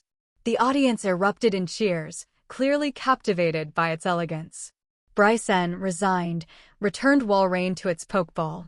It was clear that its defeat was inevitable. Florges' first appearance in battle had been a resounding success. In the Kalos VIP box, those present stared at Cain in astonishment. They never imagined that someone from outside Kalos could understand their Pokémon better than they did. Cain, with a smile on his face, thought, maybe it's time to officially introduce the Fairy type. Should I name it first? Despite being defeated, Bryson was unwilling to give up without trying something else. He called upon another one of his trump cards, a Cryogonal, hoping to change the course of events. From his perspective, the main reason his Walrein had lost earlier was because it was a male Pokémon. Faced with the irresistible charm of Florges, using the move Captivate, it had been especially vulnerable. This time, however, he sent out a newly leveled Cryogonal, reaching quasi-elite status, to try his luck. However, the outcome was the same. Although Cryogonal held out longer than Walrein due to its defensive nature, it also eventually fell. This was because, in addition to its impressive offensive capabilities, Florges also had remarkable recovery skills, making defeating it just a matter of time. When Bryson saw another one of his trump cards fall, he realized he had no chance of defeating Cain. His last Pokémon was still standing, but Cain hadn't lost a single one of his yet, and Florges, still in the battle, was practically unharmed thanks to its regenerative abilities, with only slight energy wear after 3 fights. Bryson's frustration was palpable. Florges appeared to be a Grass-type Pokémon because of the great effectiveness of its Grass-type moves and its mastery of moves like grassy terrain. However, the Ice-type moves that should have been effective did not deliver the expected impact. As the battle went on, Florges seemed to adapt better, showing increasingly brilliant performance. In a final attempt, Bryson sent out his Dugong, but even it couldn't stand up to the formidable Florges, who defeated it with precision. Dugong is unable to battle. All Pokémon from Bryson, representative of Iciris City in the Unova region, have been eliminated. Therefore, the winner is Cain from Leafy Town in the Hoenn region. With this official announcement from the judge, Cain's victory and his advancement to the quarterfinals were confirmed.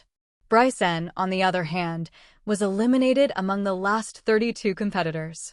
Florges' performance was particularly impressive, defeating 3 opponents in a row. If Cain had decided to use her from the beginning, he would have likely achieved an even more overwhelming victory by eliminating all 4 of Bryson's Pokémon. However, Cain had chosen to give Swampert some battle time to help it get more familiar with its moves and overcome the weaknesses stemming from its rapid strength progression. Moreover, Cain didn't seek to humiliate Bryson or the Unova region, so he avoided a crushing victory. Allowing Swampert to battle was not only a strategy to strengthen it, but also a gesture of consideration toward his opponent. Had Cain swept through all 4 of Bryson's Pokémon, it could have created tensions between Hoenn and Unova, which would be detrimental to both regions in future competitions. After the battle, Cain walked to the center of the field to shake Bryson's hand. Although Bryson looked visibly disappointed, he didn't seem to hold a grudge against Cain. Bryson congratulated Cain on his victory and wished him luck in the quarterfinals before leaving. The tournament was reaching its climax, and at this stage, many notable competitors were being eliminated. Bryson was just one of many. However, before Cain could return to the Hoenn rest area, he was intercepted in the hallway by a group of people. Although they weren't technically blocking his path, it was clear they were waiting for him. At the front of the group was Diantha, the future champion of the Kalos region. Her expression seemed to suggest she would rather be anywhere else, but as the leader of the group, she had no choice but to show up. From the group emerged a man in a white lab coat, slightly wavy black hair, and a kind smile. He was notably attractive, at the level of someone like Stephen Stone. "Hello, Cain. These are the representatives from the Kalos region. My name is Sycamore, and I'm their temporary supervisor, as well as a Pokémon researcher." Sycamore seemed a little uncomfortable while speaking, as if the situation was somewhat embarrassing for him. Cain, upon hearing his introduction, raised an eyebrow. "Sycamore? Could this be the future Professor Sycamore of Kalos, famous for his research on Mega Evolution?" Though he seemed young at this time, it was clear he possessed great talent and capability. Cain gave a slight nod and then turned his gaze to Diantha and the others. Kalos had sent an elite team to this competition, including figures like Diantha, the future champion, Drasna, the future Dragon-type Elite Four, Wickstrom, the future Steel-type Elite Four, and Seabold, the future Water-type Elite Four. They hadn't competed yet, but their success in the final rounds would largely depend on their skill and a bit of luck. The level of competition in this tournament was impressive. Every region, except for Kanto and Johto, had sent teams made up of future champions and high-ranking members. If a criminal team were to capture all the competitors present, the Pokémon League would face serious difficulties for decades. "Hello, Sycamore. How can I help you?" Cain asked calmly, though he already had an idea of why they were looking for him. However, asking the question gave him an advantage by keeping the initiative. Sycamore smiled awkwardly, clearly embarrassed. For a Pokémon researcher from Kalos, admitting that he needed help regarding a Pokémon from his own region was clearly humiliating. Despite his position and prestige, Sycamore found himself in the uncomfortable position of having to ask for assistance. "It's like this. Mainly, we have some questions about certain aspects of Pokémon, and we would like to consult you about them. I don't know if it would be possible for you to come to our box for a moment to talk, said Sycamore. For someone of his position to use words like consult you showed how little he cared about formalities. This immediately improved Cain's impression of him. After a brief moment of reflection, Cain nodded and said, "All right, but first, I'll go inform my companions so they don't think I disappeared again." Cain was known for disappearing after battles. He didn't want Steven and the others to think he had done the same thing again. Of course, that's the right thing to do, Sycamore responded with a smile. Cain nodded and headed toward the Hoenn region's box. When Steven and the others saw Cain entering, they prepared to congratulate him. Although some in the room had already been eliminated, they didn't feel too down, as their skill had only allowed them to make it to the top 32, just like Bryson. However, upon seeing more people behind Cain, they all stood up.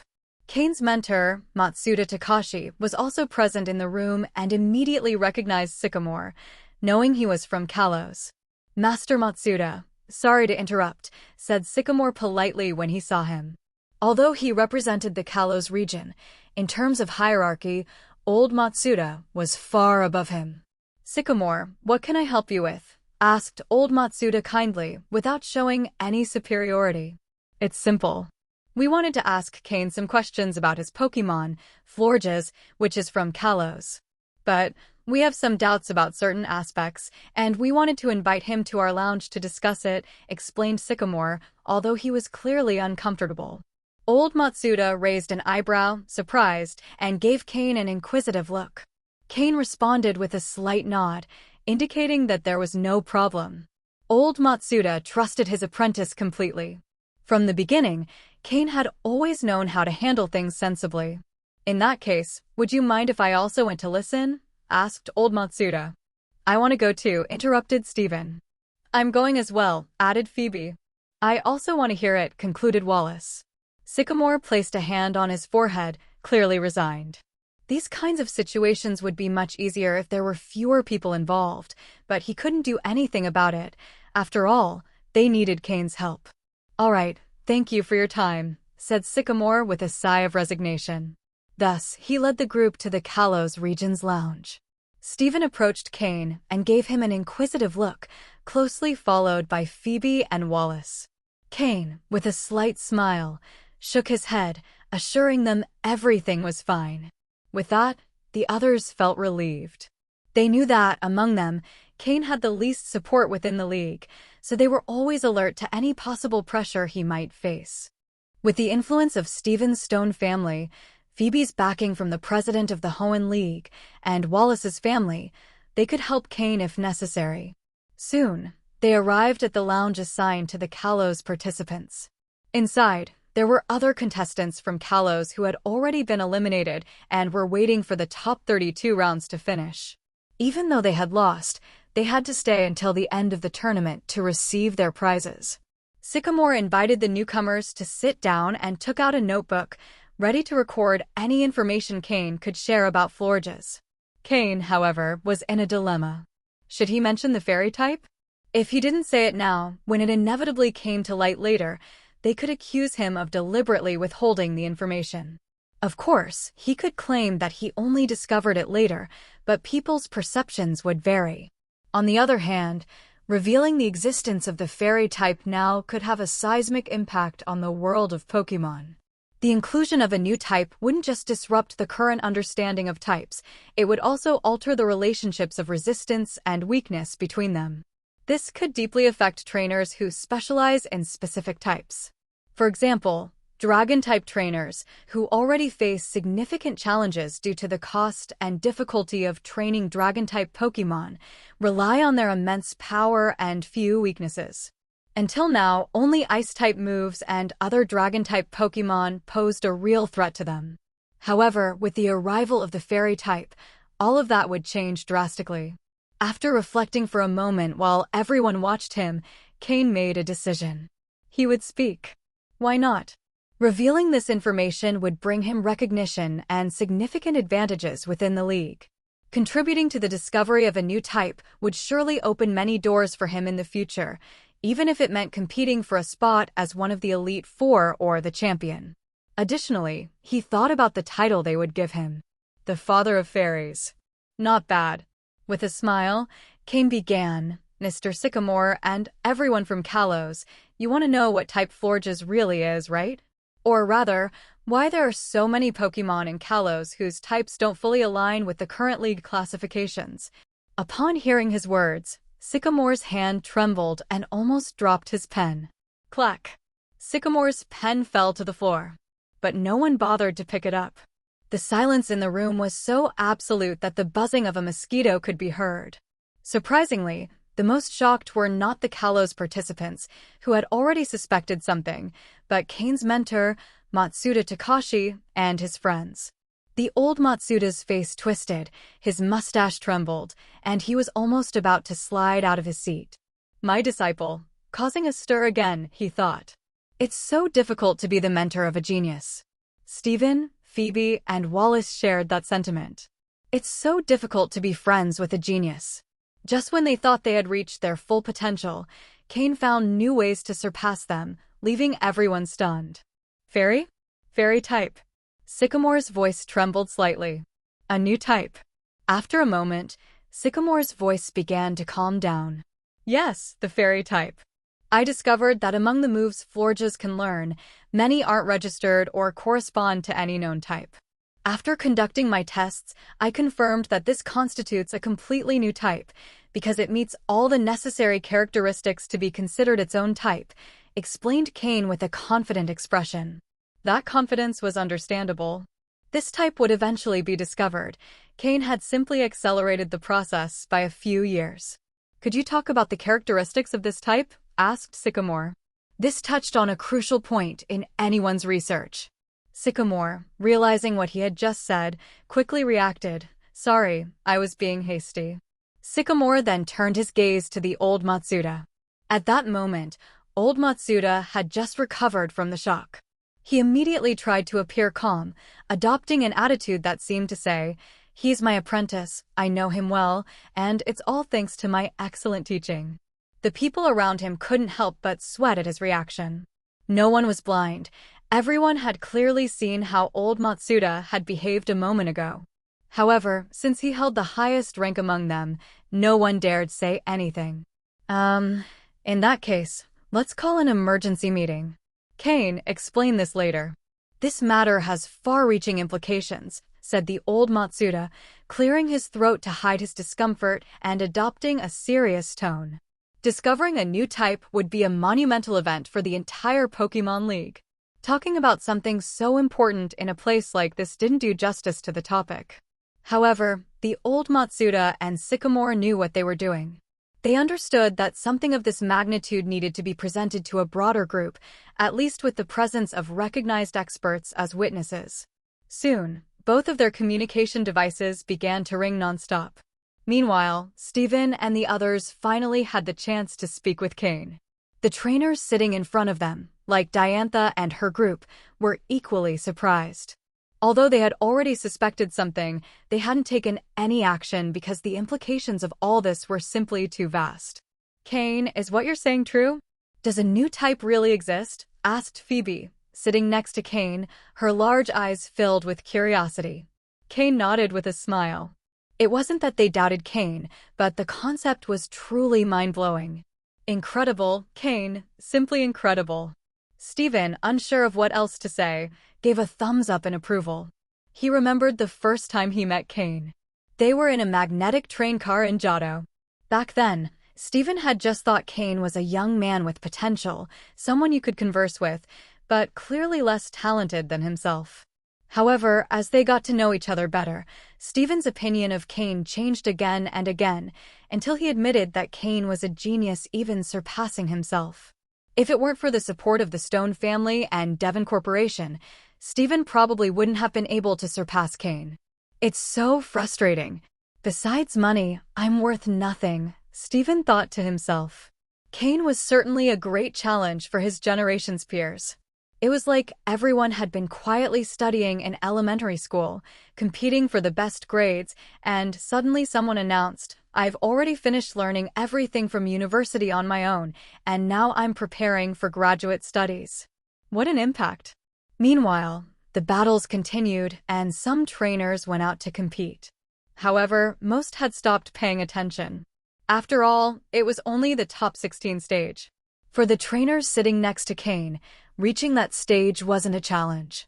After overcoming the initial discomfort, Diantha and her group began to interact more with Cain and his friends. Both groups quickly found common ground. However, none of them asked again about the fairy type.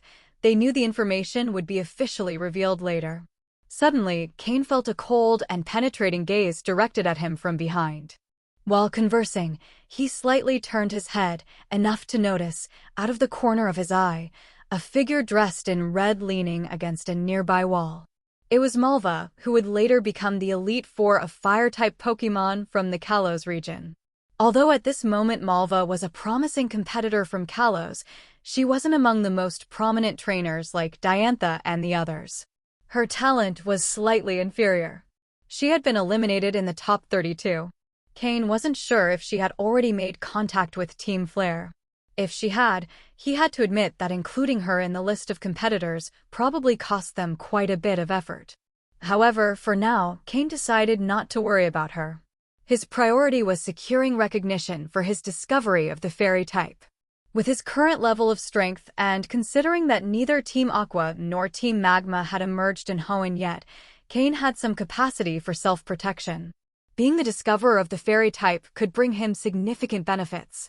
After a while, the old Matsuda and Sycamore returned hurriedly.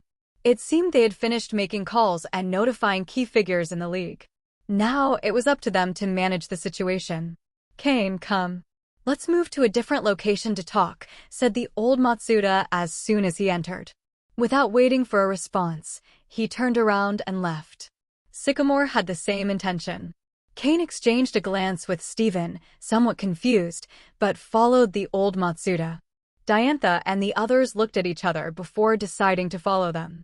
Even Malva, who had been silently watching, hesitated for a moment before joining the group.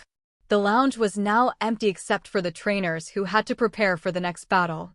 As they left, a group of people dressed as staff members was already waiting for them at the door. Guided by them, they arrived at a large meeting room with a huge table in the center. It was the main meeting room of the Sinnoh Tournament Stadium, reserved for official discussions. Soon, more people entered carrying computers and projectors. Holographic images began to appear in the room. Cain recognized some of the people projected, while others were unknown to him.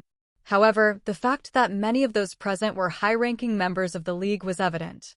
Not just from one region, but from the entire league in general. Cain hadn't expected the announcement of his discovery to bring together so many important figures. This was partly because the old Matsuda had ensured that what Cain was saying was highly probable. In other words, the fairy type would indeed be officially presented that day. That's why many high-ranking officials wanted to be present to witness this historic event. The holographic images flickered on one after another, displaying several imposing figures with serious expressions. Cain recognized Juan, the president of the Hoenn League, along with several veteran members of the league.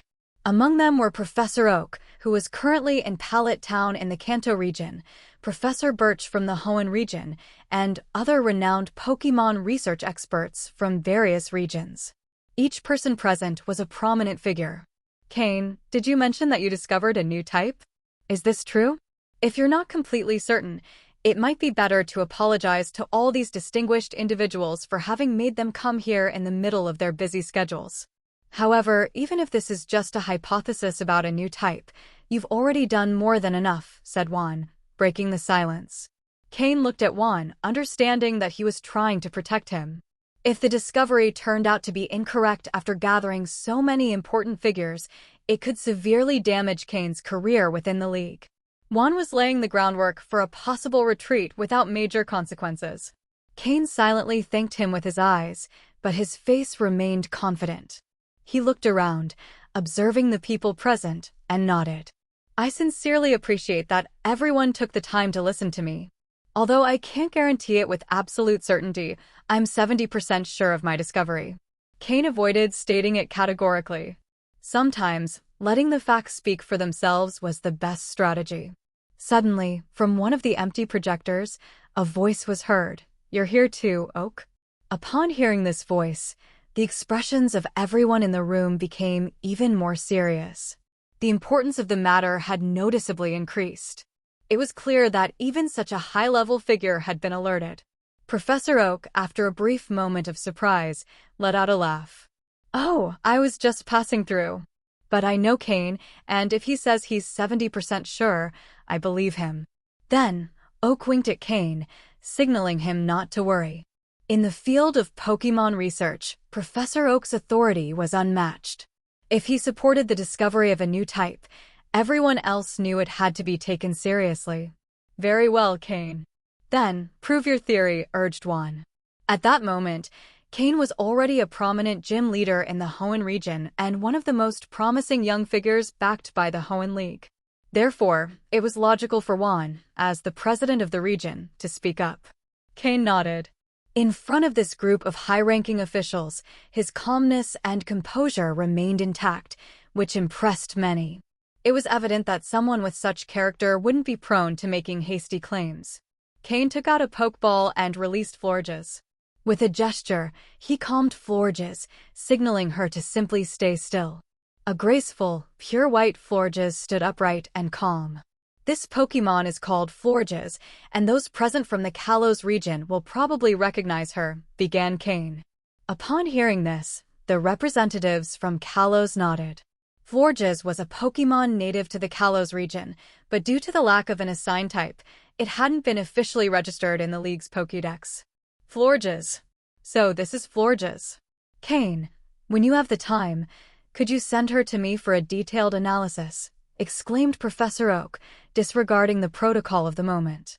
Immediately, several people present placed their hands to their foreheads in exasperation. Professor Oak, always Professor Oak, many thought. "Please, Oak, let him finish first," intervened Juan with a tired smile.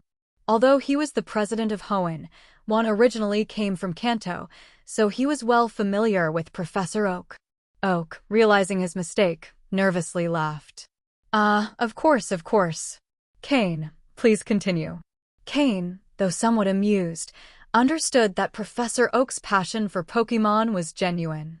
Florges is the evolved form of Floette, a Pokémon that can only evolve using a shiny stone, explained Cain.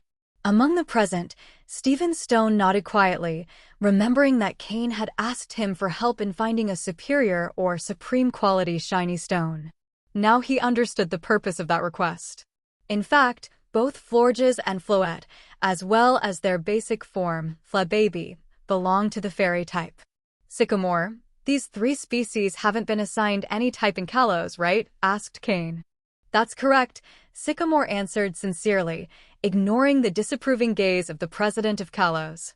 The president of Kalos couldn't help but sigh at Sycamore's frankness. With that response, Cain continued, "These species are fairy-type Pokémon. Let me designate this type with that name. Now I will demonstrate the characteristics of the fairy type." Cain gave the command, "Florges, use Misty Terrain." Although Florges had never used this move in an official battle, she had practiced it enough in training situations. In a matter of seconds, the meeting room was enveloped in a fine purple mist. Everyone present noticed the same thing, a new move. The appearance of new moves always accompanied the discovery of a new type. The researchers from Kalos, upon seeing the mist, seemed to realize for the first time the official name of the move that had so baffled them before. Cain explained, "The move Misty Terrain creates a special terrain that persists for a while. Within this field, any Pokémon that touches the ground cannot suffer from status conditions or confusion. Most importantly, Dragon-type moves have their power reduced by half." Cain dropped a bombshell with that revelation. The room fell into complete silence. The impact was clear, especially among the trainers specialized in Dragon types, who understood the implications. "Cain, are you sure?" asked Professor Oak with a serious expression. "Completely sure," replied Cain firmly. At that moment, a single conclusion emerged in the minds of everyone present. Dragon-type Pokémon are in trouble. Surely there are people here who use Dragon-type Pokémon. Someone can volunteer to try, no matter what their choice is, said Cain. Immediately, the gazes of those from the Kalos region turned toward Drasna. Drasna was dressed in an outfit reminiscent of a tribal shaman, but her character was extremely kind.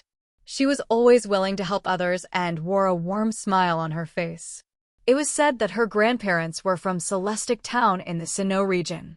Because of this connection, Drasna had decided to specialize in Dragon-type Pokémon.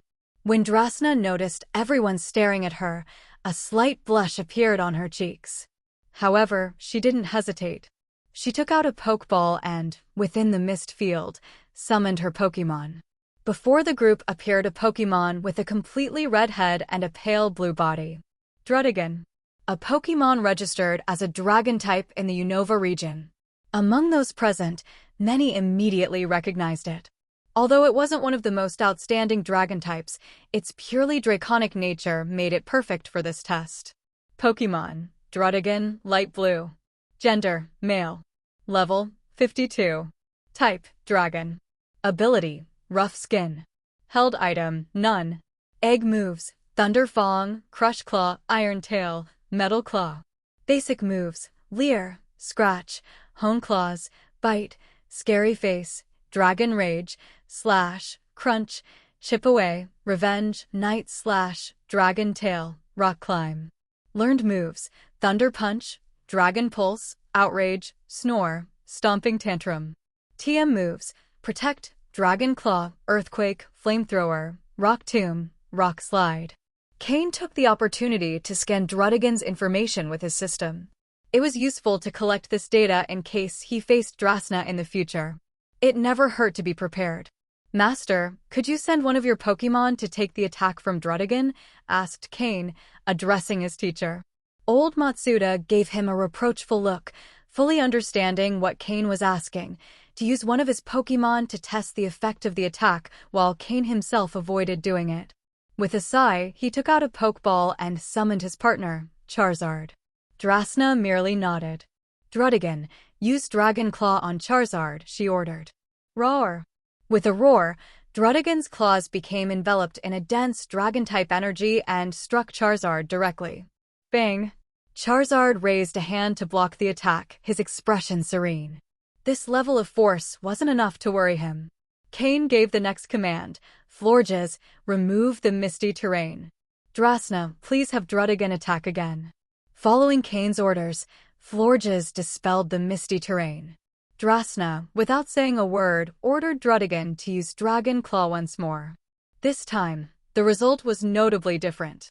Although Charizard again raised a hand to block the attack, it was clear his arm sank slightly from the impact. His face showed more effort than in the first attempt. As Charizard's trainer, Old Matsuda was the first to ask how he was feeling. The answer was clear. The second attack had been almost twice as strong as the first. Silence fell once again. Even Drasna, despite her kind nature, couldn't hide her astonishment at the effect of the misty terrain move. The thoughts of everyone were clear. The supremacy of dragon types was in danger. Cain continued the demonstration by having Florges use the move Moonblast, a fairy-type move. This new move was also unknown to many of those present. Actually, fairy-type moves are effective against dragon-type Pokémon. However, considering that Drasna will participate in upcoming competitions, it's not appropriate to use her Pokémon for further tests, explained Cain after the demonstration. At that moment, it was Sycamore who stepped forward. Then I'll use my Garchomp. It's perfect for this test, he said confidently.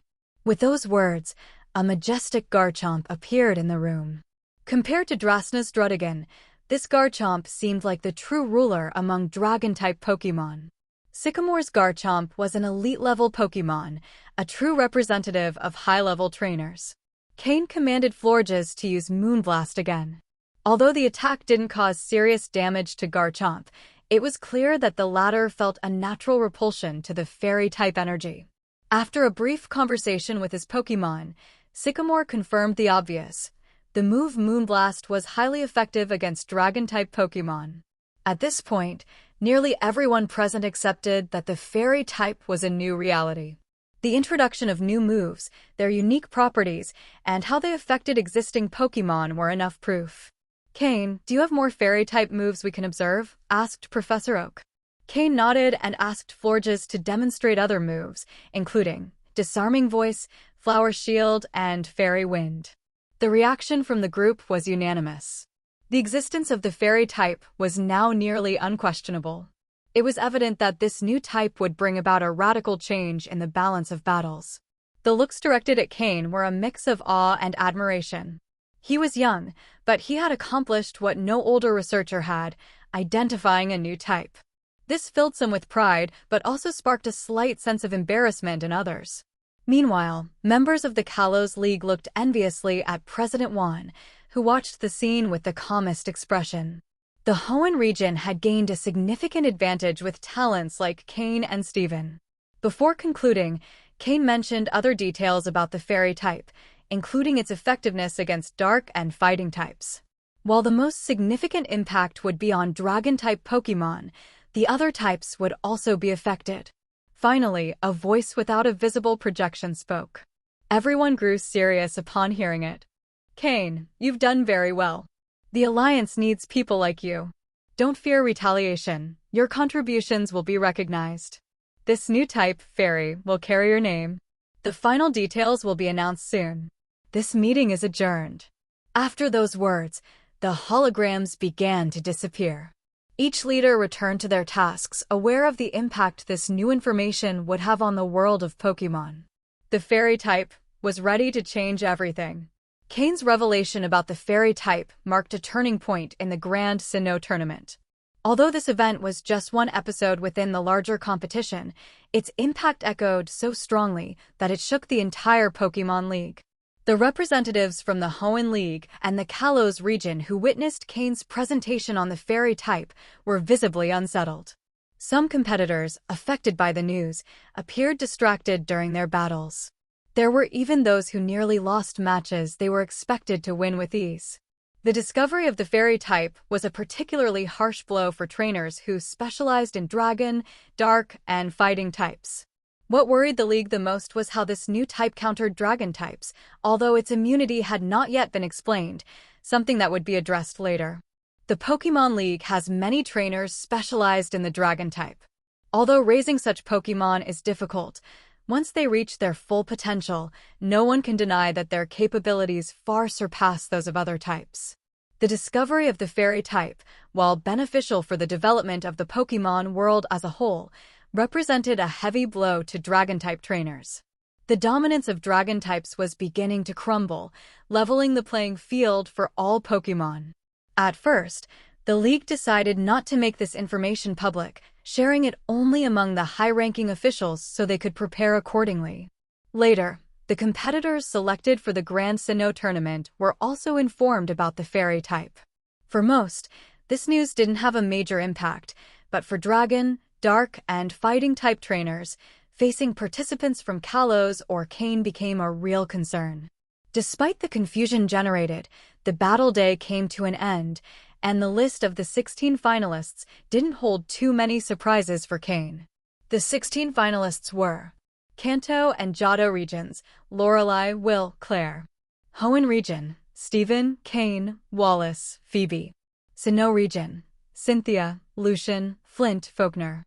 Unova region, Chantal, Caitlin. Kalos region, Diantha, Drasna, Siebold. Of the 16 competitors, most would go on to become champions or Elite Four members in their respective regions in the future. For example, although Claire from Johto and Faulkner from Sinnoh would not become part of the Elite Four, this didn't mean they lacked skill. In many cases, securing a position in the Elite Four didn't depend solely on the trainer's talent. Claire, whose full name is Claire Draco, is Lance's cousin and a direct member of the Draco family.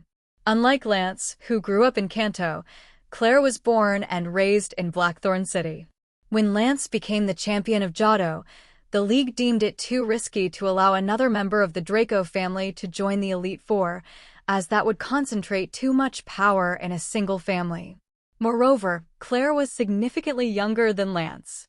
When he attained the champion title, Claire was still developing her skills and hadn't yet reached the level needed to join the Elite Four.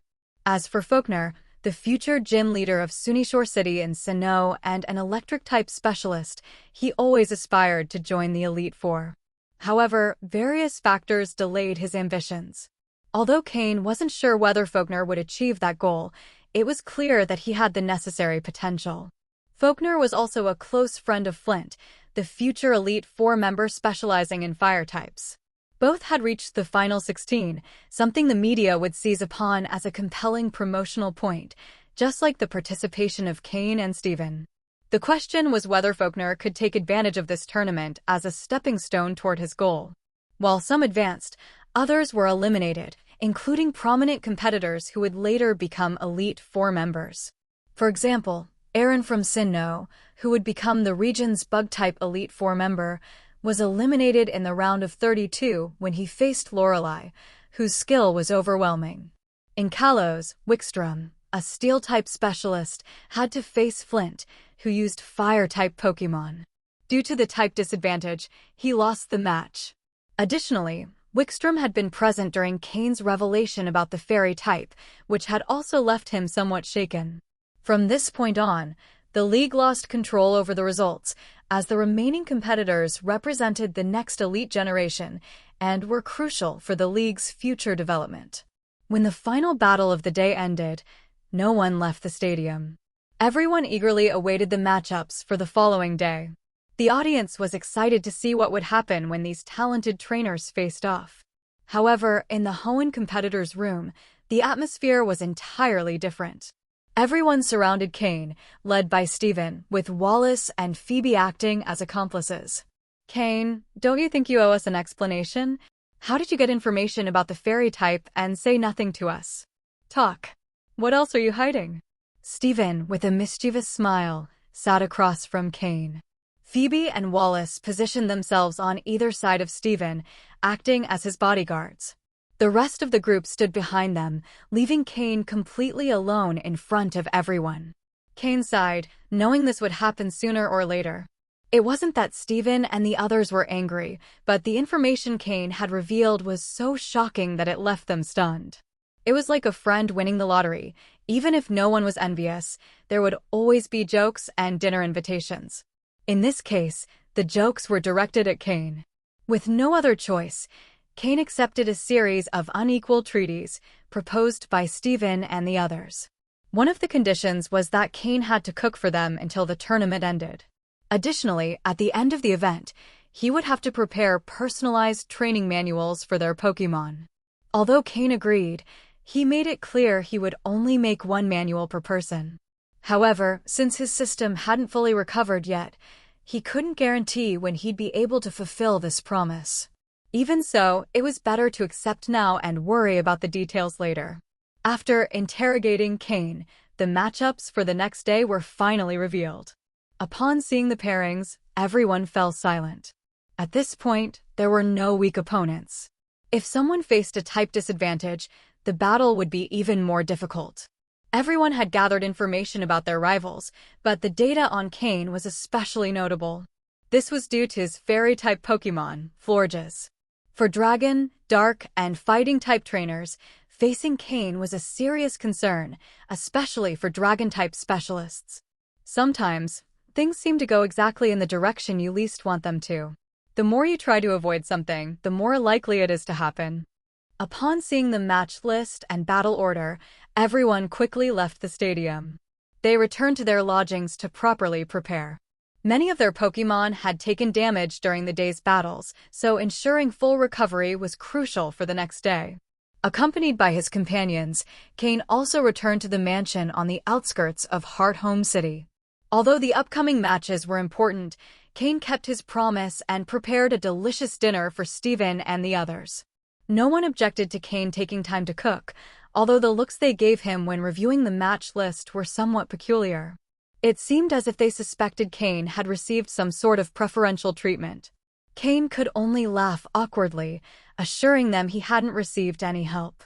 If his matchup was favorable, it was pure luck, although it was clear that his opponent tomorrow wouldn't have a peaceful night. The next morning, the stadium was already packed early. The spectators had arrived with enthusiasm, eager to enjoy the matches, which promised to become more intense and exciting. In the Hoenn representatives' box, only Cain, Stephen, Wallace, Phoebe, and old Matsuda were present. The rest decided not to enter so as not to affect the participants' focus or mood. The five watched from the window, waiting for the first battle of the day to begin. In the first match, representing Kanto, trainer Lorelei will face the representative from Sinnoh, Faulkner. Let the battle begin. With the referee's signal, the battle began. On the giant screens, Lorelei and Faulkner's data was displayed, along with 6 shining icons representing the Pokémon they could use in the match. Each trainer had 6 Pokémon, and the first to lose all their teammates would be the loser. Lorelei, a specialist in Ice-type Pokémon, was facing Faulkner, an expert in Electric types. Although to the general audience both seemed to have similar skills, the more experienced could notice the difference.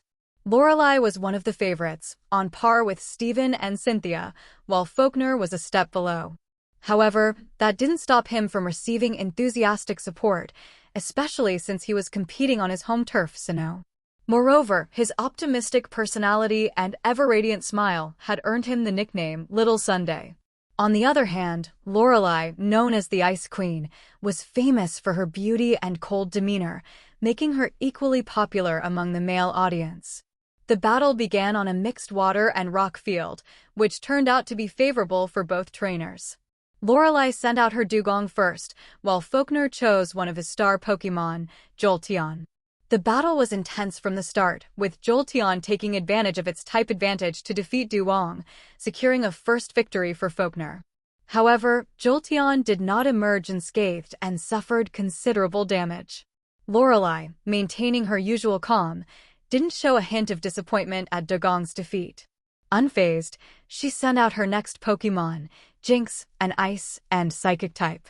Jolteon's type advantage disappeared, and due to previous injuries, it was quickly defeated. Faulkner then sent out his Electrode, but it too succumbed to Jinx, who earned 2 consecutive victories.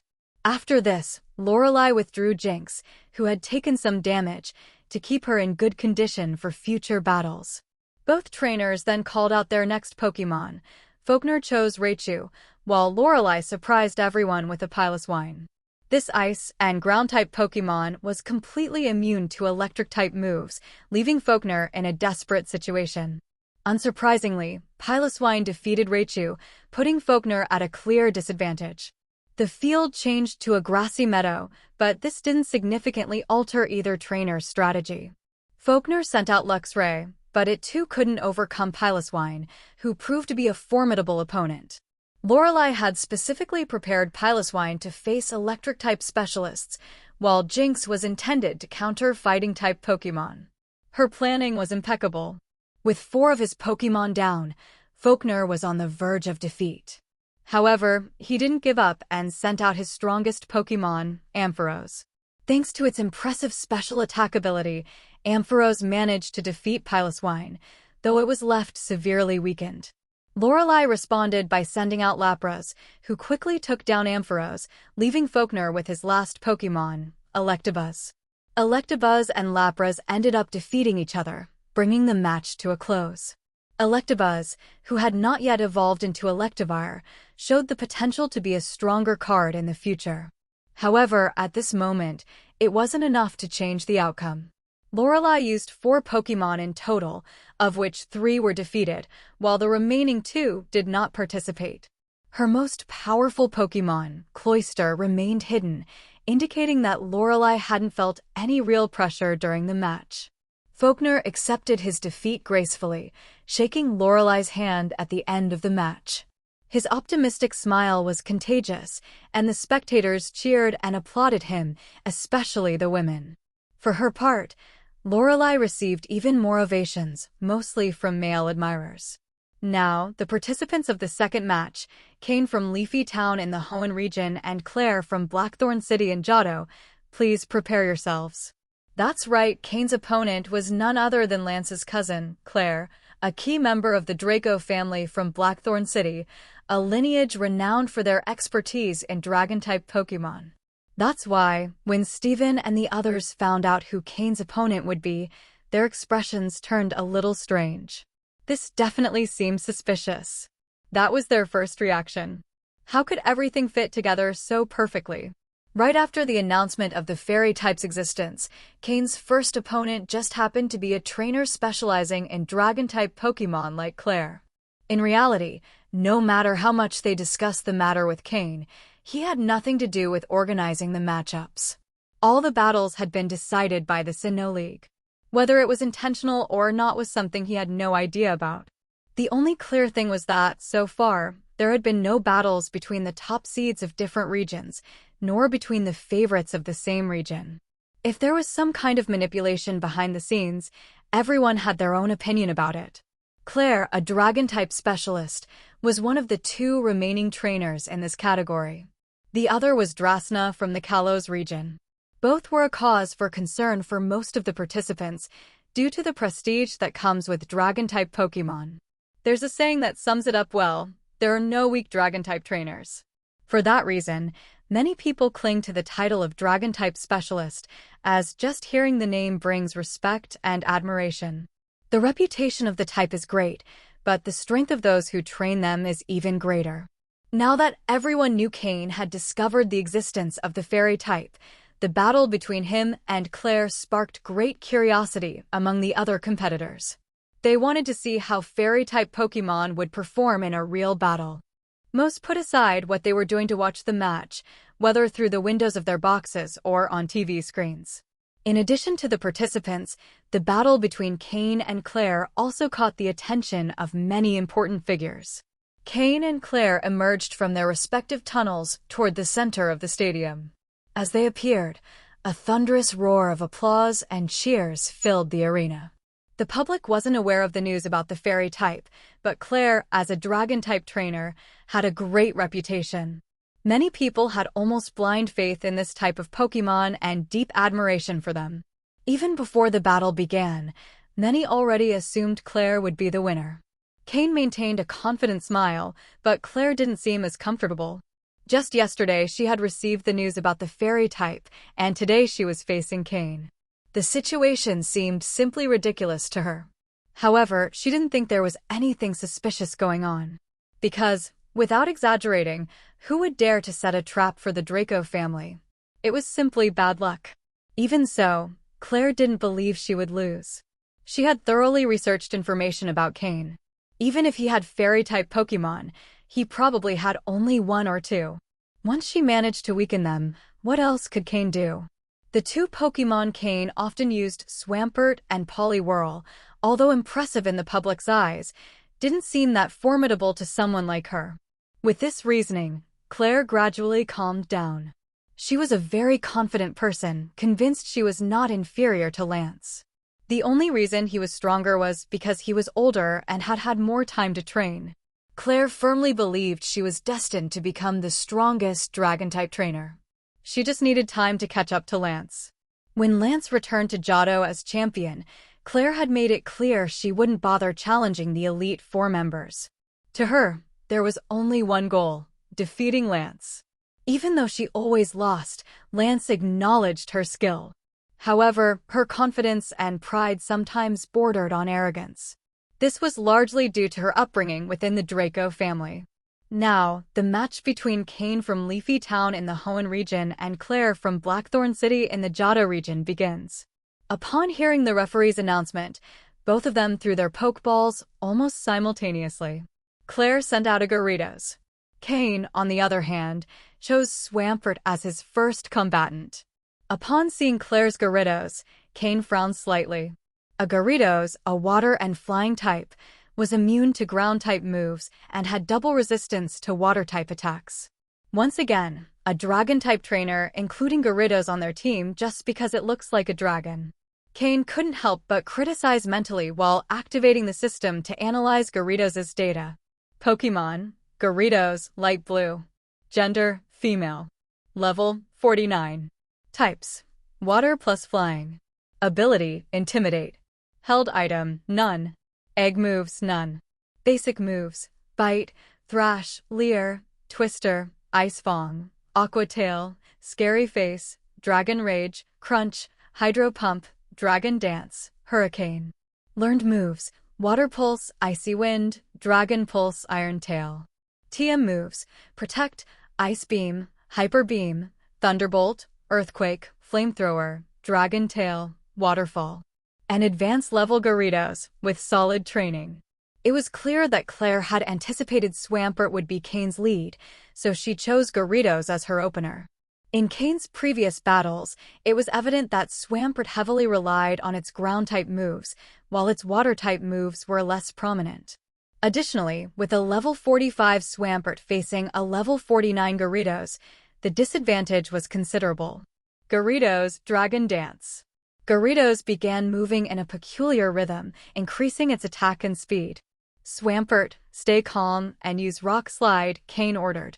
Swampert, unfazed, tore a huge chunk of rock from the terrain and hurled it at Gyarados with all its might. The battle had just begun, but the tension in the stadium was already palpable. Swampert scowled. Jump and pull Gyarados down. Since Gyarados was flying, ground-type moves were ineffective. The only option was to force it to descend. Gyarados Dragon Pulse. Claire ordered. Rahar. Gyarados roared loudly, and a wave of bluish-purple energy shot out of its mouth, aimed at the approaching Swampert. But just before the Dragon Pulse hit, Swampert pushed off with his legs and leapt upward. With a length of over 6 meters, Gyarados was massive compared to Swampert, who was only 1.8 meters tall. In the air, Swampert launched a stream of boiling water from his mouth. This hot water had a chance of causing a burn status on the opponent. However, since both were water-type Pokémon, Gyarados wasn't too affected. The hot water soaked Gyarados' face, which only served to enrage it further. Gyarados used Dragon Pulse again. This time, Swampert was in the air with no place to land and had no choice but to take the hit. Protect. Cain ordered quickly. Swampert used his one chance to use Protect to block the attack. Cain knew that Swampert had to bring Gyarados down, or he wouldn't stand a chance. If he couldn't nullify its flying ability, Swampert's strengths wouldn't shine. With Gyarados' type and level advantage, the battle clearly leaned in its favor. The green energy shield generated by Protect successfully neutralized the Dragon Pulse. Meanwhile, by jumping, Swampert finally managed to get close to Gyarados. With both hands, Swampert grabbed the blue horns on Gyarados' head. A scene reminiscent of the Hulk from the Avengers fighting the Leviathan. Swamp. With both hands tightly gripping Gyarados' horns, Swampert used the momentum of his jump and the force of his fall to drag it down to the ground. Fighting on the ground is way more fun. What's the point of flying and showing off? Swampert thought. Boom. Both Pokémon crashed violently to the ground. Gyarados Iron Tail. Claire shouted. Cain gave a slight smile. Now things were getting interesting. Swampert Earth Hammer. Gyarados' tail glowed with a metallic shine. As a Pokémon that evolved from Magikarp, Gyarados knew well how to use its body for propulsion. With an agile motion, it used its tail to strike Swampert with great speed. However, Swampert didn't flinch. With one hand, he held onto Gyarados' horn, the muscles in his arm visibly tensing from the effort. With the other hand, Swampert formed a fist, his muscles swelling to their maximum as he focused all his strength. Boom! Boom! Both attacks landed at the same time. Swampert's fist smashed into Gyarados' head, cracking the ground beneath and pushing its position several centimeters downward. Meanwhile, Gyarados' tail struck Swampert's body with full force. Gyarados' tail, barely smaller than Swampert's body, dealt considerable damage. Despite the pain, Swampert didn't let go of Gyarados' horn. He knew that if he let go and Gyarados took to the skies again, the battle would be lost. Swampert, keep going, Cain said in an unchanging tone. Claire, on the other hand, was beginning to show a worried expression. Although Gyarados had the type and level advantage, it had been forced to fight on the ground, losing its flight capability and much of its edge. Still, Claire wasn't ready to give up. Gyarados, Protect.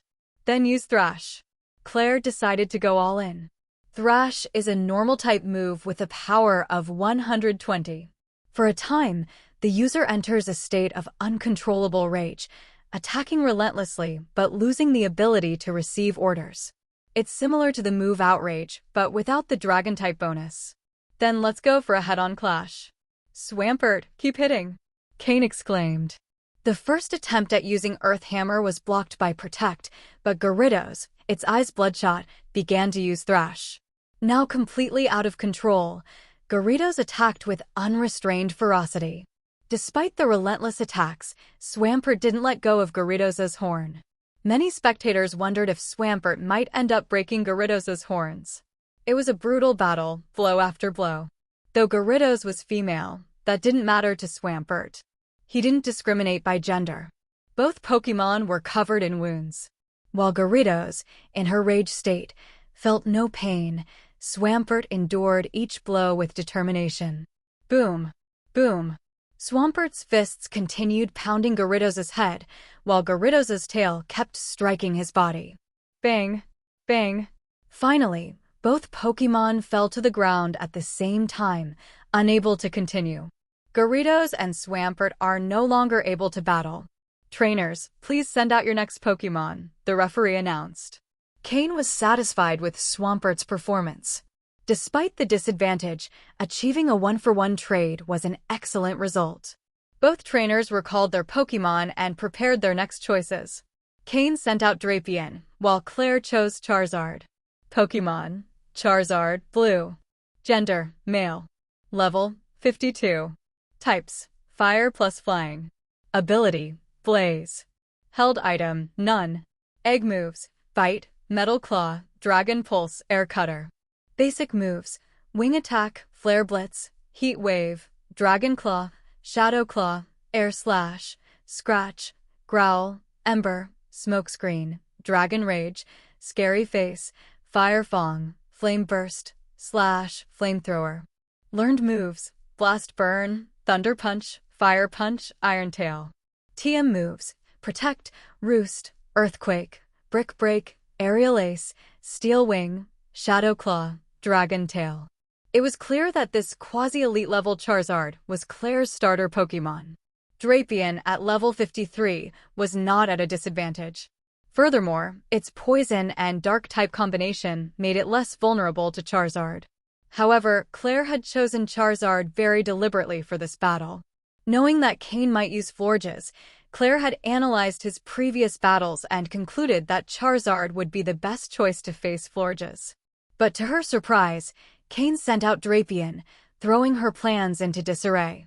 Now, Claire faced a tough decision: continue with Charizard or change strategy. Claire made a quick decision. She took out a Pokeball and attempted to recall Charizard. Cain, seeing her movement, immediately understood Charizard's purpose.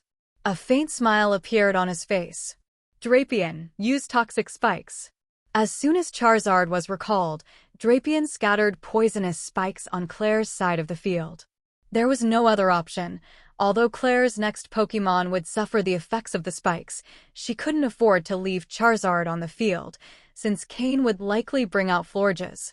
Without Charizard, Claire wouldn't have an effective tool against that threat. However, not all Pokémon are affected by the spikes.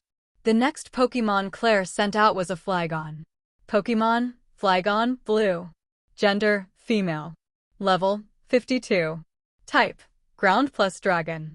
Ability: Levitate. Held item: None. Egg moves: Quick Attack, Mud Shot, Endure, Bug Bite.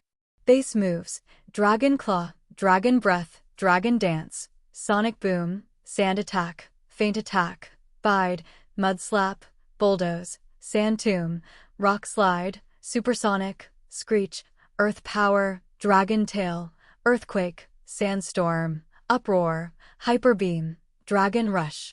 Learned moves: Draco Meteor, Laser Focus, Dragon Pulse, Thunder Punch, Fire Punch.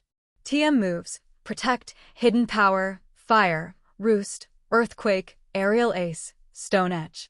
Claire knew Drapion well and knew that its only real weakness was ground-type moves. However, when Flygon appeared, both Cain and Drapion showed an odd expression. Trainer and Pokémon looked at each other and exchanged a smile. A Flygon against Drapion? Was Claire underestimating Drapion? Drapion was more than familiar with Flygon. There was no Pokémon he knew better, as during Cain's training, Drapion had fought Flygon and Houndoom for an entire month. With his eyes closed, Drapion could identify all of a Flygon's weak points. Flygon immediately began flapping her wings, keeping herself airborne and thus avoiding the poison spikes. However, Drapion had already charged forward. Standing over 2 meters tall with extremely long arms, Drapion grabbed Flygon before she could gain enough altitude. That's the problem with switching Pokémon mid-battle. The opponent always has the initiative. Flygon, use Earthquake. Claire shouted, anticipating the situation and giving an immediate command. If a ground-type Pokémon used Earthquake, the attack would be devastating, especially against Drapion, who is weak to that type. Drapion, use Poison Tail, Ice Fang, and Poison Jab. Triple attack. Cain ordered firmly. Thanks to rigorous training, Drapion had perfected his ability to attack simultaneously from different parts of his body, tail, jaw, and pincers. This level of coordination required exceptional energy control. Flygon's Earthquake radiated from her legs, sending waves of seismic energy that hit Drapion squarely. The impact was massive. However, Drapion didn't stop.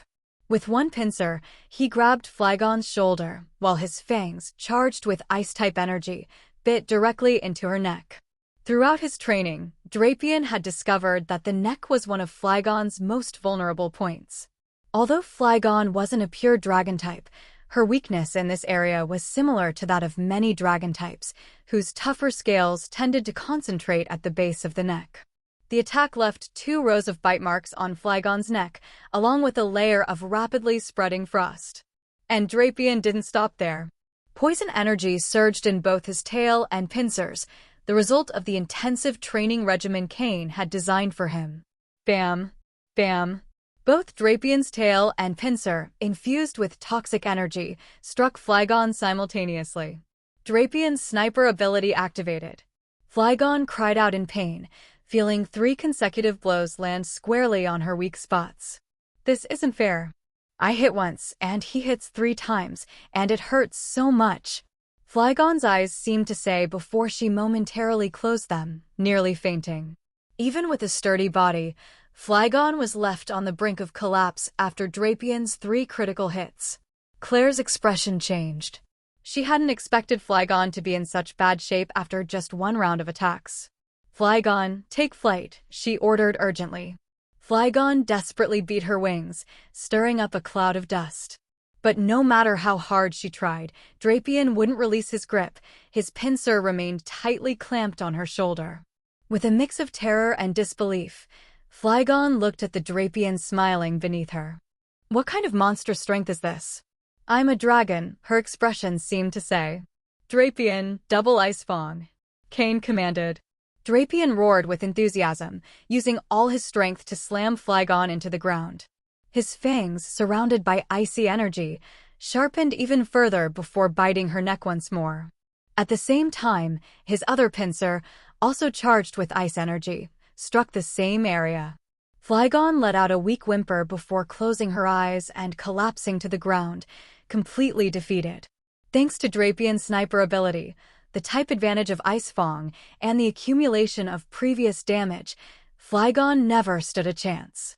Drapion's ability to exploit enemy weaknesses made him Cain's most explosively powerful Pokémon. Claire was completely stunned. Her Flygon, who was supposed to be a solid counter to Drapion, had been nearly instantly defeated. Trainer Claire, please choose your next Pokémon, the referee said, noticing her hesitation. Claire recalled Flygon to her Pokeball, still contemplating Drapion's terrifying strength and his ability to activate his ability against any opponent. With no time to dwell further, she tossed another Pokeball onto the field. A Dragonair appeared, a pure Dragon-type Pokémon, its sapphire blue skin shining under the stadium lights. Almost every direct member of the Draco family possesses a Dratini, a pseudo-legendary Pokémon from the Kanto region. This is the true strength of the Draco family. They control the Dragon's Den, which is equivalent to having dominion over a place capable of consistently producing pseudo-legendary Pokémon. Of course, the Draco family has a long history. This cave was already their private property even before the founding of the League.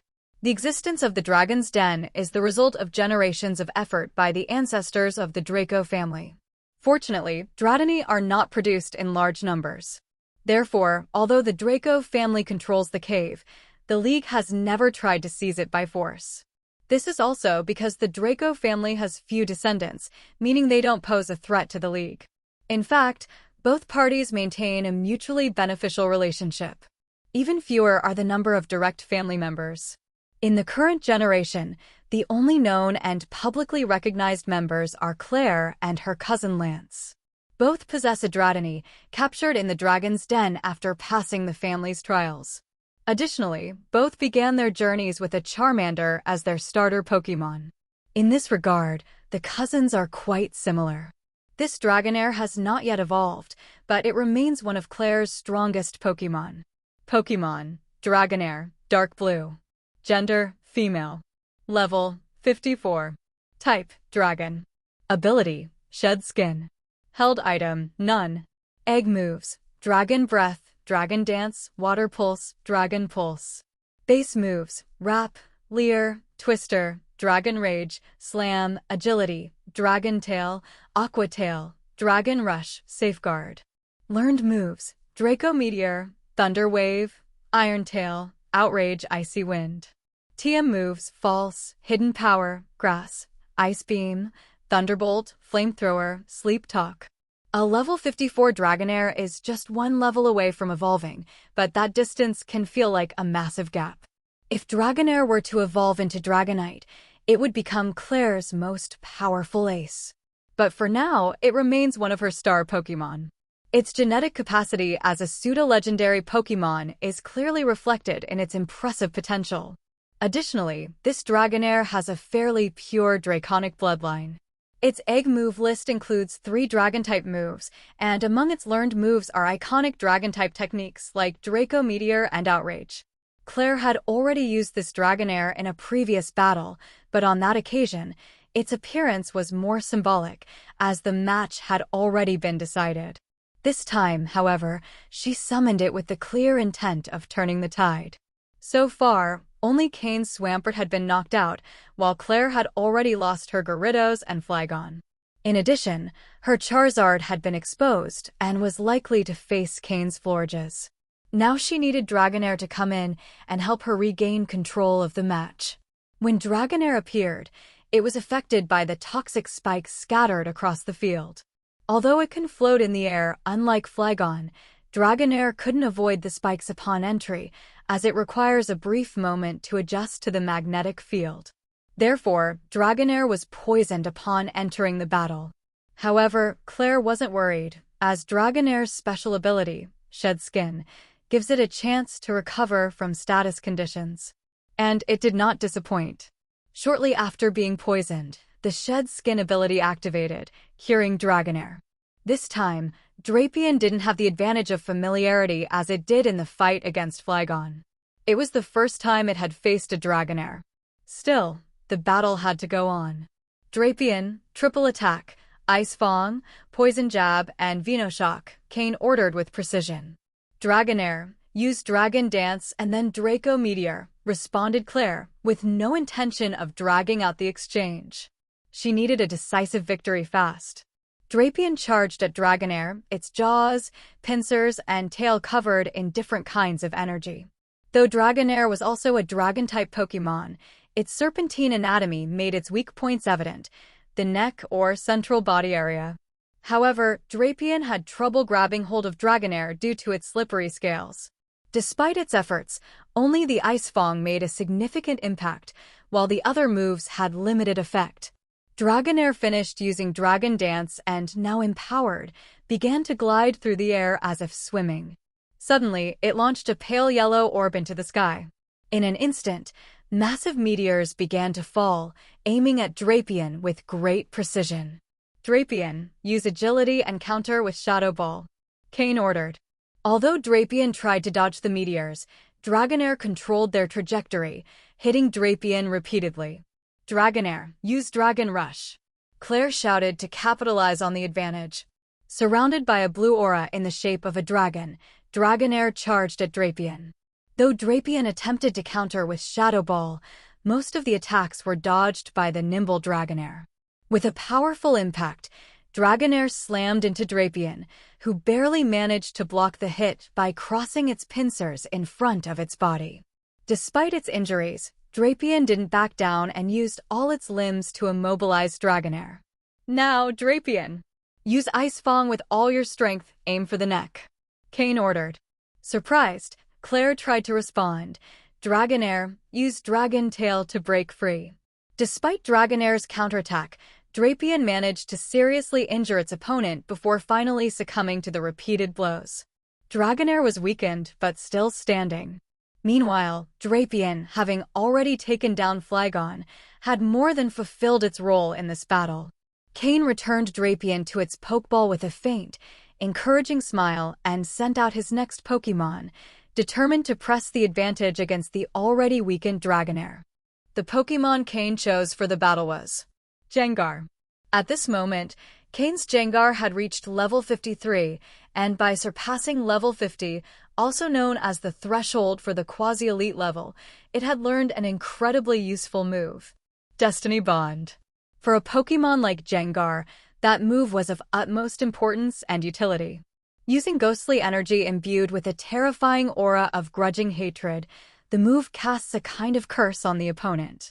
If the affected Pokémon managed to defeat Gengar and knocked it out, it would also suffer the same fate, losing its ability to fight or falling into a critical state.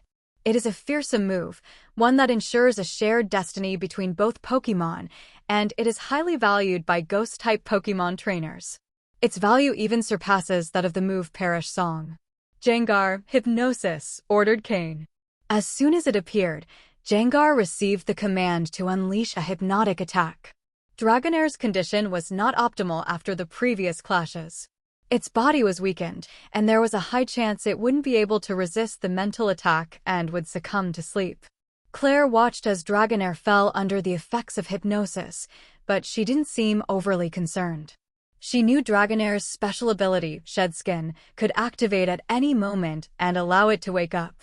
Moreover, Dragonair knew the move Sleep Talk, which would allow it to fight even while asleep. As expected, Gengar successfully hypnotized Dragonair. Gengar, Dream Eater. Cain quickly commanded. Dragonair, Sleep Talk, responded Claire. Although Dragonair didn't wake up immediately, it used Sleep Talk to respond. However, Sleep Talk's outcome is random, and the move it executes cannot be predicted. Gengar seized the opportunity to absorb energy directly from Dragonair, using the move Dream Eater. Although Gengar hadn't lost energy beforehand, this attack allowed it to grow even stronger, while Dragonair weakened further. From deep sleep, Dragonair responded to Claire's command. It opened its mouth slightly, and a powerful Dragon-type energy wave emerged in an attempt to strike. Dragon Pulse. However, because Dragonair was asleep, the accuracy of the attack wasn't great, and Gengar, hidden in the shadows, dodged it easily. At that moment, Dragonair's shimmering scales began to glow faintly. It was evident that Shed Skin was about to activate. Gengar, Skill Swap. Then Dream Eater again and finish her with Shadow Ball, ordered Cain precisely. Claire was stunned upon hearing Cain's orders. He had been waiting for this moment. Just as Dragonair's Shed Skin was about to activate, Gengar used Skill Swap, replacing its own ability with Dragonair's. As a result, Shed Skin was deactivated before it could take effect. Immediately after, Gengar launched another Dream Eater attack, followed by 2 Dark Energy Balls, knocking Dragonair out. Claire had lost her third Pokémon. The battlefield changed once again, this time to a grassy terrain. However, this modification didn't significantly impact either trainer. Claire, still reeling from Dragonair's defeat, recalled her Pokémon and threw a new Pokeball. As she did, she saw Cain also withdrawing Gengar, which caused her expression to darken. Cain was about to use the Pokémon she feared most. As she suspected, Cain released the enigmatic and powerful Florges. On her side, Claire had sent out Druddigon, a Dragon-type Pokémon known for its notable toughness. However, the appearance of Florges on the field made it clear that this would be a pivotal battle. Florges, a fairy-type Pokémon, was a direct threat to dragon-type Pokémon. The tension in the stadium rose dramatically. All spectators, trainers, and officials present focused their attention on this battle, knowing the clash between these two Pokémon would be the highlight of the match. Florges' ability to manipulate the terrain quickly became apparent. Florges' Misty Terrain. Cain ordered firmly. Upon hearing this, Claire knew she was in serious trouble. Her Druddigon was no match for a fairy type in such a favorable terrain. Although she considered switching Pokémon, she knew Cain would do the same, turning the battle into a tedious exchange of strategies. The terrain began to shift.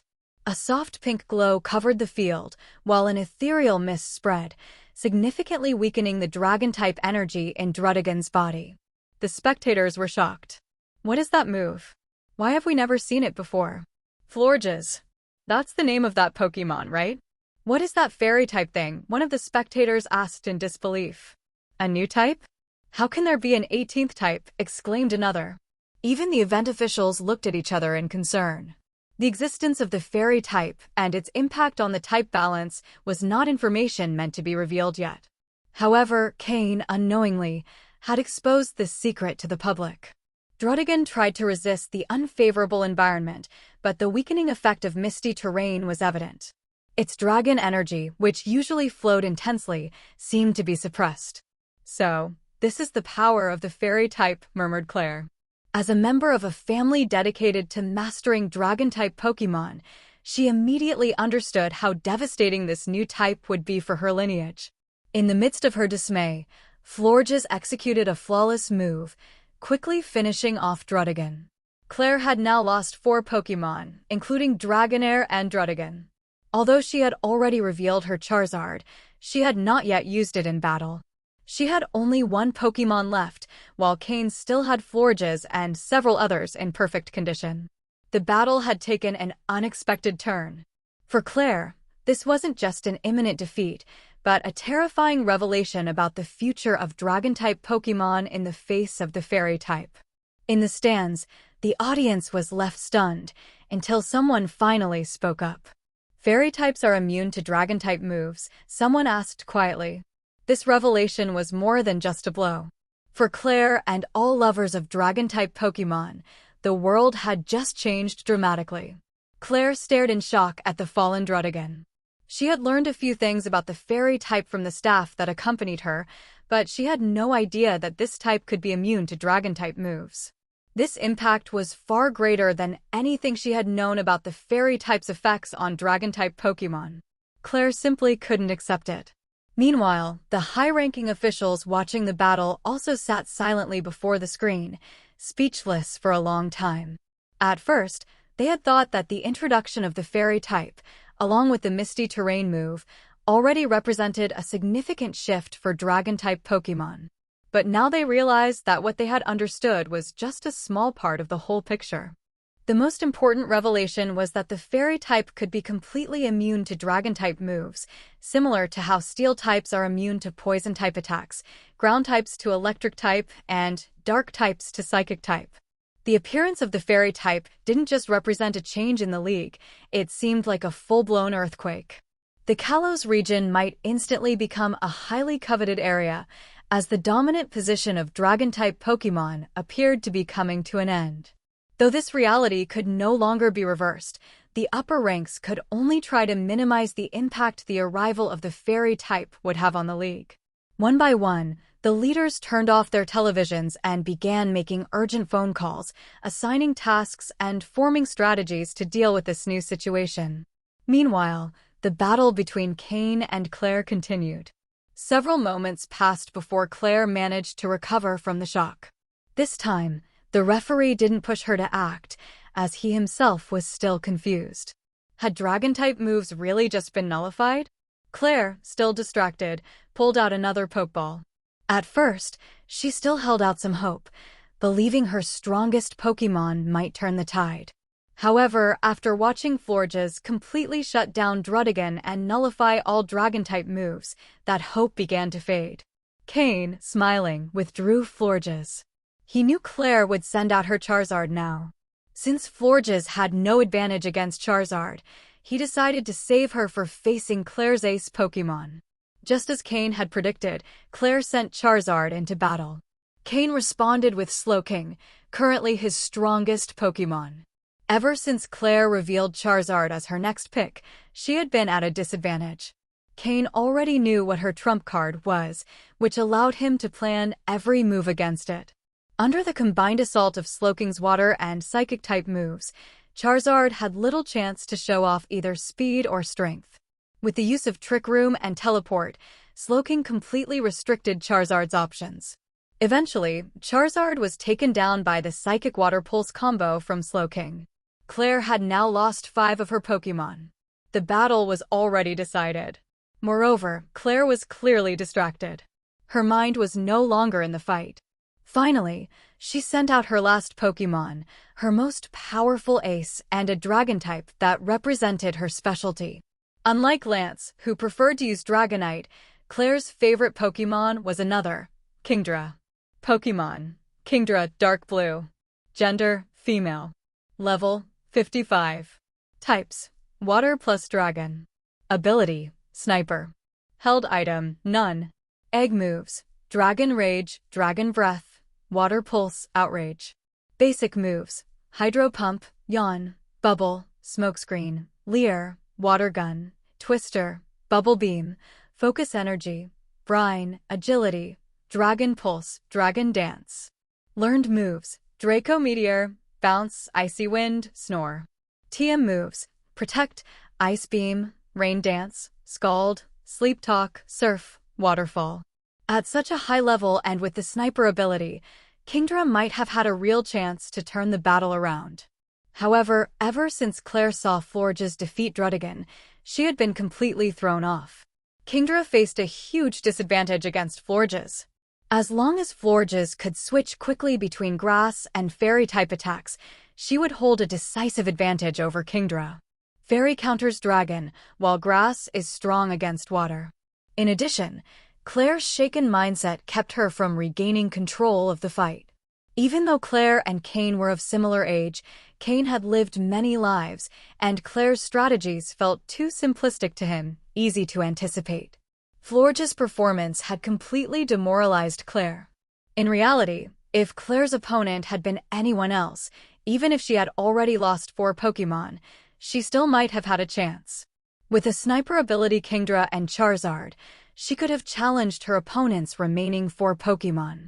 With a bit of luck, Kingdra might have taken down 3 or even 4 Pokémon in a row. But unfortunately, she faced the newly emerged type in the Pokémon World, the Fairy type. In the end, Cain won the battle and advanced to the quarterfinals. Though Claire was eliminated in the round of 16, her skill was undeniable. If she continued to grow, there was no doubt she would one day reach the level of the Elite Four. However, the early emergence of the Fairy type could change many things: her career, the position of families who specialize in Dragon-type Pokémon, and the fate of Dragon-type trainers around the world. Cain, still thoughtful, shook Claire's hand before returning to the Hoenn team's lounge. As he entered, he was immediately stopped by Steven and the others. "Cain, didn't you say you weren't hiding anything? Why didn't you mention that Fairy types can nullify Dragon-type moves?" Steven confronted him, with Phoebe and Wallace backing him like personal assistants. In truth, what they wanted was leverage. They hoped to negotiate more unfair deals with Cain, but this time, he wouldn't give in so easily. Cain, seeing their attitude, couldn't help but laugh. "I didn't know either. Come on, think about it. If I knew, don't you think I would have said something in front of all those high-ranking officials? Florges plays a support role in my team. She's not usually on the front lines, and it's very rare to encounter Dragon-type Pokémon in the wild. How was I supposed to know Dragon-type moves don't affect her?" Cain explained. After hearing his response, Steven and the others seemed to accept the explanation. Dragon-type Pokémon are rare in the wild. Just having the luck to find one is difficult, and Florges wasn't designed for direct combat, as her moveset suggested. "Really?" "Of course. Truer than gold." Cain raised his hand, making a vow. By the way, Steven, isn't your match coming up next?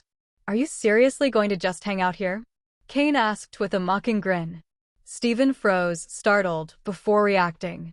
At that moment, the referee was already calling for Steven. He dashed out immediately. Steven was one of the participants in the third round. His opponent was the Kalos representative Seabold, an expert in water-type Pokémon. Seabold was a trainer from the Kalos region, renowned as one of its leading representatives, and in the future, he would become one of the elite 4 members of his region. In addition to his role as a trainer, Seabold was also a well-known chef, with a warm and friendly demeanor that made him very popular among his peers. Someone who knows how to cook is always welcome, isn't he? Even Cain was appreciated for that reason. Moreover, Seabold had an attractive appearance, with a style completely different from Steven's. While Steven exuded the elegance of a powerful businessman, Seabold had the kindness of a trusted older brother. When both appeared in the stadium, the public's ovations were deafening. By this stage of the tournament, all the participants had built up a fan base, and these two were no exception. However, the matchup was not strategically favorable for Seabold. Although his team specialized in water-type Pokémon, he held some advantage over Steven's Steel and Rock-type team. The battle began with both sending out Pokémon to test each other's skills. Steven chose his Armaldo, a Rock/Bug-type Pokémon, while Seabold responded with Starmie of the Water/Psychic type. Both Pokémon had a mutual advantage and disadvantage relationship. Starmie's Water type was effective against Armaldo's Rock, while Armaldo's Bug-type moves could inflict severe damage on Starmie's Psychic type. Despite the balanced fight, Starmie managed to defeat Armaldo thanks to its slight level advantage, although it was visibly exhausted after the bout. Steven then responded by sending out Cradily, a Rock/Grass-type Pokémon, whose type combination was extremely effective against Starmie. With a well-executed attack, Cradily overcame Seabold's weakened Pokémon. Steven's Cradily had the ability Suction Cups, which made it immune to moves that attempted to force it off the field. Had it possessed the hidden ability Storm Drain, it would have been even more useful, as that ability would allow it to absorb water-type moves and use them to strengthen itself, a great advantage against teams like Seabold's. However, the fact that Cradily was revived from a fossil meant that its ability options were limited. Seabold then responded by sending out Swanna, a Water/Flying-type Pokémon from the Unova region. Swanna had the advantage of being able to attack from the air, which complicated Cradily's moves. After a hard-fought battle, Cradily was defeated. Up to this point, Steven had lost 2 Pokémon but maintained his composure, as did his teammates, who showed no signs of worry. This was because Cradily and Armaldo were the weaker pieces of Steven's team, and the real challenge for Seabold was yet to come. Steven chose his Skarmory as his next contender. With its impressive durability and a slight level advantage, Skarmory managed to defeat Swanna, evening the score. In response, Seabold sent out Barbaracle, a Rock/Water-type Pokémon from Kalos. However, even with this type combination, Barbaracle couldn't overcome Skarmory's defensive strength and ended up defeated, though the battle left Skarmory in a precarious position. Now, Seabold had lost 3 Pokémon and was at a disadvantage. With a change in the battlefield, Seabold decided to bring out his trump card, Clawitzer. This water-type Pokémon possessed overwhelming offensive capabilities thanks to its ability Mega Launcher, which significantly boosted the power of moves like Water Pulse and Dragon Pulse. Additionally, Clawitzer was capable of using Aura Sphere, a fighting-type move that posed a direct threat to Steven's Steel-type Pokémon. In just 2 attacks, Clawitzer eliminated Skarmory, leaving Steven with only 3 Pokémon remaining. Faced with this challenge, Steven brought out his greatest weapon, a uniquely colored Metagross. The shiny Metagross not only impressed the audience, but also changed the course of the fight. In an exhausting showdown, Metagross managed to defeat Clawitzer, although it suffered significant damage in the process. Worried about Metagross's endurance for future battles, Steven decided to withdraw it and rely on his Aggron for the remaining fights. Seabold used Blastoise and Gyarados as his final bets, but Aggron, with its formidable durability and defense, managed to overcome both. Steven's solid strategy allowed him to keep his Aerodactyl as a hidden resource, a Pokémon whose true power had not yet been revealed even to his closest allies. With this victory, Steven secured his place in the quarterfinals, leaving Seabold out of the tournament. As they left the field, both trainers were ovated by the public, who appreciated the exciting battle they had provided. The next contest featured another representative from Hoenn, Wallace, facing Flint, a Fire-type specialist from Sinnoh. As expected, Wallace, with his team specializing in Water-type Pokémon, emerged victorious, although he lost 3 Pokémon in the process. Despite his defeat, Flint demonstrated his ability and potential, solidifying his position as a future member of the Sinnoh Elite Four. Up to this point, it became increasingly clear that the Sinnoh League was finding it difficult to control the remaining players, as none of them were easy opponents. Each battle was filled with intensity, and the matchups were decided by both strategy and experience. Next up to face their destiny was Phoebe. Her opponent was Will, a trainer from the Johto region specializing in Psychic-type Pokémon. Although Ghost-type Pokémon naturally have an advantage over Psychic types, Will had years of experience on his side, while Phoebe, who had only just begun making a name for herself in the world of trainers, still had much to learn. The difference between them quickly became evident during the battle. Despite her efforts, Phoebe couldn't withstand the strategic dominance of Will. He used his vast experience to neutralize the advantage of Ghost-type moves and, after defeating 4 of Phoebe's Pokémon, managed to secure victory. The fight was a clear example of how experience can be a decisive factor in high-level matchups. When Phoebe met her opponent the day before, she knew she would face an enormous challenge, so she had already prepared herself for the possibility of losing. Therefore, when the result wasn't favorable, she showed no signs of discouragement. This attitude surprised Steven and Cain, who were ready to console her, only to discover that it wasn't necessary. Phoebe's mentality was even stronger than theirs at that moment. With that, the Hoenn region managed to secure 3 spots in the quarterfinals, the highest among all the participating regions. This result further consolidated Hoenn as a dominant powerhouse in the tournament, demonstrating that its trainers were among the best in the world. The next battle was between Cynthia and Drasna from the Kalos region. Drasna, a trainer who used Dragon-type Pokémon, was also a very powerful competitor. For her, facing Cynthia was both a stroke of luck and a misfortune. The luck was in not having to face Cain and experience the same shock as Claire. However, it was unfortunate to be up against Cynthia, one of the strongest trainers in this competition. The final result surprised no one. Cynthia, whose team's average strength surpassed everyone else's, won the battle. Cynthia had a well-balanced Pokémon team with no evident weaknesses. Furthermore, she was one of the few trainers in the top 16 who used multi-type Pokémon. In fact, only 3 competitors in the top 16 used varied teams: Cain, Cynthia, and Diantha, the top seed from the Kalos region. Most of the other participants were specialists in a single type. Some leaned toward a secondary type, like Steven, who specialized in Steel and Rock, but his main focus was still the Steel type. These trainers were hard to defeat because they had no obvious weaknesses.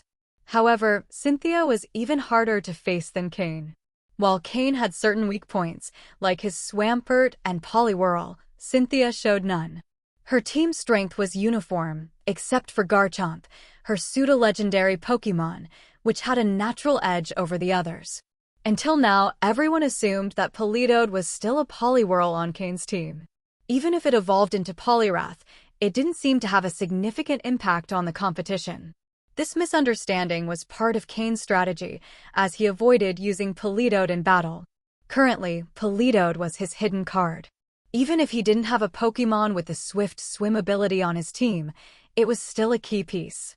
If Cain were to face Wallace in the semifinals, Wallace would surely use Pokémon with the swift swim ability. In that case, Cain could use this to complete his Rain Team strategy. Politoed was, in fact, a move Cain kept specifically for Wallace. Against other trainers, it wouldn't have the same impact. Also, in terms of individual strength, Politoed was still slightly below Swampert. With her victory, Cynthia was welcomed with enthusiastic applause. As a local competitor, her popularity was immense, and her image as an ice-cold beauty made her stand out alongside Lorelai, another of the tournament's most iconic figures. The next match drew a lot of attention. Lucian, the future Psychic-type Elite Four member from Sinnoh, faced Caitlin, the future Psychic-type Elite Four member from Unova. Both were specialists in Psychic-type Pokémon, but there were clear differences between them. Lucian was known for being a studious and calm man. In the Sinnoh competitors' lounge, he was always seen with a book in hand, sitting in a corner, immersed in reading. He only put the book down for battles. Lucian was the second strongest competitor from Sinnoh after Cynthia. He also had a great reputation. His warm smile and respectful attitude made anyone who faced him feel inspired and accept defeat with admiration. Caitlin, on the other hand, was different. Not only was she a psychic-type trainer, but also a powerful telepath. Unlike Cain, whose psychic talent was below basic level, Caitlin's talent could be compared to that of Sabrina, the gym leader of Saffron City in Kanto. However, her immense power caused her trouble. Caitlin often lost control, causing chaos around her. She was the strongest trainer from the Unova region in this competition, but due to her tendency to lose control, Chantal was appointed as the team leader. Although Chantal and Caitlin used opposite types, they were good friends. Chantal could help contain Caitlin's episodes of instability. In this tournament, Caitlin was accompanied by Dirac, the castle valet from the Battle Castle in Sinnoh. He was the only one who could fully calm her. For that reason, Caitlin was the only competitor who had someone by her side during battles. This wasn't a privilege, but a necessity. If Caitlin lost control, she could cause massive destruction in the stadium. Although Caitlin had no ill intentions, her out-of-control power was a threat even she couldn't handle. In the future, Caitlin would learn to master her abilities and become a member of the Unova region's Elite Four. During this competition, Caitlin only showed interest in meeting one person, Cynthia. She deeply admired Cynthia's dedication and strength and wanted to learn from her. The two ended up forming a solid friendship. The battle between Lucian and Caitlin was a contest of strategies and psychic powers. The match was spectacular. Caitlin was on the verge of losing control several times, but Dirac intervened each time to calm her. Thanks to her psychic ability, Caitlin achieved a narrow victory over Lucian. If it had only been about the strength of their Pokémon, Lucian would have won. However, Caitlin used her telepathic ability to tip the balance in her favor. The final match of the day was between Diantha from Kalos and Chantal from Unova. It was the first time two top seeds from different regions faced each other in this tournament. Both were charismatic and powerful women, making the battle a must-see event. Diantha's star Pokémon was Gardevoir, a perfect reflection of her elegant personality. The duel was close, but the versatility of Diantha's team allowed her to overcome Chantal and advance to the quarterfinals. With the end of this match, the 8 finalists of the Sinnoh tournament were determined. Hoenn stood out with 3 qualified competitors, filling their leader, Juan, with pride. Even if none of them reached the podium, Hoenn's performance was already remarkable. Kanto and Johto managed to place Lorelai and Will in the quarterfinals, once again showing the strength of these historic regions. Cynthia was the only local hope for the Sinnoh region. The Unova region only had Caitlin in the next stage. Though powerful, her lack of control remained an obstacle. Finally, Kalos advanced with Diantha, an actress who would become her region's champion. Each of the finalists represented not only their region, but also a unique combat style that would shape the future of the league.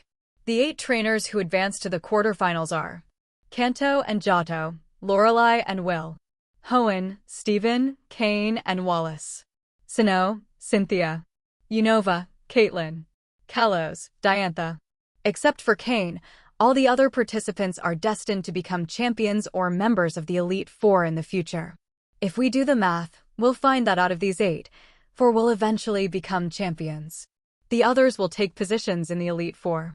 It's undeniable that the level of quality in the first interregional tournament organized by the Pokémon League is extremely high. Even the trainers who made it to the top 32 are destined to become key pillars in their respective regions. After a day of intense battles, all the competitors quickly return to their accommodations. The quarterfinals will begin tomorrow, and since all the Pokémon suffered damage in battle today, recovery speed will be crucial for performance in the coming rounds. Cain and the others return to the small, quiet village on the outskirts of Hearthome City, where they were staying in a mansion. Thanks to the Poke Blocks created by Cain, along with his custom-made medicines and Florge's help, the Pokémon were able to recover quickly. As long as they didn't suffer major injuries, they would all be in perfect condition for tomorrow. Phoebe, although eliminated in the round of 16, showed no discouragement at all. She spent the rest of the day cheering on her companions and wishing them success in their matches. However, the atmosphere among the group became a bit tense on the way back. This was because, after today's battles ended, the quarterfinal matchups were revealed. 3 trainers from Hoenn had reached this stage of the tournament, and if the battles didn't pit them against each other, some might question the fairness of the event. As a result, 2 of them would inevitably have to face each other. The ones chosen were Cain and Wallace. That's right, the first quarterfinal match would be Cain versus Wallace. A battle of destiny. For both of them, avoiding Steven at this stage was already fortunate, as he was unquestionably the strongest among the 3. The question now was, who was stronger, Cain or Wallace? Only the battle could answer that. Cain and Wallace, both gym leaders specializing in water-type Pokémon, had markedly different styles. Cain held the title of leader, but didn't exclusively train water types. Wallace, on the other hand, was a true expert in the type. Due to many training sessions and small friendly sparring matches in the past, both knew each other's styles well. However, Cain had a unique advantage. Before his system went into sleep mode, he had collected and analyzed all the data on Wallace's Pokémon. This meant that, for Cain, there were no secrets or hidden cards in his opponent's arsenal. The battle against Wallace represented a strategic opportunity. With the information he had, Cain could make decisions that played in his favor. Even so, Cain wouldn't abandon his ethics. He helped Wallace treat his Pokémon and ensured they were in top condition. After all, this was just a battle, and maintaining a good relationship with Wallace was far more important in the long run. For Cain, this match wasn't just a fight to advance, it was an opportunity to strengthen a friendship. In this duel, friendship came first and competition second. While the tournament's trainers rested for the next day, the Pokémon League remained in full swing. With the introduction of the fairy type as a new category, there was a lot to be done. The Kalos region in particular was conducting massive evaluations to identify Pokémon that could be classified as fairy type. Other regions were also conducting similar analyses, seeking to discover Pokémon in their territories that fit this new category. The impact of the fairy type on the metagame, especially against dragon types, was huge. Each region wanted at least 1 or 2 standout Pokémon with this new type. And indeed, after numerous evaluations, several Pokémon were found to fit the fairy type category. Some, originally classified as normal type, were re-evaluated and deemed better aligned with the fairy type. Among these were Cleffa, Clefairy, Clefable, Togepi, Snubbull, and Granbull. Other Pokémon that were previously only normal type, like Jigglypuff and Wigglytuff, were now classified as normal/fairy. The same happened with Azurill. The arrival of the fairy type was reshaping the world of trainers. The League continued collecting and organizing data on this type as its impact kept expanding. The night passed quickly. Thanks to Cain's medicines and Florge's help, all the group's Pokémon were in optimal condition to compete. The next day, the 4 trainers headed together to the Sinnoh Tournament Stadium for the quarterfinals. The crowd was more excited than ever after the intense battles from the previous day. Although overwhelming victories could be satisfying, what truly thrilled the spectators were balanced battles, where both trainers went all out.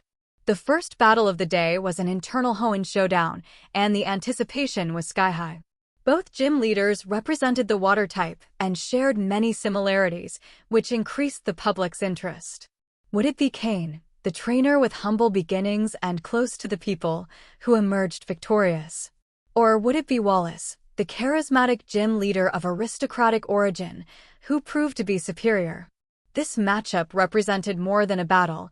It symbolized the struggle between perseverance from the common people and the natural advantage of the privileged. Cain, for his part, had become a symbol of hope for many trainers from humble origins. His popularity kept growing as he represented the achievable dreams of the majority. Both trainers emerged from the competitor's tunnel, greeting the cheering crowd. They looked at each other and exchanged a smile before taking their positions. The first battle of today will pit Cain from Leafy Town against Wallace from Sutopolis City, both from the Hoenn region. Who will make it to the semifinals? Let's find out, announced the commentator, aiming to capture everyone's attention. Meanwhile, Hoenn's official representatives had mixed feelings. On the one hand, they regretted that two of their best trainers had to face each other so soon. On the other hand, they were relieved, as this guaranteed that at least one of them would advance to the semifinals. Let the battle begin, declared the referee without delay. The first random battlefield of the day was a sandy terrain, which didn't offer clear advantages to either of them, although Cain seemed slightly more comfortable with it. Both launched their Pokeballs at the same time. Cain chose Swampert as his first Pokémon, his usual initial option to analyze his opponents. Wallace, for his part, sent out his reliable Starmie onto the field. The battle was ready to begin. Pokémon, Starmie, light blue. Gender, genderless. Level, 49. Type, water plus psychic. Ability, illuminate. Held item, none. Egg moves, none. Basic moves, tackle, harden, water gun, rapid spin, recover, Psy-wave, swift, bubble beam, camouflage, brine, minimize, reflect type, power gem, confuse ray, psychic, hydro pump, spotlight. Learned moves, telekinesis, icy wind, water pulse, trick. TM moves, protect, Psyshock, ice beam, thunderbolt, scald, Euro ball, surf. Wallace's Starmie is, relatively speaking, one of the less powerful Pokémon on his team. Moreover, Starmie knows the move Camouflage, and Wallace, after observing Cain's strategies in his previous battle with Florges, has begun working on developing it. Although it still needs time to perfect, this move will not be used in the current Sinnoh competition. It's likely that in the future, Starmie will become a key part of Wallace's team. When used correctly, Camouflage can be an excellent resource for defensive support. Outside of battle, they're good friends. Within it, they're rivals. Neither intends to hold back. Swampert, Mud Bomb. Cain was the first to give an order. Block it with rapid spin. On the desert terrain, Swampert's ground typing gave him a slight advantage. With its strong arms, it grabbed handfuls of mud from the ground and quickly hurled them at Starmie. Starmie began spinning in the air, surrounded by a psychic aura that maintained its speed. The mud thrown by Swampert had no effect. Starmie, keep spinning and use Euro Ball. After clearing the mud, Starmie increased its spin even more and charged directly at Swampert. Take it down, Swampert, use Hammer Arm. Cain commanded. Starmie's speed was astounding. Already in motion with rapid spin, its velocity was further boosted by Euro Ball, a combo Wallace had trained intensively. Bang! Boom! Swampert wasn't fast enough. The high-speed strike from Starmie hit squarely. Cain frowned at the sight. It wasn't just that Swampert was slow, his response time was also slower than expected, reflecting a slight lack of synchronization between trainer and Pokémon. At this point in the tournament, among the top 8, Cain knew he couldn't hold anything back. Wallace knew about his psychic abilities, so not using them would be a sign of disrespect. Cain activated his telepathy. His eyes glowed with a blue light as he connected directly with Swampert's mind. Spectators, seeing Cain's glowing blue eyes on the screens, gasped in surprise. Is Cain a psychic? Had he been holding this ability back all along because his previous opponents weren't strong enough to force him to use it? In the competitors' booth for Kanto and Johto, Claire bit her lip while staring intensely at Cain, her expression filled with conflicting emotions. Meanwhile, Wallace smiled.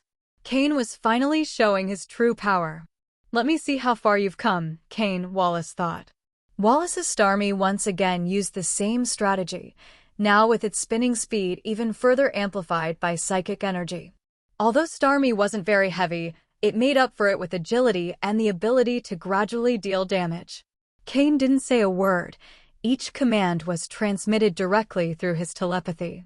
On its next attack, Starmie managed to land another hit on Swampert. However, this time, Swampert reacted much faster. Although Starmie had caused 2 visible wounds, Swampert looked unfazed, eyes locked on the spinning Pokémon. Now, taking advantage of the perfect moment, Swampert's fist finally connected with Starmie, slamming it to the ground. Earth Hammer. Swampert's favorite move, and also its most powerful. Wallace slightly furrowed his brow. The telepathy was significantly improving the coordination between Cain and Swampert. Starmie, use Brine, Wallace shouted. Swampert's fist came crashing down again, charged with fighting and ground energy. But just before it hit, Starmie shot a powerful stream of blue water from the tip of its star. Bang! The ground shook as Starmie's body was embedded in the sand, but the water attack had struck Swampert's wound, making it roar in pain. Swamp. Even with its high pain tolerance, Swampert couldn't suppress a guttural cry. Cain's eyes glowed intensely, and Swampert, gritting its teeth, used all its strength to attack again. Starmie, use Protect, Wallace quickly ordered. The green barrier blocked Swampert's next devastating attack, giving Starmie a moment to catch its breath. Now, continuous Psyshock. Starmie charged psychic energy at lightning speed, launching a wave that hit Swampert directly. The distance was so short, there was no way to dodge it. But Swampert didn't try to dodge. Earth Hammer again. Boom, boom, boom. Both Pokémon fought with all their strength until they finally collapsed at the same time. Cain, though visibly affected by the mental effort, knew that the psychic link had been key to the outcome. Both trainers recalled their Pokémon and sent out the next ones, Drapion versus Gyarados. Wallace's Gyarados was far stronger than any Cain had faced before. However, thanks to Drapion's power and strategy, he managed to defeat it, marking a victory for Cain. Before falling, Gyarados used one final move, Rain Dance. After its defeat, a light rain began to fall over the battlefield. Wallace summoned his third Pokémon, Luvdisc. Although this was a desert terrain with no pools for Luvdisc to swim freely in, Wallace's Pokémon was already accustomed to this type of battlefield. As a water-dwelling Pokémon, it originally rarely strayed far from its natural habitat. However, battles don't always go as expected, and in such situations, Luvdisc had to face environments without water. Over time, this training allowed it to adapt. Upon appearing, Luvdisc released a circle of water around itself, enveloping its body. As long as it could control water-type energy, it could fight on any terrain. Moreover, on a rainy day, manipulating water-type energy became much easier. But most importantly, Luvdisc had the ability Swift Swim, which doubled its speed in the rain. Luvdisc's total base stats weren't very high, barely reaching 330 points, but 97 of those were dedicated to its speed. Under rainy conditions, its theoretical speed reached 194 points. That was truly terrifying. Though its offensive power wasn't high, its speed allowed it to wear down opponents slowly until it defeated them. This was one of Wallace's strategies. In a team battle, Luvdisc's impact would be even greater. It was a tactic similar to the one Cain had previously used with Politoed. The difference was that back then, Politoed had activated the rain on its own, while Luvdisc was taking advantage of the rain its teammate had left behind after being defeated. This was practically equivalent to the drizzle ability. Cain's weakened Drapion couldn't avoid falling under Luvdisc's attacks. With the support of the rain, Luvdisc's water-type moves were not to be underestimated. Cain smiled as he withdrew Drapion. This was a situation he had anticipated. From the moment Wallace's Gyarados used Rain Dance, Cain had already predicted his opponent's follow-up strategy.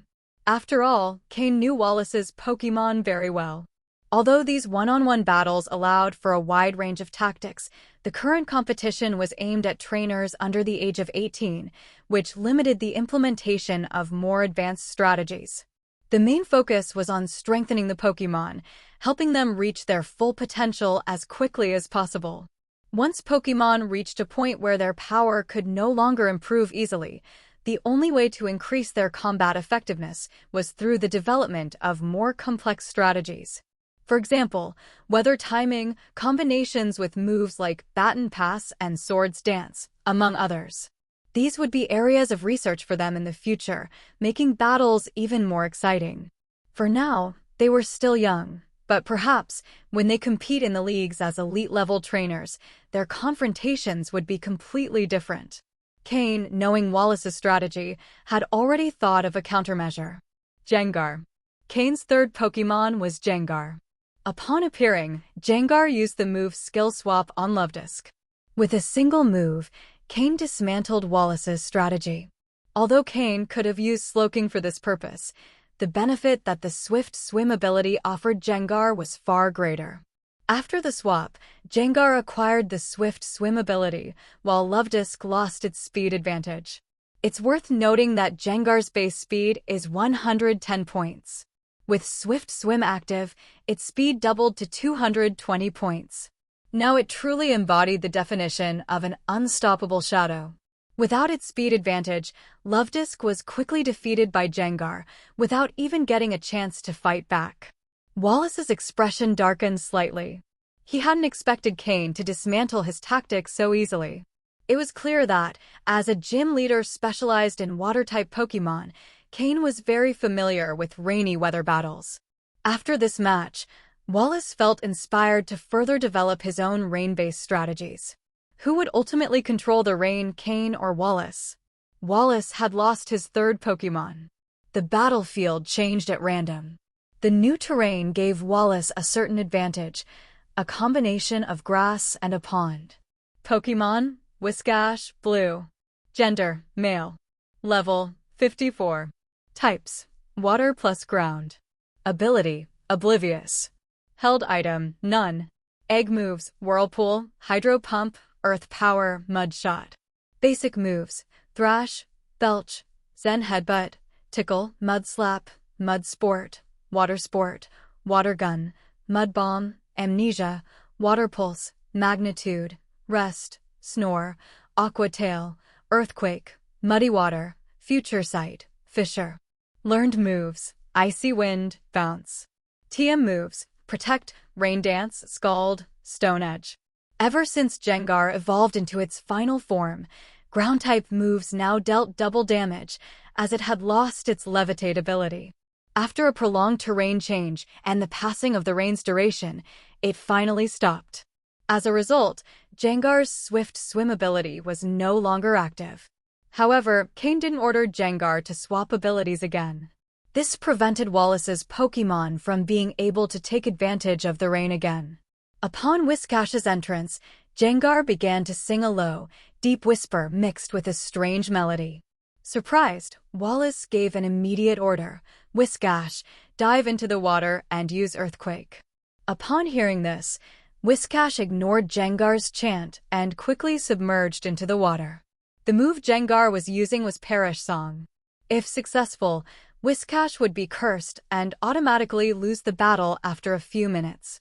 Wallace remembered that Cain's Gengar didn't know Perish Song, which is what surprised him. Luckily, he commanded Whiscash to act before the effect could activate. Earthquake began underwater, creating ripples that traveled to the surface and across the ground. The grass on the field bent in all directions as Gengar, still singing, took the full brunt of the attack. The appearance of the grassy terrain with a pond put Cain in an unfavorable position. Cain's Gengar had learned the move Thunderbolt, but unfortunately, Whiscash, being a water and ground-type Pokémon, was immune to electric-type moves. Through the thick layers of water, Gengar, who was floating above, felt as though he had strength but couldn't use it. There was no other option. Whiscash simply stayed hidden in the water, refusing to surface, and Gengar could only resort to using a grass-type hidden power. Since the hidden power was grass type, it had a 4 times effectiveness against Whiscash, allowing it to deal considerable damage. However, relying solely on a move like Hidden Power was not enough, as Gengar was not a specialist in grass-type moves. Therefore, the results were limited. Meanwhile, Whiscash could use a variety of moves. If Gengar floated in the air, Whiscash would attack with water-type moves like Hydro Pump. From its position in the water, it was difficult to predict the direction of its attacks. And if Gengar landed to dodge water-type attacks, it became vulnerable to Whiscash's ground-type moves. The combination of Earthquake and Earth Power was not exclusive to Swampert. Under the impact of both attacks, Cain's Gengar, who already had fragile defenses, quickly found itself at a disadvantage. It had to be admitted that this mixed terrain allowed Wallace to regain some advantage. Following his principle of not wasting moves, Cain ordered Gengar to use Destiny Bond before falling. Destiny Bond does not require sound propagation, so even though Whiscash was in the water, it couldn't avoid being affected. The moment Gengar fell, Whiscash also turned over and lost the ability to fight, floating to the surface of the water. Cain and Wallace each lost 1 Pokémon. Although on the surface Cain still had 3 Pokémon while Wallace only had 2, Cain's advantage was not as great as it seemed. Cain's Politoed was not suited for one-on-one battles. Without the swift swim ability active, its individual combat strength was even lower than Wallace's Lovedisk. Moreover, Politoed's current level was not suitable for this kind of battle. On the other hand, Wallace's 2 remaining Pokémon were Walrein, an ice and water type, and his trump card, Milotic. Neither of them was an opponent that Politoed could successfully face.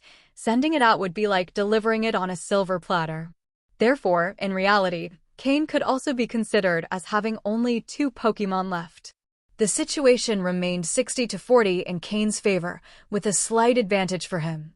Now came the decisive moment that would determine the winner, the key turning point of this battle. The Pokémon both trainers chose next would have a significant impact on the final outcome. Why? Because Cain still had Florges and Slowking. Florges, a fairy type, could use the move Camouflage to change its type to grass. If it faced Milotic, a water type, it would have a type advantage.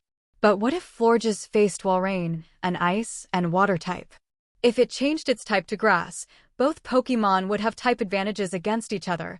Grass was strong against water, but ice moves were effective against grass types. Unless Florges didn't use Camouflage, Walrein's higher level would give it a significant edge. However, without using Camouflage, Florges' offensive capability would drastically decrease. Both trainers frowned. It was like a game of rock, paper, scissors, trying to guess what the other would do. Almost simultaneously, they both threw their Pokeballs onto the field. 2 Pokémon appeared. Florges. Milotic. So, the question arises, who is more beautiful? Cain made a correct bet, but Florges did not have a guaranteed victory. Unlike Cynthia's Milotic, Wallace's did not use many Dragon-type moves. Pokémon. Milotic, light purple. Gender, male. Level, 56. Type, water. Ability, Marvel Scale. Held item, none. Egg moves, Mist, Brine, Iron Tail, Dragon Pulse. Basic moves, Water Pulse, Wrap, Water Gun, Water Sport, Refresh, Disarming Voice, Twister, Aqua Ring, Captivate, Recover, Aqua Tail, Attract, Coil, Hydro Pump. Learned moves, Icy Wind, Bind, Magic Coat. TM moves, Protect, Hidden Power, Electric, Ice Beam, Hyper Beam, Rain Dance, Safeguard, Scald, Dragon Tail, Surf. With a light purple color quality, Milotic was clearly Wallace's star Pokémon. Its level 56 placed it among the top tier in the tournament. Florges' level was only 51, a 5-level difference, which was significant. Wallace frowned. Although the mixed terrain had given him a chance, choosing Milotic had once again put him at a disadvantage. He had to win. The elegant Milotic and the beautiful and enchanting Florges received a warm welcome from the audience. These 2 Pokémon were undoubtedly the most beautiful in the tournament. Florges' pure white flower shimmered with a soft green as, under Cain's command, it used the move Camouflage to change its type to grass. Milotic, use Ice Beam, then get close and use Iron Tail. Wallace decided to take the fight to close combat. With fluid movements and a flexible body, Milotic glided quickly across the field as if it were in water. The ice beam shot out from its forehead, aimed at the motionless Florges. Florges was not fast. In response to the attack, she used grassy terrain under her feet to prepare. She endured the impact of Ice Beam while her outstretched hands gathered energy in the form of a glowing green sphere. Florges quickly launched the energy ball at Milotic. The energy sphere cut through the air at high speed. Milotic stopped abruptly, enveloped its tail in a metallic shine, and forcefully struck the sphere. Boom!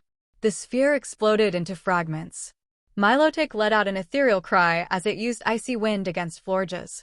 Florges responded by summoning leaves that spun around her using Magical Leaf and launched them at Milotic. Both Pokémon exchanged attacks. The icy wind struck Florges, leaving small ice particles on her body and further reducing her speed. Meanwhile, the Magical Leaf hit Milotic, causing significant damage thanks to the type advantage. Milotic's scales showed cracks, and though clearly in pain, it continued to advance under Wallace's orders. Now, the distance between them was minimal.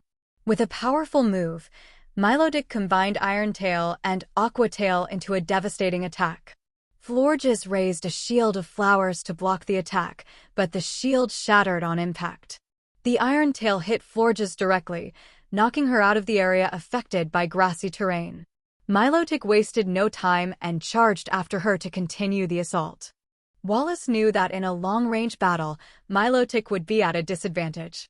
The type disadvantage made it difficult to gain the upper hand, so his only chance lay in close combat.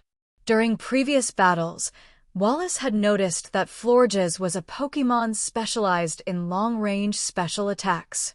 Forcing a close-quarters fight would prevent Florges from using her main moves effectively. Although Milotic wasn't an expert in close combat either, it had more tools available. Milotic possessed close combat moves, whereas Florges hadn't shown many so far. This was because, in Cain's team, Florges originally played a support role, healing allies from the rear. Only recently had she begun to participate in one-on-one battles. This lack of experience was a disadvantage. Furthermore, Wallace's Milotic, with its exceptional light purple quality, had outstanding endurance and combat abilities. Physically, it clearly outclassed Florges.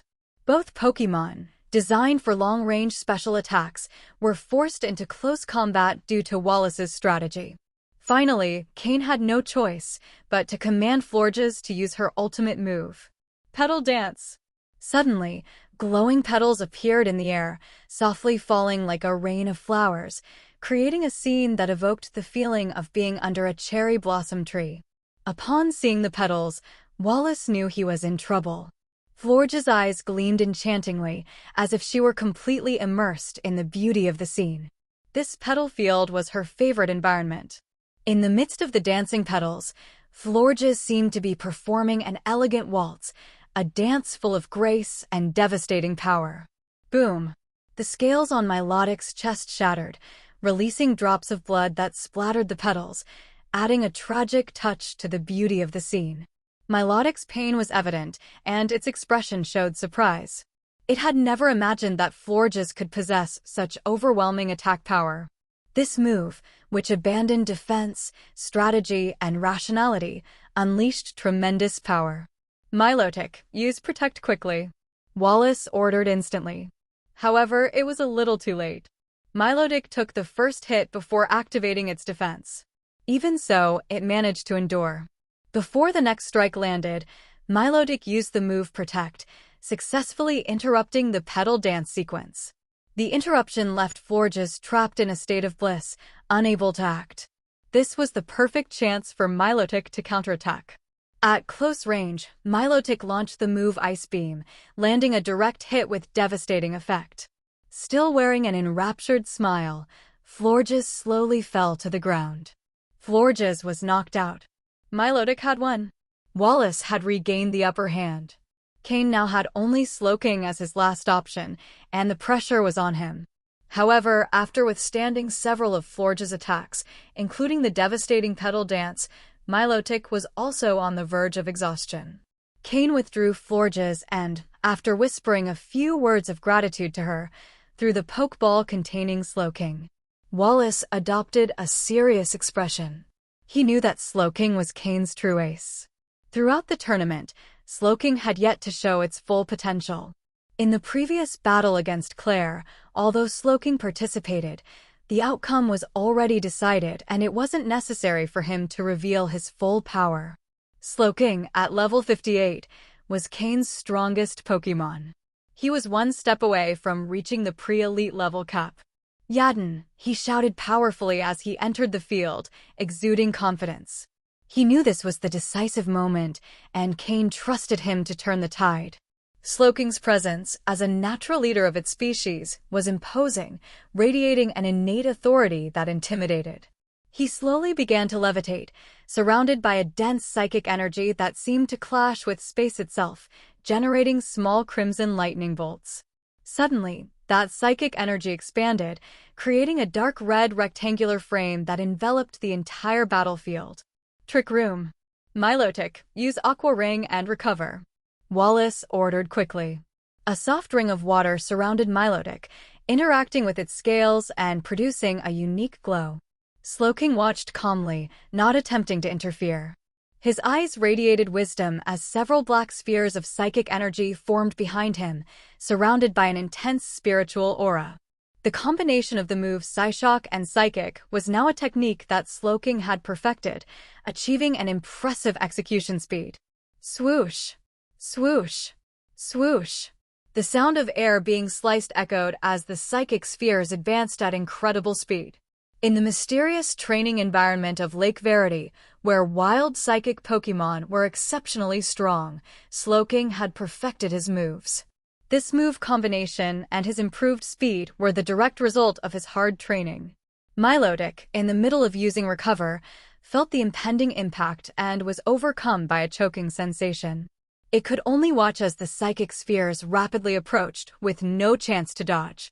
Although Recover could restore a large amount of its energy, doing so at that moment would leave Milotic exhausted for the rest of the day, preventing Wallace from competing in the semifinals. Additionally, the time needed to execute Recover was too slow against Slowking's speed within Trick Room's effect zone. Boom! Boom! Boom! The psychic spheres struck Milotic directly. Before it could complete the move Recover, Milotic fell to the ground, unable to continue. With Slowking practically unscathed and having the advantage of Trick Room, Wallace knew that his last Pokémon, Walrein, didn't stand a chance. Walrein's level was too low compared to Slowking, and it had no type or talent advantage. Wallace had no more hope of advancing to the semifinals. Cain's victory was within reach. As expected, after Wallace called out his Walrein, it didn't stand much of a chance against Cain's Slowking, whose psychic abilities were at their peak. Cain's Slowking had already developed a complete battle style. As long as it didn't face an opponent with a type advantage or significantly superior strength, the outcome was almost always the same. It would start with Trick Room to control the battlefield, turning the opponent into trapped prey. Then it would use its psychic abilities to maintain mobility. If it faced a powerful attack, it could dodge using teleport. If the attack was weak, it countered with force. If its energy dropped, it would resort to Heal Pulse to recover. When up against Pokémon with exceptional abilities, Slowking used Skill Swap to turn those advantages to its own benefit. Even against Dark-type Pokémon, which normally counter Psychic types, Slowking had learned Miracle Eye after evolving and experiencing a unique awakening as a shiny Pokémon, completely removing that disadvantage.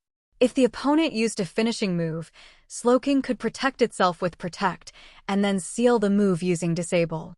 For all these reasons, Slowking was currently Cain's strongest Pokémon in individual battles and the highest leveled on his team. Its strength was undeniable. Wallace lost. He lost against Cain's ace, but he didn't feel too discouraged.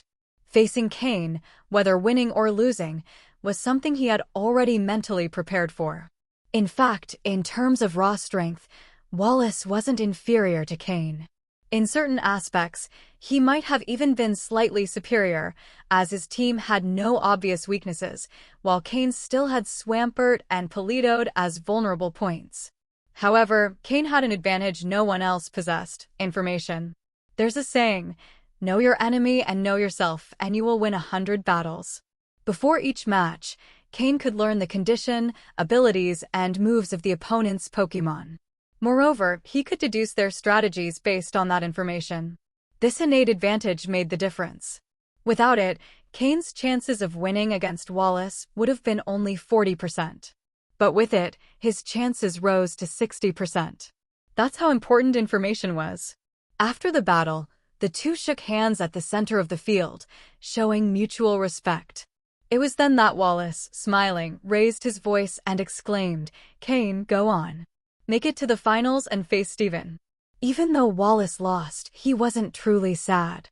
His main passion wasn't battling, but Pokémon contests. Making it into the top 8 of the Sinnoh tournament was already a significant achievement for him. Cain didn't respond to his words. Make it to the final? Is this a joke?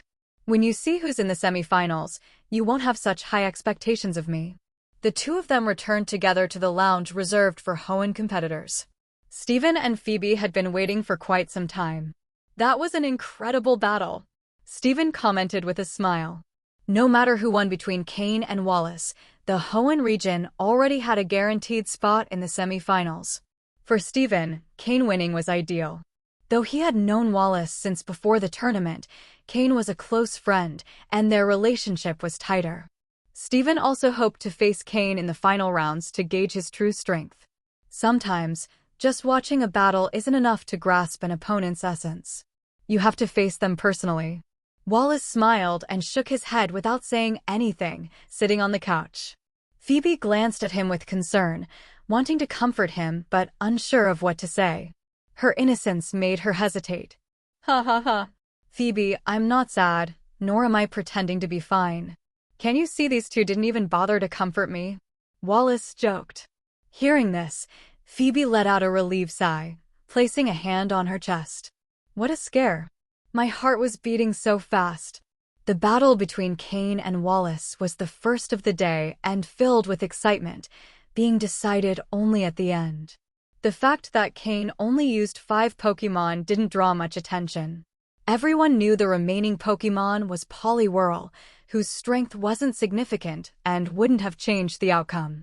The next match was Steven versus Will, a trainer from the Johto region. Steven, go.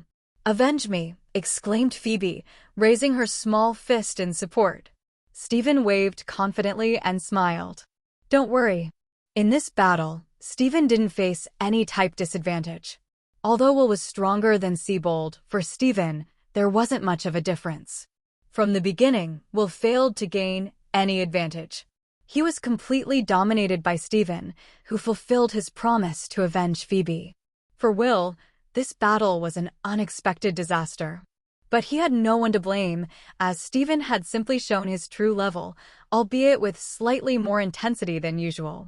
Also, Will's relationship with Lorelei was only superficial, so he had no one to complain to. Will, dressed elegantly and wearing a black mask, gave the impression of a magician on stage. With this victory, Steven advanced to the semi-finals. The Hoenn region now had 2 competitors in the semi-finals, which made Juan, the region's leader, ecstatic. Having 2 people in the semi-finals meant Hoenn was guaranteed a top 3 finish. And judging by Cain and Steven's performances, it was unlikely both would lose in the next round. Mission accomplished. After Steven's battle, the next match was Cynthia versus Caitlin. As the last remaining representatives of their respective regions, they were everyone's hope. However, the results surprised many. Caitlin, who usually lost control in battles, showed no signs of instability against Cynthia. But that didn't mean she could fight normally. What happens when a fangirl faces her idol? Caitlin turned into a full-on Cynthia admirer. The high-ranking officials of Unova were probably in despair watching this, but there was nothing they could do. Caitlin's talent was undeniable. She was the youngest competitor to reach the top 16 and had immense potential in psychic abilities, making her a treasure for her region. However, there was no way to pressure her. Cynthia couldn't do much about it either. Caitlin admired her deeply, and upon realizing she didn't lose control in her presence, that admiration only grew stronger. The last match of the day was the most anticipated, Lorelai versus Diantha. Who would prove stronger, the future Elite Four of Kanto or the future champion of Kalos? Just like Cain and Cynthia, Diantha also used Pokémon without a fixed type. However, Lorelai specialized in Ice-type Pokémon, which gave her a considerable advantage in this battle. Interestingly, nearly half of Diantha's Pokémon were vulnerable to Ice-type moves, which only deepened her initial disadvantage. Although some matchups resulted in mutual weaknesses, the circumstances were not in Diantha's favor. The first Pokémon Diantha sent into battle was a Hawlucha, a fighting and flying type, a confident and egotistical Pokémon. Lorelai, for her part, chose Lapras as her lead Pokémon. Although Hawlucha had the flying type, it couldn't truly fly, only glide, limiting its ability to capitalize on that advantage. Furthermore, Hawlucha excelled at close combat, which made it even harder to fight against a Lapras that, with its ice and water typing, was a formidable opponent. Lapras managed to overpower and defeat Hawlucha. Diantha responded by sending out Aurorus, a rock and ice-type Pokémon, which succeeded in defeating Lapras. However, the effort took a toll and Aurorus was weakened when facing Lorelai's second Pokémon, Dugong. Aware of the advantage water-type moves could provide, Lorelai used Dugong to take down Aurorus without much trouble. At this point, it seemed Lorelai had only a slight lead, as Diantha had lost 2 Pokémon. However, those who knew Diantha understood her situation was complicated. Of the Pokémon she had left, Tyrantrum, Gorgeist, Goodra, and Gardevoir, 3 were weak to Ice-type. While Tyrantrum, being Rock and Dragon-type, could offer some resistance, Gorgeist and Goodra were clearly at a disadvantage. With few options, Diantha sent out Gorgeist, hoping its Grass-type moves could turn the tide against Dugong. The result was a tie. Both Pokémon were knocked out. This left Diantha with only 3 Pokémon remaining as the battlefield prepared for the next clash. In the second half of the match, Diantha chose to send out Goodra, a Dragon-type Pokémon known for its high special defense. Lorelai responded with Mamoswine, who held a type advantage over Goodra. Despite that, Goodra managed to endure Mamoswine's attacks and defeat it, regaining some ground for Diantha. However, Lorelai then chose to reveal her strongest card, Cloyster, a Pokémon that had redefined the perception of its species and earned the feared nickname, Dragon Slayer. This Cloyster, carefully trained since its days as a shedder, mastered the move Shell Smash, a technique that sacrificed physical and special defense to significantly boost physical attack, special attack, and speed. In addition, Cloyster possessed the skill Link ability, which ensured that any multi-hit move would always strike the maximum number of times. This included moves like Icicle Spear, whose 25 base power per hit amounted to a total of 125 when landed 5 times consecutively, surpassing even Ice Beam or Blizzard in potential damage. Thanks to this lethal combination of ability and strategy, Cloyster earned its nickname and reputation. Against Goodra, Cloyster activated Shell Smash and began attacking with Icicle Spear. The speed and power of its strikes gave Goodra no chance to fight back, leaving Diantha visibly disoriented. Even if she had known about Cloyster in advance, her options would have been limited. This Pokémon was the reason why Lance, despite his skill as a Dragon-type champion, was never able to become the undisputed champion of Kanto. Cloyster could face his Dragon and Flying-type team with terrifying efficiency. Although Lance had managed to force close battles against Lorelai, the Dragon Slayer remained an insurmountable threat to him. That reputation only grew after matches where Cloyster demonstrated its ability to defeat full Dragon-type teams. Back in the match, Diantha tried to regain ground by sending out Gardevoir, her most reliable Pokémon. Thanks to its powerful psychic abilities, Gardevoir defeated Cloyster, although it was left seriously wounded in the process. This put Diantha in a critical position, with only Tyrantrum as her last hope. Lorelai, on the other hand, sent out Slowbro, who further weakened Gardevoir before being taken out by Tyrantrum. However, her final Pokémon, Jinx, proved enough to finish off Tyrantrum and secure the victory. The match concluded with Lorelei advancing to the semifinals, though not without revealing her full strategy or her ace in the hole. Cloyster, the Dragon Slayer, was etched into the minds of all spectators as a threat not to be underestimated. With that, the 4 semifinalists were decided. Lorelei, with her team of Ice-type Pokémon, Steven, a specialist in Steel and Rock types, Cynthia, with her diverse team, and Cain, whose versatility had carried him this far. These 4 trainers became the undisputed stars of the Sinnoh tournament, and fans couldn't wait to see the matches that would decide the champion. As for Juan, representative of the Hoenn region, he couldn't be happier. Having 2 trainers from his region in the semifinals was a significant achievement, and he couldn't help but smile, even in his sleep that night. The Sinnoh tournament had reached its climax, entering the final stages with expectations at their highest. The winners of today's battles would need to return to treat their Pokémon and prepare, as the semi-finals, scheduled for the following day, would bring a significant change in the rules. From the semi-finals onward, the format would change to a full battle. Each trainer could use 6 Pokémon, and all would be allowed on the field at different times. Victory would go to whoever managed to defeat all of the opponent's Pokémon. This change required meticulous preparation, especially for participants like Cain and Steven.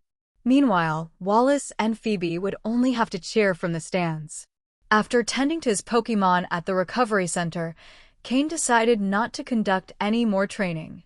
Instead, he chose to give them a well-deserved rest. The ongoing high-intensity battles had been exhausting, even with the support of his healing abilities. Already lying in bed, Cain reflected on strategies for the next day.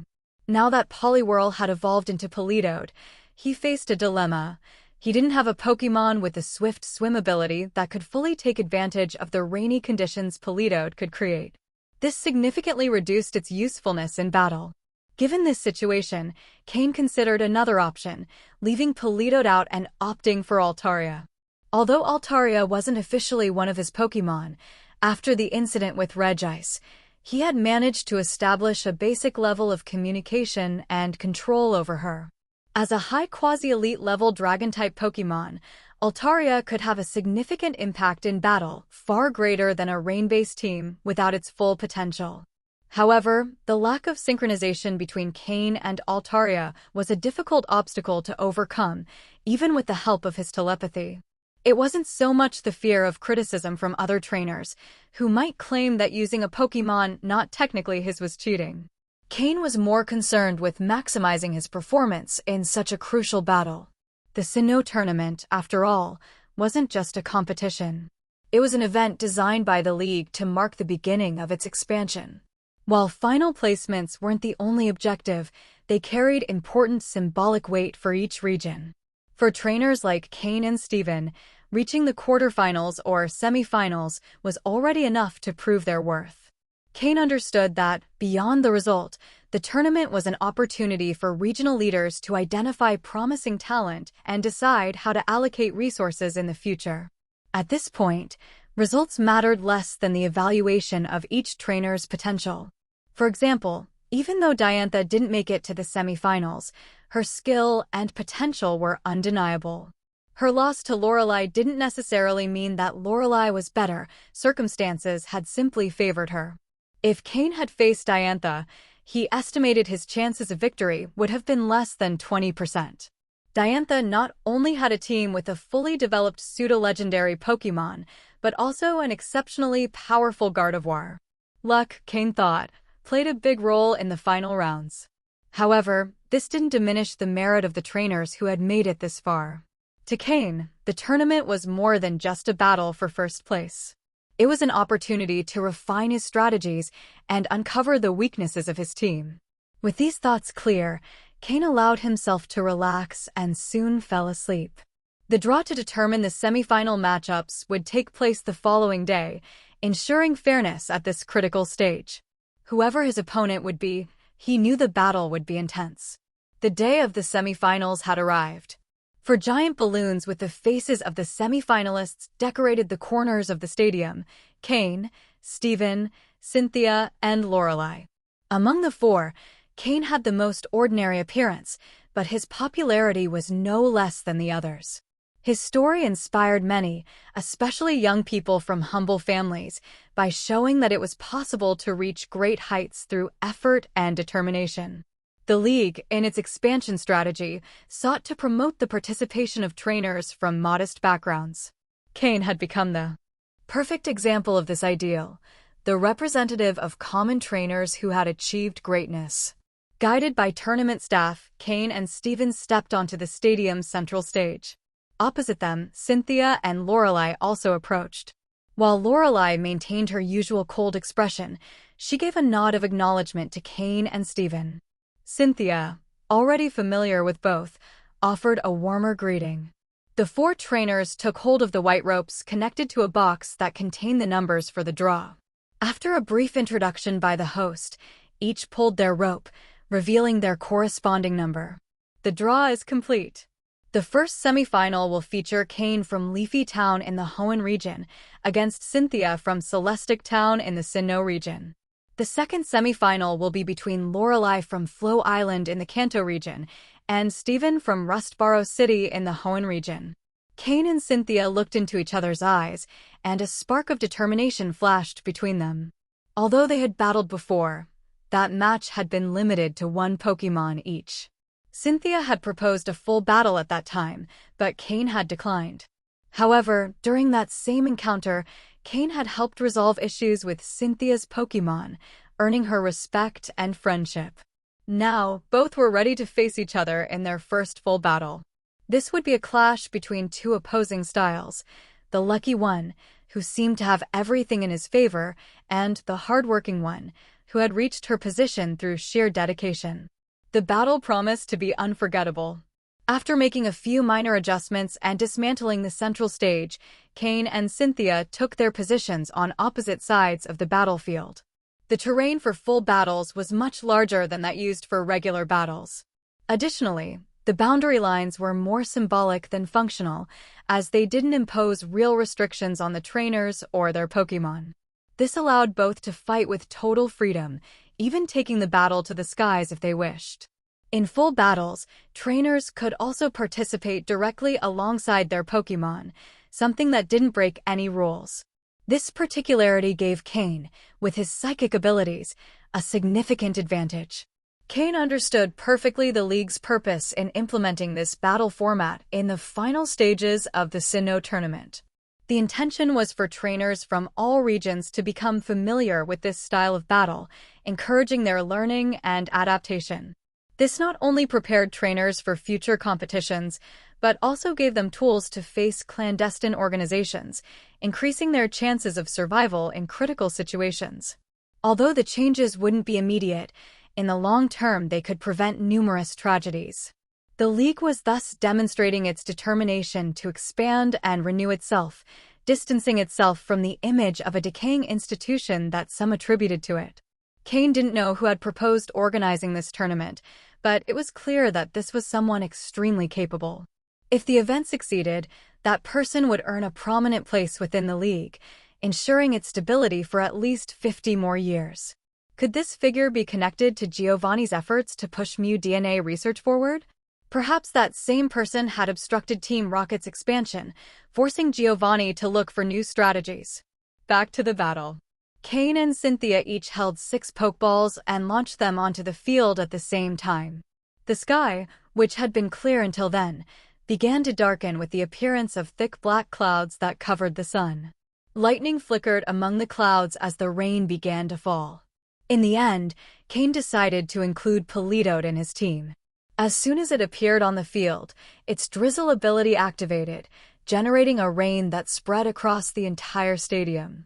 The magnitude of the storm was impressive, even reaching the stands. The spectators, prepared for any eventuality, pulled out umbrellas they had found under their seats and enjoyed a battle in the rain. Why did it start raining so suddenly? This doesn't look like just rain dance, does it? The storm is massive. In the suite reserved for the Hoenn representatives, Wallace was watching the field with a surprised expression. Through the glass, his eyes focused on Politoed, the green-skinned Pokémon next to Cain. "What is it, Wallace? Did you figure something out about this rain?" asked Phoebe, who was beside him. "Yes, the rain isn't the result of the move rain dance. It's from the drizzle ability." "I didn't expect Cain to keep an ace up his sleeve until now," replied Wallace, with a smile that combined admiration and resignation. Wallace hadn't seen Politoed during his match against Cain, which he now understood as a deliberate strategy. Using rain against a water-type specialist would have been a disadvantage. Plus, Cain didn't have a fully optimized rain team. "That Pokémon is Politoed," added Steven, also watching from the suite. Politoed was a rare Pokémon, comparable in rarity to Slowking. For a Poliwag to evolve into Politoed required both skill and luck. Finding a wild Politoed with the drizzle ability was unheard of. Cain always manages to surprise us. Had he also discovered the method for evolving Politoed? Wallace reflected. The relationship between Poliwhirl and Politoed was evident, but just like with Slowpoke and Slowking, the exact evolution process had remained a mystery for a long time. Though surprised, neither Steven nor Wallace seemed too shocked. After all, they were used to Cain's constant innovations. However, Cynthia, who stood facing Cain, showed a look of pleasant surprise on her usually calm face. "Cain, you've surprised me once again. Now I'm even more eager to battle you," said Cynthia as she brushed a strand of golden hair aside. Cain raised a hand to his forehead, feeling somewhat overwhelmed. If he could choose, he would prefer to avoid this battle. He had no guarantee of victory. Without a fully formed rain team, his chances against Cynthia were low. Even if his rain team were ready, he estimated his odds to be only 50%. In his current state, they barely reached 30%, and that was being optimistic. Cynthia's Pokémon were formidable. Her Garchomp, considered Sinnoh's pseudo-legendary, was level 57 and overwhelmingly powerful. Milotic, her most beautiful Pokémon, had reached level 58. Lucario, with his mastery of aura power, was also one of her main assets, at level 56. Roserade, a dangerous opponent for Cain's water types, was at level 55. Spiritome, captured at the Hallowed Tower, possessed unique abilities and was also at level 54. Finally, Gastrodon from the West Sea, although it didn't have the Storm Drain ability, was still a formidable foe at level 54. Cynthia's lineup was overwhelmingly balanced and powerful. Finding a weak point in her team was nearly impossible. Her only Achilles heel might be her lack of experience in full battles, a format in which Cain and his Pokémon excelled. As he observed the battlefield, Cain couldn't help but think, "I wish the rain team were complete." The battle began. Cain unleashed all the psychic power he could, connecting with all of his Pokémon on the field. Now, Cain no longer needed Slowking's psychic abilities to fully direct the battle. The light drizzle in the sky began to intensify, showing signs of becoming a downpour. Water-type Pokémon felt particularly comfortable in these conditions. For example, Swampert, Milotic, and Gastrodon seemed revitalized by the rain. On the other hand, some Pokémon, like Garchomp, were not as comfortable. At their trainer's command, the Pokémon began to move. Slowking floated in the air, and its psychic power gradually expanded from its body, distorting the raindrops that fell near it. It was as if Slowking had created its own psychic domain in the air. Jengar slowly sank into the ground. Before disappearing, it gave a mocking glance, as if it had a particularly fun trick prepared for its opponent. Drapion moved to the front, its strong and sharp legs leaving deep, uniform marks in the ground as it ran. Swampert pushed off forcefully, splashing mud everywhere. For him, this was the perfect terrain. Florges, completely white, looked even more vibrant under the rain. Her flowers glowed with an emerald green hue as she changed her attribute to grass type. Politoed, although the lowest level Pokémon on Cain's team, showed no fear. He positioned himself next to his trainer, moving his arms rhythmically in a peculiar dance. His movement wasn't random. As he danced, the rain continued to intensify. The water energy brought by the rain seemed to be controlled, flowing quickly towards Slowking and Swampert, empowering them. Cain's Pokémon quickly spread out into formation. Cynthia's Pokémon didn't stand still. Although Cynthia didn't have telepathy like Cain, her vast battle experience allowed her to command her Pokémon with great skill, ordering them to form their own defensive strategy. Garchomp, being a pseudo-legendary Pokémon, was somewhat limited by the sudden change in weather. Although he couldn't use his usual sandstorm advantage, the rain benefited Milotic and Gastrodon, who flanked Garchomp as he faced Drapion. Milotic and Gastrodon felt agile and in their element in the rain. Roserade stayed close to Cynthia, the flowers on her hands pointing upward while roots slowly extended into the ground. Spiritomb, with his shadowy face, seemed to be scanning the terrain, as if searching for a hidden shadow. Lucario released an imposing aura, surrounded by a current of energy that repelled raindrops before they could touch his body. His fur remained completely dry as a pale blue glow concentrated on his forehead. Lucario's mastery over aura power was as natural as blinking, an innate skill he handled as easily as his limbs. Cha! Roar! At their trainer's command, Drapion and Garchomp roared simultaneously and charged at each other. From above, Slowking began focusing its psychic power. This technique, which it had learned on a mysterious island, allowed it to expand and maintain its energy, enabling quick move execution. The rain falling around them was manipulated by Slowking, turning into water arrows that flew toward Garchomp, following Drapion as backup.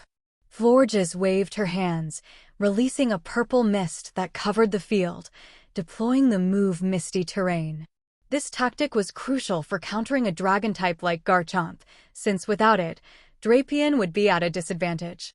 After setting the Misty Terrain effect zone, Florges continued creating small patches of green grass in strategic points of the field, following Cain's instructions. Florges also had other tasks, blessing her allies with Lucky Chant, switching between grass and fairy types, and using Energy Ball to attack Gastrodon and Garchomp while maintaining control of Misty Terrain.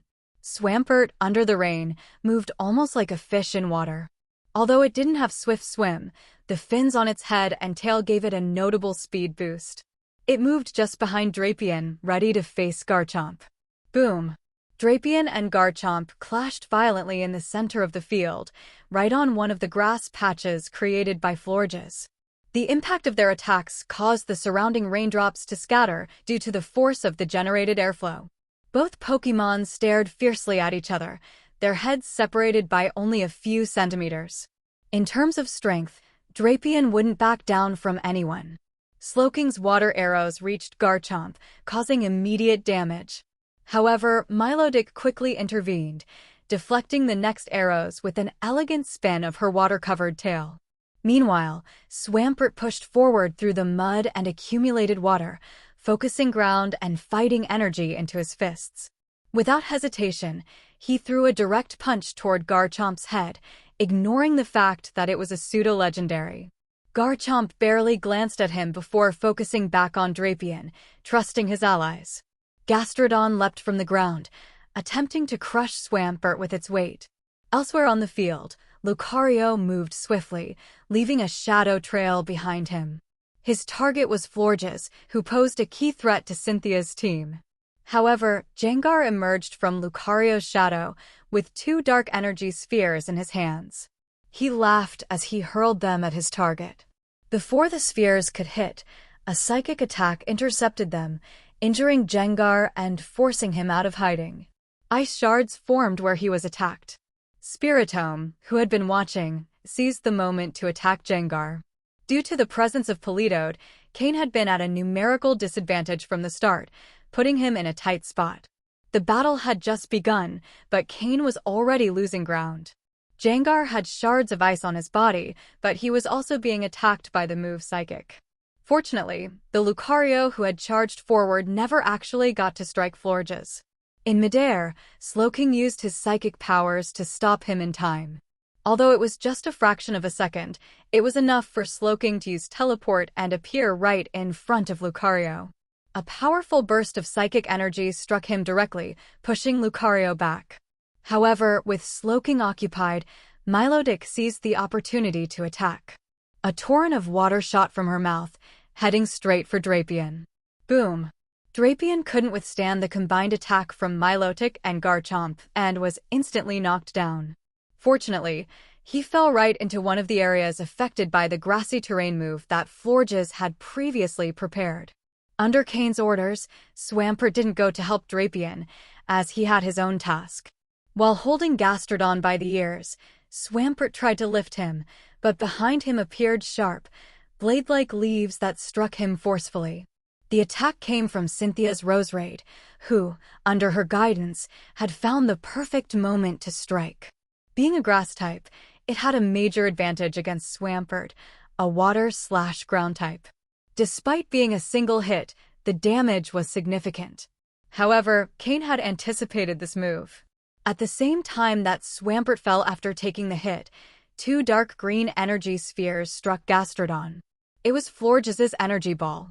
Since Gastrodon shares the same types as Swampert, Energy Ball was just as effective. "Swampert!" Cain shouted. Despite being badly injured, the Pokémon struck the ground hard, using the momentum to launch himself forward. With both hands together, he struck Gastrodon directly, completely ignoring the energy ball that Roserade launched at him. He knew his strength didn't match Gastrodon's, but if he could pull off a one-for-one trade, it would be worth it. With that determination, Swampert managed to land a hit on Gastrodon just before Roserade's attack reached him. Then, crack! The ground sank slightly under the weight of both Pokémon, and a moment later, Florges' energy ball also struck Gastrodon. Gastrodon was left unconscious in the crater, unable to get back up. Swampert, with his team's support and following Cain's orders, had successfully taken down a stronger opponent. Meanwhile, Drapion's situation was critical. After being knocked down by Milotic, Garchomp didn't miss the opportunity. With a mighty roar, he launched a sphere of yellow and violet energy into the sky. From the clouds, meteorites wrapped in fire began to fall. Draco Meteor. Even though the misty terrain on the field reduced the power of Dragon-type moves by half, a move like this was still devastating. The meteorites rained down indiscriminately, but their main targets were the areas of grassy terrain that Florges had strategically spread across the battlefield. Cynthia had noticed that each area of the grassy terrain had been carefully calculated by Cain, and Garchomp used Draco Meteor to destroy them. Cain couldn't stop it. Milotic had already cornered Drapion, and although the rain was beginning to subside because Politoed's drizzle ability had ended, Cain didn't order for it to be extended. Doing so would also benefit Cynthia's Milotic. Once again, Drapion was struck by Milotic's Aqua Tail, sent flying back to Cain's side. Since fighting under Cain's command, Drapion had never been so cornered. He had always been the toughest and most reliable on the front lines, but against Garchomp and Milotic, he couldn't keep up. This left him visibly shaken. Still, this wasn't the time for reflection. With great speed, Drapion got back up, his eyes full of determination, electrical sparks forming in his mouth and claws. Triple Thunderfang. This was his strongest counterattack against Milotic. On the other side, Slowking, having successfully stopped Lucario with his psychic powers, created a small area with Trick Room, trapping both himself and Lucario inside. Before he could attack, Cain gave him new orders. With another use of teleport, he appeared behind Cynthia's Spiritome. Slowking focused all his psychic energy, including that stored in his body, forming a spear made of psychic energy, ready to strike. At that moment, Slowking's eyes shone with the light of the move Miracle Eye, aiming directly at Spiritome. Meanwhile, Cain's Jengar, who had freed himself from the ice caused by Spiritome, reappeared from the shadows to face Lucario. With two Shadow Balls, he intercepted Lucario's aura-covered fist. Boom! Both Pokémon were blasted back by the explosion. At the same time, Slowking hurled his Spiritual Spear, piercing Spiritome's spectral body and dealing considerable damage. Elsewhere on the battlefield, Drapion directly faced Milotic's powerful Hydro Pump. Despite the impact, he managed to bite 3 times with his Triple Thunderfang before being knocked down again. In the final moment, he used his tail to strike Milotic with Poison Tail, leaving her with additional injuries. Although Drapion couldn't stay on his feet for a while, Milotic also showed signs of burns and poisoning due to the attacks she had taken. Cain, with his vast battle experience, had managed to balance the fight, trading blows strategically and dealing considerable damage despite being at a disadvantage. However, Garchomp, after unleashing the devastating Draco Meteor, remained a formidable threat. Even with Dragon-type moves weakened, his strength as a pseudo-legendary was undeniable. The battle reached a critical point. Politoed stopped the rain and entered the fight. Although its level was too low to play a crucial role, Politoed still had one last card, the move Belly Drum. By reducing its health by half, it could maximize its attack strength to the theoretical limit. However, Politoed only used one move, Icy Wind. Its goal was to help by minimizing the enemy Pokémon's movement speed, though the level difference was so great that the effect was minimal. After a period of intense exchanges, Cynthia began to adapt to this form of full battle. As a battle enthusiast, Cynthia's ability to read fights and her sharp adaptability were unmatched. These were her greatest strengths. Garchomp and Milotic attacked simultaneously. Cynthia's two strongest Pokémon joined forces to confront Drapion, who had long been blocking their advance. Drapion, already covered in wounds, couldn't fully recover even with Florge's help in such a short time. Being a dragon and ground-type Pokémon, Garchomp's ability to unleash ground-type moves, even under the effect of misty terrain, showed its supremacy as the Earth Dragon. Under Cain's command, Drapion fought bravely, but there wasn't much he could do.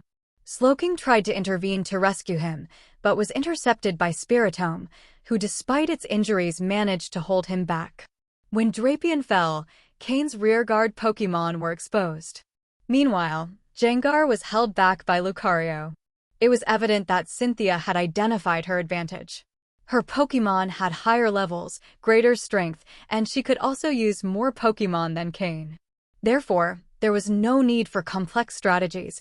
She could simply rely on brute force to dismantle any tactic Cain employed. Although Florges continued launching Energy Ball against Garchomp and Milotic under Cain's direction, both Pokémon ignored the attacks and focused on defeating Drapion. Politoed's Icy Wind move was completely disregarded. Finally, Drapion fell to the ground. Although Garchomp and Milotic were injured, they were still able to continue fighting. Both Pokémon advanced toward the rear lines. Lucario, using his aura power, managed to maintain an even match with Gengar. While Gengar fulfilled his role as a sniper, occasionally landing solid hits, he couldn't break free from the confrontation. Defying Florge's moves, Garchomp and Milotic first defeated Politoed. Politoed's level was too low. Also, after using Belly Drum, its health had been halved, so it couldn't withstand even a single blow from Milotic. Even so, Politoed's repeated use of Icy Wind managed to lower Garchomp's speed. At that moment, Roserade, who had been waiting for her opportunity, entered the battle, joining Spiritomb in confronting Slowking. With Grass-type moves, Roserade managed to limit Slowking's capabilities. Later, Lucario, Garchomp, and Milotic joined forces to attack Gengar. Gengar couldn't hold on. Before falling, Gengar used the move Destiny Bond, taking down Roserade with him, who was in better condition. Roserade barely had a chance to shine before being taken out of the match along with Gengar. This left Florges facing Cynthia's three main Pokémon, but freed Slowking from the pressure of Roserade and Spiritomb. Without Roserade's interference, Slowking unleashed all of his psychic power, defeating Spiritomb, then teleported in front of Florges. The battle came down to 2 versus 3. However, while Milotic had focused on quickly defeating Drapion and Gengar, it had taken multiple hits from Florges' Energy Ball, leaving it in a fragile state. Cynthia's 3 main Pokémon focused their attacks on Florges. From the beginning of the battle, Florges had been the Pokémon that worried Cynthia the most.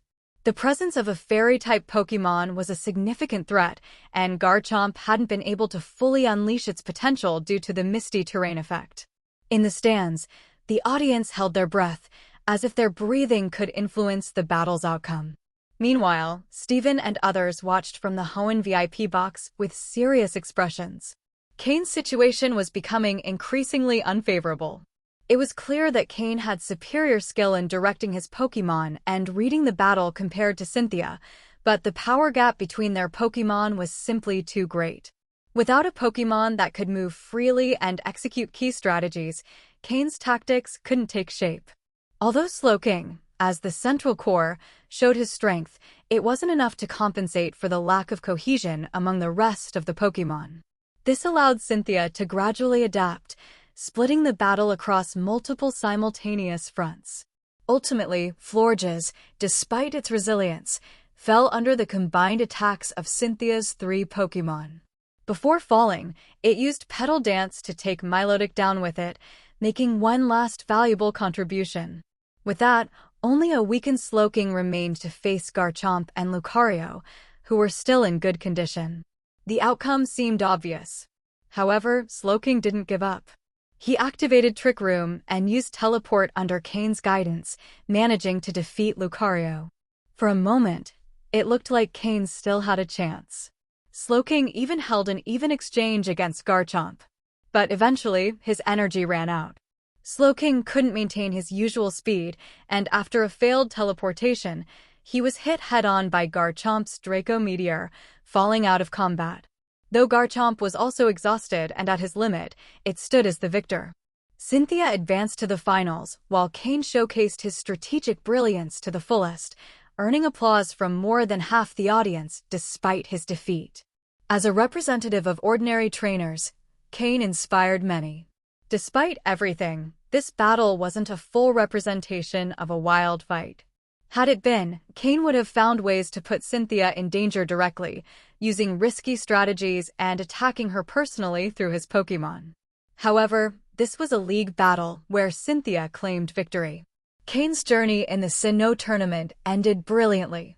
Cain and Cynthia walked to the center of the field to shake hands. "Congratulations," said Cain with a smile. However, there was not much joy on Cynthia's face. In a calm voice, she replied, "Next time, when your team is complete, let's battle again." Upon hearing this, Cain felt a slight headache. He couldn't shake the feeling that he had caught the attention of this battle enthusiast, and wasn't sure if that was a good or bad thing. Although Cynthia had won the fight, she didn't seem truly happy. As one of the participants, her perception of the battle was very clear. She could feel that, even though Cain's Pokémon were at a disadvantage in terms of overall power, she had still needed to rely on Garchomp, her strongest Pokémon, to force a win. If Cain's Pokémon had been at the same level as hers, Cynthia was convinced she would have lost today. Even without reaching an equal level, if Cain had managed to complete his team, Cynthia sensed she might still have lost, even to slightly weaker Pokémon. Cain, for his part, wasn't too worried about the defeat. If that had been his main concern, he would have sent out Altaria, capable of facing Garchomp head-on, instead of Politoed. The loss seemed to leave Cain in a surprisingly calm state of mind. As Cain walked into the competitor's tunnel, he crossed paths with Steven, who was heading out for his own match. Steven seemed ready to offer words of comfort, but upon seeing Cain's relaxed expression, he held back. Cain was not someone who was easily shaken. "Go get him," said Cain, extending a closed fist toward Steven. Steven was momentarily surprised, but then smiled and bumped his fist with Cain's. "Leave it to me." With those words, they each went their own way. Cain believed Steven had a high chance of winning his match against Lorelei. After all, Steel and Rock-type Pokémon had the advantage over Ice types, and Steel types also resisted Ice-type moves with double effectiveness. Even though many of Lorelei's Pokémon had Water-typing as well, Cain was confident that Steven's shiny Metagross would be unstoppable. From the viewing box, Cain joined Wallace and Phoebe to watch the match through the glass. Without much exchange, the two competitors began the battle as soon as the referee gave the signal. Steven's team consisted of Armaldo, Cradily, Skarmory, Agron, his shiny Metagross, and Aerodactyl. On the other side, Lorelei sent out Dewgong, Jinx, Slowbro, Piloswine, Lapras, and Cloyster. In terms of average levels, Lorelei's team seemed slightly superior, since both Armaldo and Cradily on Steven's side were still in the advanced tier. However, the individual strength of Steven's strongest Pokémon clearly exceeded that of Lorelei's. Though Lorelei's Cloyster was known for its explosive power after using Shell Smash, Steven's shiny Metagross wasn't just a Steel-type Pokémon. With its full psychic power, it could anticipate Cloyster's moves, and once caught, 2 hits were enough to take it down. The surprise of the battle was Steven's Aerodactyl, which finally revealed its full potential. Even though Cain couldn't analyze its data from that distance, its speed and power suggested it was at the peak of the pseudo-elite level, similar to Cain's Altaria. Just a bit more, and it would reach elite level. This Aerodactyl had been carefully kept as a trump card by Steven. Even Cain and his friends knew little about it. Steven had always been secretive about this Pokémon, as if it were a taboo subject. However, the connection between Steven and Aerodactyl was undeniable.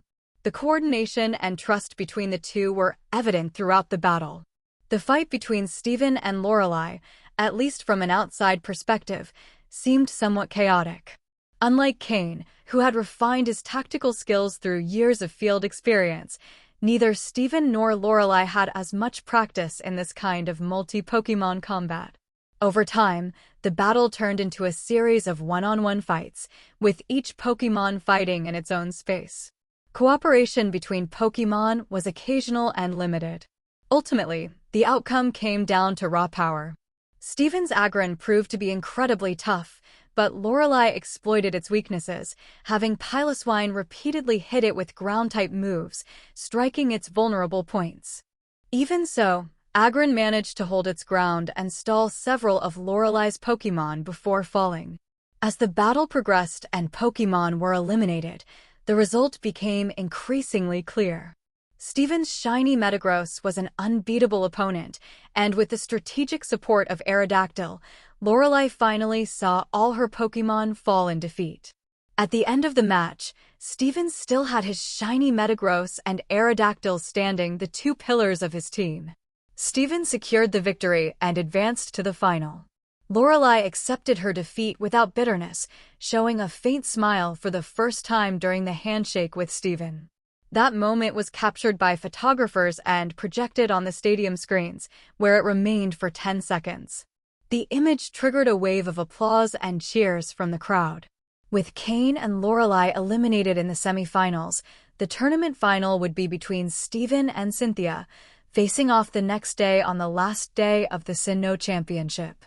As spectators left the stadium, they continued to discuss the day's battles. The rain brought by Cain's Politoed, Florges the fairy-type Pokémon that caused so much trouble, Cynthia's Garchomp, and her spectacular Milotic. Steven's shiny Metagross, his imposing Aggron, and the surprising comeback of Aerodactyl. Lorelei's impressive Cloyster, whose ice-type moves looked like crystal flowers in the sunlight. Everyone was excited for the final showdown the next day. That night, while Wallace and Phoebe left Steven alone to rest and prepare for the final, Cain stayed behind to help Steven tend to his Pokémon's wounds. "Cain, you're probably curious about." "Aerodactyl," said Steven hesitantly. Without looking away from the Aggron he was treating, Cain calmly replied, "There's nothing for me to be curious about. It's your Pokémon, it trusts you, and you trust it. That's all that matters." Steven was quiet for a moment before smiling. "You're right. That's enough. Even if Aerodactyl has certain issues, for now it seems everything is under control." "A problem?" Cain was puzzled. Steven nodded, hesitated for a moment, and then directly threw a Pokeball. Steven's Aerodactyl appeared before them. "Roar!" Aerodactyl let out a soft roar upon being released from the Pokeball. As soon as Aerodactyl appeared, Cain immediately scanned its data. Pokémon, Aerodactyl, light purple. Gender, male. Level, 59. Types, rock plus flying. Ability, rock head. Held item, none. Egg moves, steel wing, dragon breath, roost, tailwind. Basic moves, iron head, ice fong, fire fong, thunder fong, wing attack, supersonic, bite, scary face, roar, agility, ancient power, crunch, Takedown, Sky Drop. Learned moves: Heat Wave, Earth Power, Dragon Pulse, Stealth Rock, Sky Attack. TM moves: Protect, Dragon Claw, Hyper Beam, Earthquake, Flamethrower, Rest, Stone Edge, Rock Slide, Sleep Talk, Substitute. Aerodactyl's basic information didn't exceed Cain's expectations. Being Steven's star Pokémon, its light purple quality perfectly matched his status as the heir of the Stone family. However, Cain couldn't understand why, despite Aerodactyl having already reached level 59, he had never seen Steven use it before. The system only had a basic scanning function, so Cain couldn't identify the problem with Aerodactyl. But soon, he noticed something unusual. When Cain reached out toward Aerodactyl, Steven quickly reassured him. Aerodactyl had never interacted with anyone besides its trainer. With a look of surprise, Cain touched Aerodactyl's wings. Normally, even though Aerodactyl is a rock-type Pokémon, its skin feels relatively soft to the touch, though with a slightly rough texture. However, upon closer inspection, Cain noticed something surprising. There were small black rocky formations, sharp like a pinky finger, distributed in the muscles around its wings. These structures seemed to add an offensive aspect to the wings. These sharp rocks weren't originally there, Steven explained as he stroked Aerodactyl's head. But at some point, they started forming. At first, they could only be felt by touch, but now they're visible to the naked eye up close. With the system in standby mode, Cain couldn't access detailed information or determine the reason behind this change in Aerodactyl. However, even without the system, Cain managed to draw a few conclusions. Could this be a phenomenon related to Aerodactyl's mega evolution? A case of atavism or bond-induced evolution? Cain wasn't sure. However, what was clear was that Aerodactyl showed no signs of pain or discomfort from these changes. In fact, it seemed to be in perfect condition. Steven had avoided showcasing Aerodactyl due to its abnormality, but not out of fear that someone might try to take it, rather, as a measure of protection. In this Sinnoh tournament, Steven decided to use Aerodactyl because he couldn't gather 6 fully prepared Pokémon. To both of their surprise, the changes in Aerodactyl didn't cause much of a stir, and its performance in battle was normal. It doesn't seem to be a problem. It might be a case of atavism, said Cain as he examined Aerodactyl's wings. Atavism? Steven nodded. That's possible. However, he didn't dwell on the topic much further. After all, whether the change in Aerodactyl was positive or negative, no one could take it away from him. It was after the event in which they witnessed the sacrifice of Volcarona deep within ancient ruins that Steven decided to bring Aerodactyl out of retirement. With so much power, should it be confined to a corner of the Stone family? The vast world was Aerodactyl's true stage. After helping Steven with the recovery of his team, Cain returned to his room. However, he couldn't fall asleep. With the newly announced fairy type, was the topic of mega evolution already beginning to emerge? Fortunately, Aerodactyl's case only showed faint signs. Cain thought that to complete a mega evolution, a key item would be needed, the Mega Stone. It was clear he needed to speed up the search for those stones. The next day marked the final day of the Sinnoh tournament. All participants who had made it to the top 64 were present. In addition to the finals, prizes would also be awarded to the finalists, though the nature of the rewards had yet to be revealed. Without long introductions, the final battle began immediately after Steven and Cynthia entered the stage. The battle was even more thrilling than the previous days. Both had studied their opponent carefully and adjusted their strategies. Cynthia, with her well-balanced team, took the lead for much of the match. But when Steven's shiny Metagross showed its true potential, the tide turned. The final showdown was between Garchomp and shiny Metagross, 2 pseudo-legendary Pokémon. While Metagross's Steel-type resisted Garchomp's Dragon-type moves, it was also vulnerable to Garchomp's Ground-type attacks. However, thanks to the effect of the move Magnet Rise, Metagross avoided several critical hits, which allowed it to emerge victorious. Though Metagross could barely stay standing after the win, its final endurance made all the difference. With that, Steven was crowned champion of the Sinnoh tournament. Although Cynthia had more experience and a home field advantage, Steven's strategy and the surprise factor of his shiny Metagross were decisive. The tournament highlighted the importance of full 6-on-6 battles, a format the league began considering as essential for high-level matches, including those involving Elite Four members and champions. After the final battle came the most anticipated moment, the awards ceremony. The host took the stage and welcomed the 16 qualified trainers, including Steven, Cynthia, and other standouts. It was time to announce the prizes for the top 16. A compartment opened from the stage floor, and from it emerged a device resembling a pyramid-shaped staircase. On each level of the structure was a series of Pokémon eggs. There were a total of 16 eggs, distributed across 4 levels, 1 at the top, 3 on the second level, 4 on the third, and 8 at the base. The spectacular display left everyone astonished.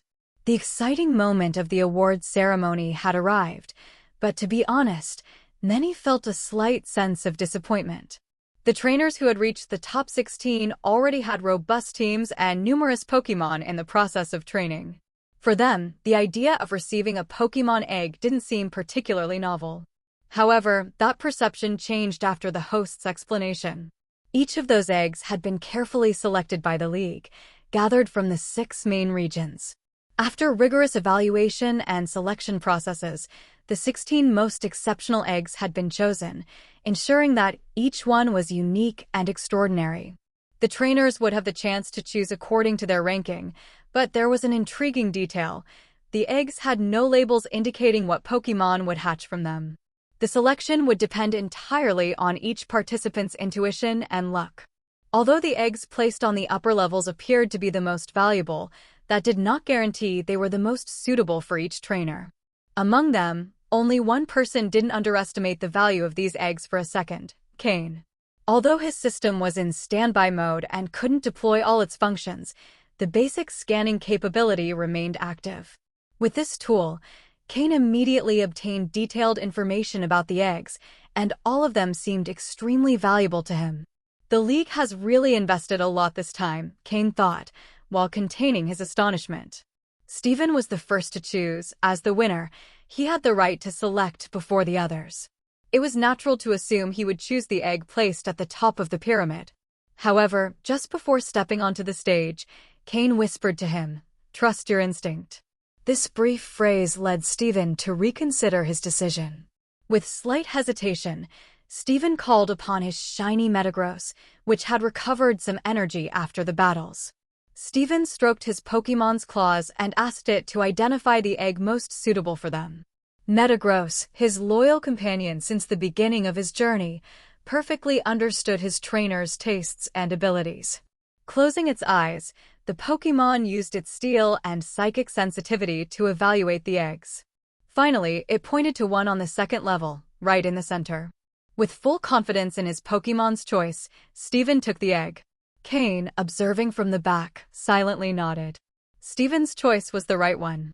That egg contained a Mawile with the ability Sheer Force, a specimen with a light purple potential. The eggs on the first and second levels had that potential, while those on the third and fourth levels reached at least dark blue in potential. This was the reason why Cain concluded that the league had invested considerable resources in this edition of the tournament. Steven's Mawile was not only compatible with his affinity for steel types, but also offered significant strategic potential thanks to its future Mega Evolution and its Steel/Fairy type combination. Moreover, its Sheer Force ability and egg moves indicated exceptional talent in both battle and handling of Fairy and Steel type moves. Next was Cynthia's turn, who, inspired by Steven, called her Lucario. Gifted with the power of Aura, Lucario was the ideal helper for this task.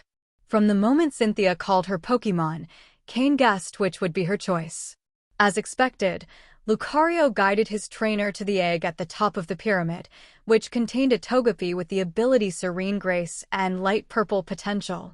Cain knew perfectly well the power that a Togekiss with Serene Grace could reach. With the devastating move Air Slash, it would be a formidable opponent for anyone. This Togepi also had the potential to develop Aura Affinity, which, combined with Cain's Aura Blessing, could have facilitated its breeding and training. However, from the moment Cynthia called her Lucario, Cain understood that that egg was meant for her. With his first choice ruled out, Cain went for his second priority. Both he and Lorelei stepped forward simultaneously to choose. Unlike Steven and Cynthia, they decided to trust their intuition rather than ask their Pokémon for help. Cain selected an egg that contained a psychic/fairy-type Pokémon. It was clear that the league had adjusted the options at the last minute to ensure the eggs were compatible with the top trainers. Observing this situation, Cain couldn't help but reflect on the changes that had emerged since the revelation of the fairy type. Both Steven and Cynthia had selected Pokémon with that type, showing how quickly the league had adopted and adapted strategies based on this new knowledge. For Cain, this was just the beginning of a greater transformation in the Pokémon world. With each egg chosen, it became clear that the Sinnoh tournament marked a turning point in the history of league competitions. The prizes would not only strengthen the trainers who participated in the tournament, but would also become the catalyst for a new era in Pokémon breeding and battling. Cain, with a satisfied smile, accepted his choice, knowing that the challenges to come would be more exciting than ever. Hello, everyone! As we wrap up this video, I want to share a quick note. I have a Patreon account. If you'd like to support me and enjoy on-demand audiobooks, you can become a Patreon member. Alternatively, you can check out my Google Drive link, which has 500+ novel audiobooks available through my Ko-fi or Patreon shop. I appreciate your support.